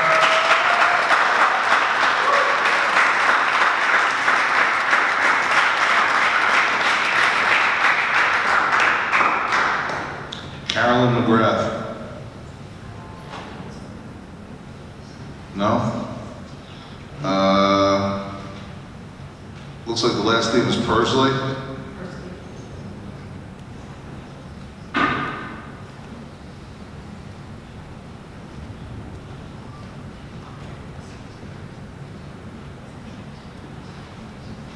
Good evening. Oops. My name is Hillary Persky. I live in Princeton, New Jersey, and I thank you for listening to me tonight. I come as a member of Resistencia. Like so many here, I have watched the Trenton police during an ICE raid in August establish a perimeter around ICE agents. We're told this was to maintain public safety because ICE had a battering ram, though they had no warrant. So they were ready to break in with a battering ram with no warrant, but they did have a police perimeter.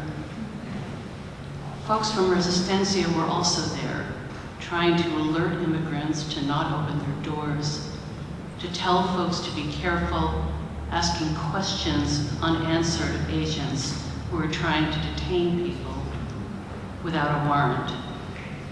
Resistencia spoke loudly and clearly because detaining people without a warrant is illegal. A different occasion, I listened to an officer of the Trenton Police tell members of Resistencia very loudly that if they did anything illegal, he'd, quote, put them in a cage.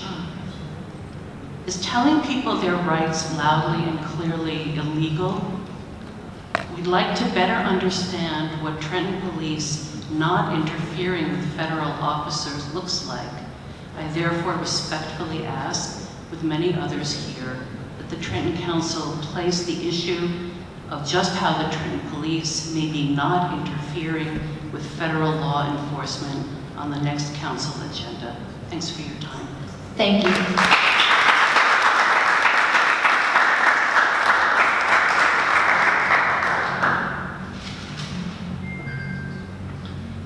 Emery Coppola.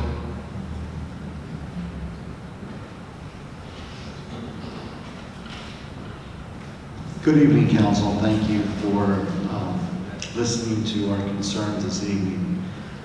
My name is Enrique Paul, and I live at 610 Lawrence Road, Lawrence Township, New Jersey.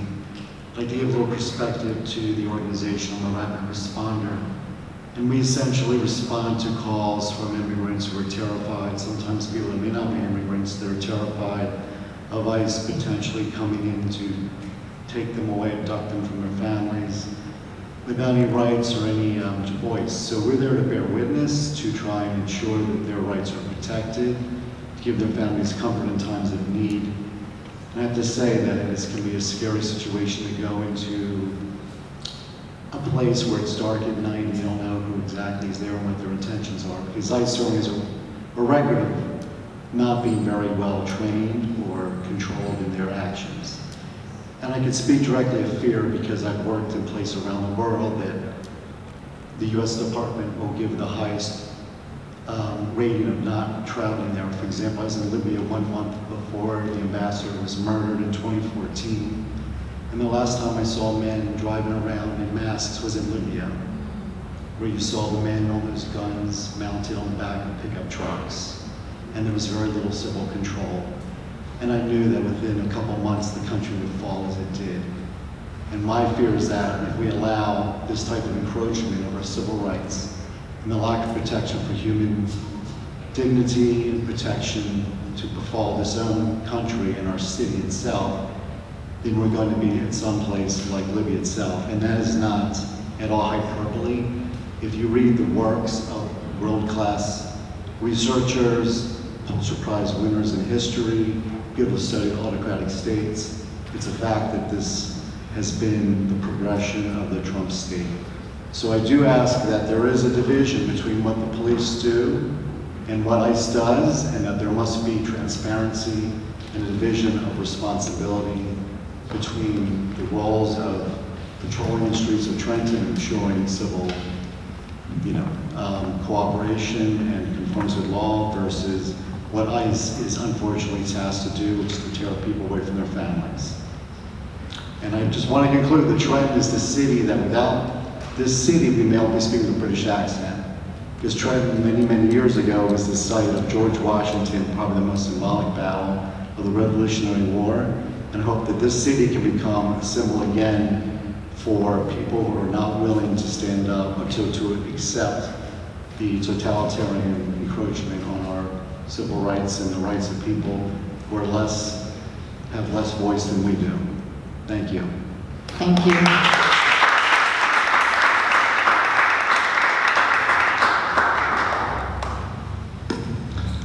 Is that Galaxy Manning? Or Gialexi Manning?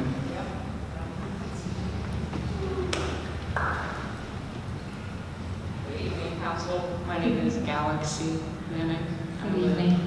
221 Jackson Street, Trenton, New Jersey. I recognize some of you because I live here. I'm here to talk about the police and ICE collaboration, as well as everybody else. I'm going to keep it very short. I think it's disgusting where we are right now as a society that people claim, we don't hold American values, we don't care about the family, this, that, and the third. Meanwhile, the police here, almost seemingly every single day, somehow find a way to break families apart here in this city. I have had the privilege and the honor of breaking bread with, communing with, and living with undocumented people. They offer more to this society than I do, than half the people in this room do.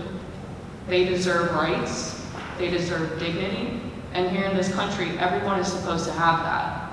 So I implore the council to hold the TPD accountable and enforce the ITA, which you claim to have passed but do not enforce. The police should be arresting masked individuals that do not want to reveal themselves, as that is illegal. It is impersonation.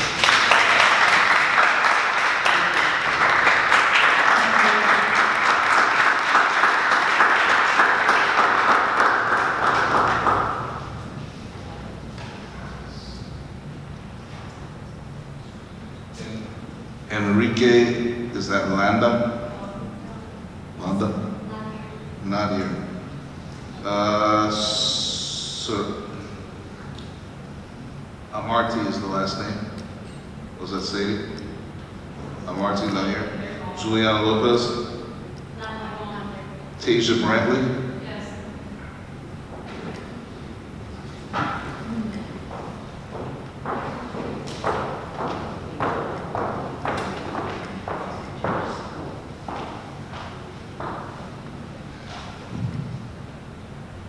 Hi, my name is Tasia Brantley. I live at 408 Cleveland Avenue, Trenton, New Jersey.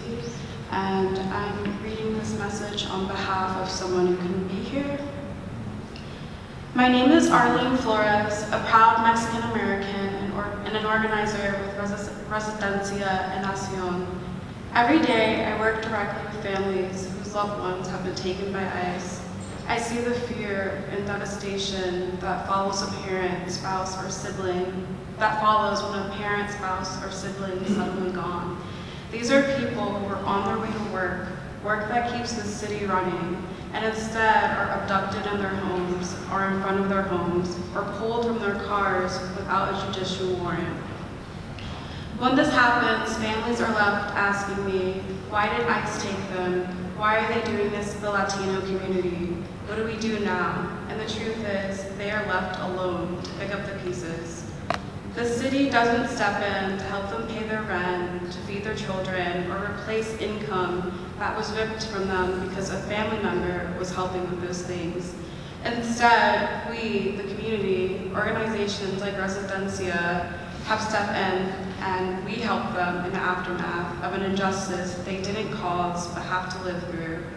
What makes it worse is knowing that Trenton police have assisted ICE in these operations, helping set perimeters, preventing people from exercising their constitutional rights, and stopping people from telling others what their rights are. And instead of protecting residents, they are helping ICE terrorize families by allowing ICE to lie to people so they can come out of their homes and cars.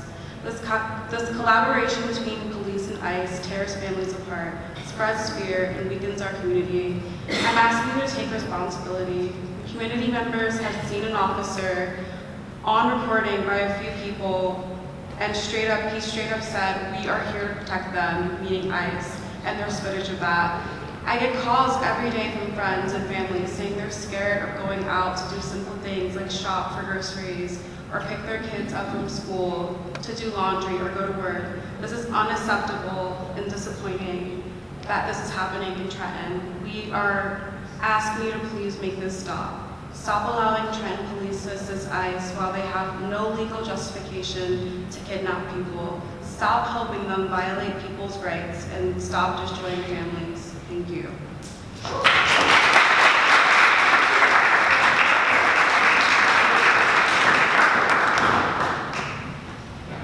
Asma Elhuni.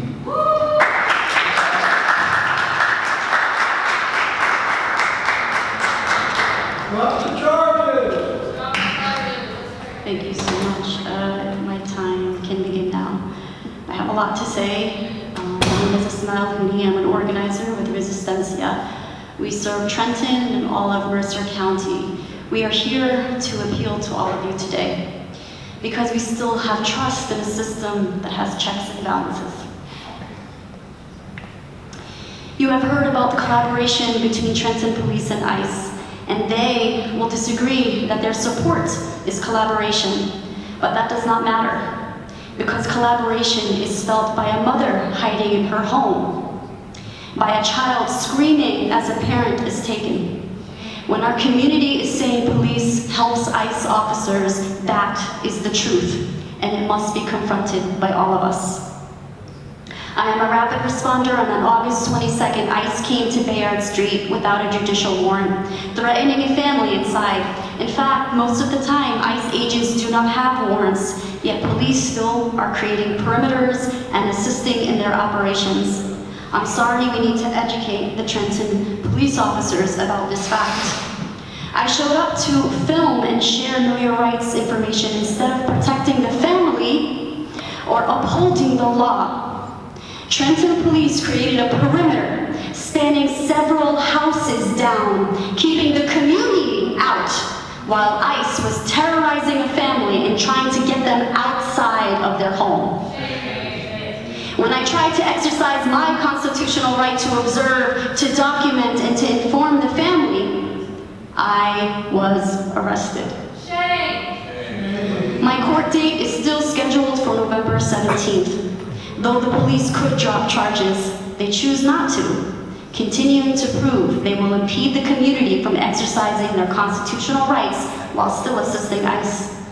A few weeks later, another mother was torn from her child by ICE, and police came to the home and assisted ICE into the home, which had adults in it, though they claimed the child was unsupervised.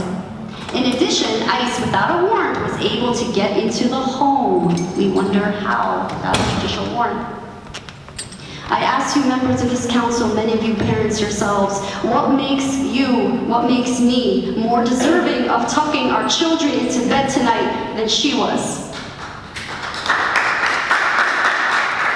Is it luck of being born in this country? The color of your skin that keeps you from possibly being targeted? These questions must guide us as a community. We ask that Trenton please put this on the next agenda to fully discuss this. And I want someone else to come in and finish my comments because I have more to say, but I know you're going to stop me. Yeah, but you can't give every time. Thank you.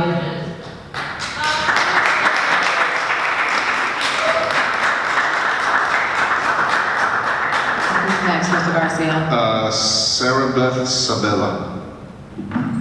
Hi, I'm Sarah Beth Sabella. I live in Ewing.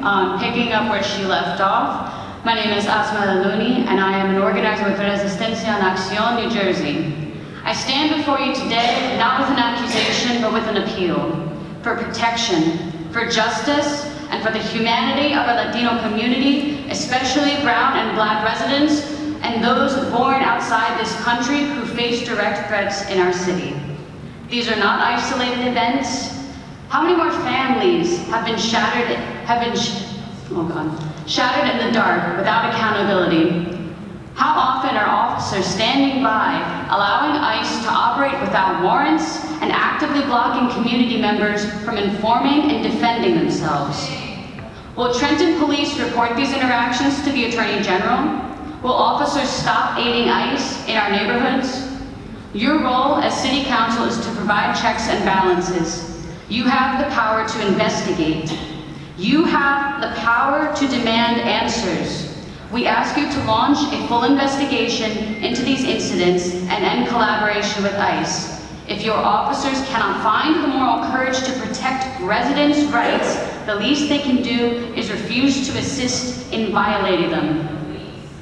And these are my words. Please mark your calendars. We want to see the subject of Trenton PD in collaboration with ICE on your next agenda. And I would just like to remind everybody, it is not a crime to aspire to be American. Thank you. Thank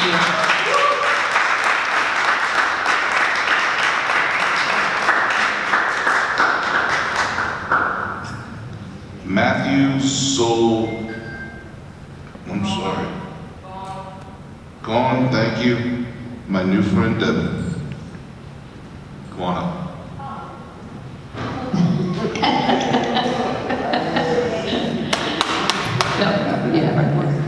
Well, I'm not here to talk about You're gonna have to just state your name and address for the record though, okay?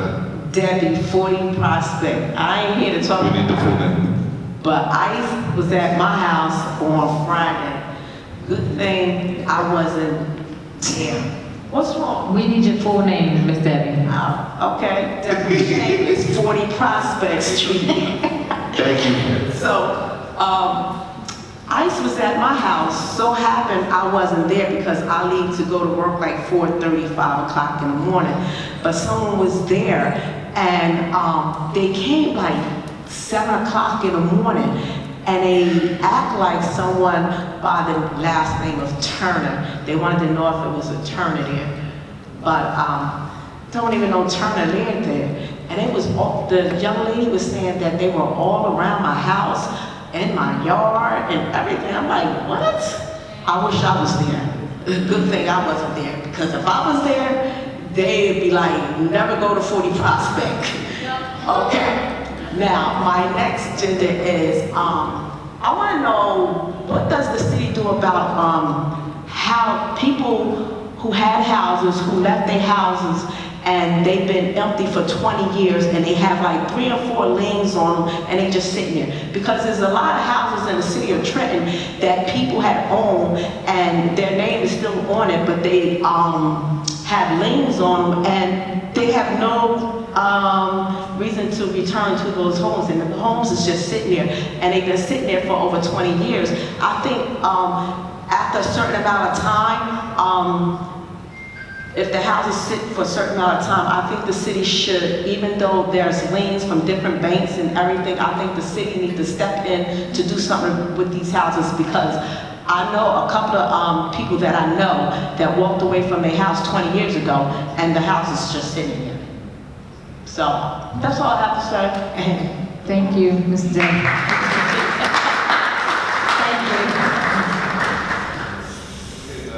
Okay, Madam President, those are all the individuals that we have for public comment at this time. If it's your wish, you may move on to civic comment. Yes, we're gonna move on to civic comment, 3 minutes for council members also, please, and we'll start with Figueroa Kettenberg.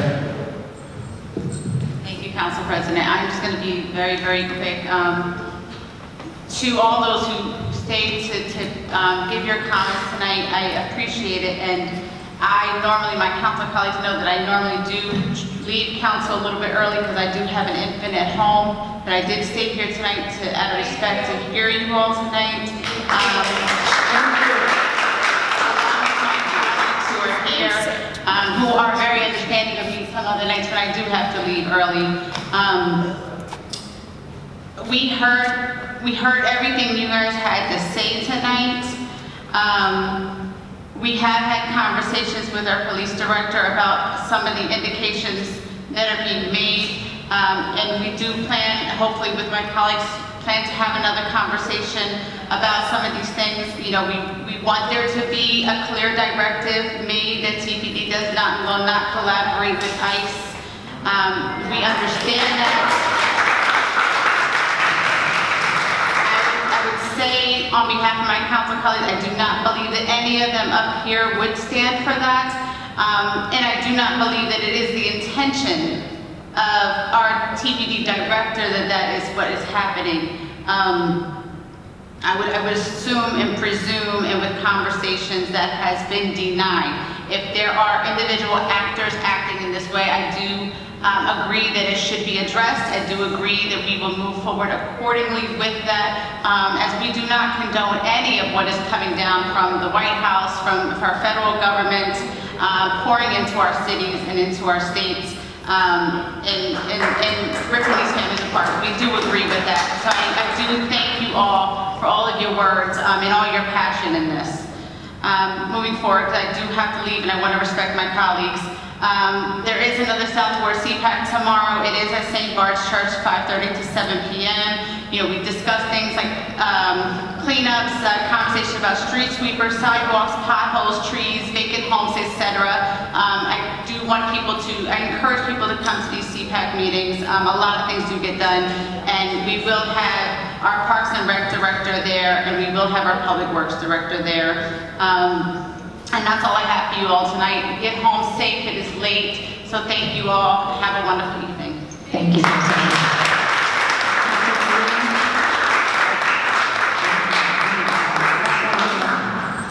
Ma'am, I have prepared remarks. I will need more than 3 minutes. We're going to keep it at 3 minutes to be fair to everyone else that we gave 3 minutes. Okay, well, I don't think that's fair to me as a council person when I have some announcements to make, and I'd like to. I understand that, but Well, then I can't speak. I have to make a choice between making any announcements or speaking on policy. I understand, but Councilman Williams, to be fair to everyone else, we gave them 3 minutes. Then I'll choose not to respond. Okay, thank you. Councilwoman Frisbee. Thank you, and I'm going to ask folks to minimize the outbursts. I want to thank everybody for coming out here on this evening, and I'm going to keep my comments solely to the first those who come out this evening, stayed here, the rapid responders. I want to acknowledge, I want to remind our officers who are allegedly cooperating with ICE that ICE is not your colleague, and they won't be there to stand up for you when investigations begin, and they will. I believe that there's a handful that are allegedly cooperating with ICE, and that is going to be, it all will be investigated. We are here, I count on our police officers. I take great pride in officers knowing that they're here to protect and to serve our community. And to hear about a child being zip-tied messes me up completely. I am a mother. I'm a mother of a disabled child. I'm a mother of a child who is abled. And I count on our officers to protect and remind you that those who are coming in behind you, they're watching. They're going to do no better than what you do. So I implore that the correct example be set and be shown to show our community that we are here to protect our community. I believe that we will get it right. We've got to get it right. We've got to protect all. And I also, there are two sides to this, that when you come in and something is illegal, that means you're taking a risk. So that means that you know you're doing something that you're not supposed to do, but you're taking the risk because of what you believe the means outweigh the bad. But that goes both sides. Illegal means it's something that is not permitted by law. ICE, when they come in and they've got their battering rams and they're going in without signed law, when they're coming in without a warrant that is signed by a judge, not just any warrant, it has to be signed by a judge. That is a violation of rights. And I am counting on our officers. I'm counting on them. And I know that we have more that are doing it right than those that are not, to make sure that we are protecting those that are in this city that they have taken an oath to protect. So I'm going to close with that, and I'm going to close with a portion of our mission statement that says the City of Trenton recognizes that the people of Trenton have made us guardians of the public trust. We are committed to govern with integrity and fiscal responsibility, to seek excellence in the city's operation, and to serve all of the city's people, respect and compassion. I wish everyone a well evening and get in safely. Thank you, Councilman.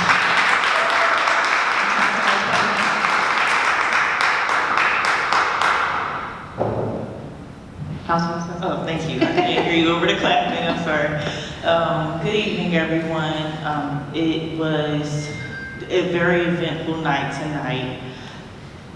I want to thank those again who assisted with the fire and express my most sincerest condolences to all those that have lost property, but especially to the young man who lost his life. It was something that shook our city. And to that, I want to encourage the administration and the fire department to focus more on fire prevention and put in fire inspections back under the purview of the fire department and make that a day-to-day operation that it used to be. And of course, I love the alarm installation program that the fire department is doing, and I wish more success with that. In terms of the properties, there is a huge backlog because of past practices, and property sales were not as efficient as they are now under this council. And with the way that we have been moving, it had created even more of a backlog with the public dissemination of the information on even how to purchase city-owned property to begin with, created a huge influx of applications. And the administration is doing their due diligence to keep up with that, and simultaneously to processing current applications and the ones that have been sitting there for several years. In regards to the Trenton Waterworks issues, I want to thank my colleagues that voted to pass the resolution to form an ad hoc committee, and to my colleagues that voted against it. I hope that down the line, as we move along with the ad hoc committee, that we can, just come to a better understanding with one another, with the direction of council in general, and work more cohesively together. And I hope that you know, with the results of this committee, that it will reassure everyone that it was absolutely necessary and for the progression of these issues, streamlining processes and doing things in a more timely manner. Lastly, in regards to the ICE issues, I was definitely one of those ones that was like, you know, going live on Facebook and talking to the community about knowing your rights, making sure you have your documents on you. And if you're going to answer the door, make sure that they have a signed warrant by a federal judge. The Congresswoman's office has been doing her due diligence with addressing these issues, and I'm hoping that the administration is collaborating with her and leaning on her leadership with this federal issue. And I'm collaborating when there is not a memorandum of understanding to work with ICE, then there is no collaboration on the table with the police. Councilwoman, that is your time. Thank you. Thank you all for exercising your civic duties and coming to meet with us and speak with us. Have a good night. Thank you all for being present this long evening. I know people are hungry, I'm starving. But first, I do want to say thank you again to everyone who stepped up and helped the victims of the fire. Everyone that played a part in that. I know we probably didn't acknowledge everyone, but we just want to say thank you to the community for stepping up and showing what community really means, and being there for some of our residents in need. There was a lot said today as far as the properties being sold. I did inquire about some of the contracts being finalized, and to what I was told was that we've already gotten about 30 done, so they're kind of moving up the list as to finalizing those contracts. Yeah, I don't want to waste time on that, but to all of the individuals and volunteers who fight for our immigrant community, I just want to say thank you. I applaud the hard work that you all do. You know, we do have a decorum here in this council chamber, so the outbursts and things like that need to be, you know, I have to actually mitigate that. But at the end of the day, we, for the most part, I know everyone on this council stand beside you. Most of us were out there that day on Bader Street. We do not want to see the police officers collaborating, working with, assisting, anything to do with ICE, especially when it's done illegally. So that note, you know, we did pass the supportive resolution for the Trust Act. There's other things, obviously, that we may need to consider and research and do some things. But just know that this council stands beside you. I know firsthand, I'm dealing with a parent right now who's going through the same thing of deportation, and I've been with her to Homeland Security. I mean, we've been all over the place, and just to see the things that are occurring in real time, it is not fair. I hate that the fact that the Latinos are being targeted, but at the end of the day, they're not the only ones being targeted. We have our Haitians. I have my neighbors who were just deported, and they were Haitians. We have Liberians who are being deported, so it's not just one community, it's all of them that are undocumented, and it's not fair to any one of our people who are here. I think the young lady said it best when she said it's not a crime to want to be a citizen or to strive to be an American citizen, so thank you for that. I'm gonna use that again. So thank you again to all, to Councilman Williams. I apologize, but I wanted to be fair and make sure that we all had the same time as those who sat here and waited with us this entire night. Thank you all. Have a good night. We don't need to ask. What was your question? Oh, we'll come on to you on the side. We can't have that side talk. We're gonna end. No. Thank you. Oh, thank you. All right, we're gonna. Can I have a motion to adjourn? Yes, thank you. So moved. All say aye. Is there any opposed? None opposed, meeting adjourned, 11:18. Thank you.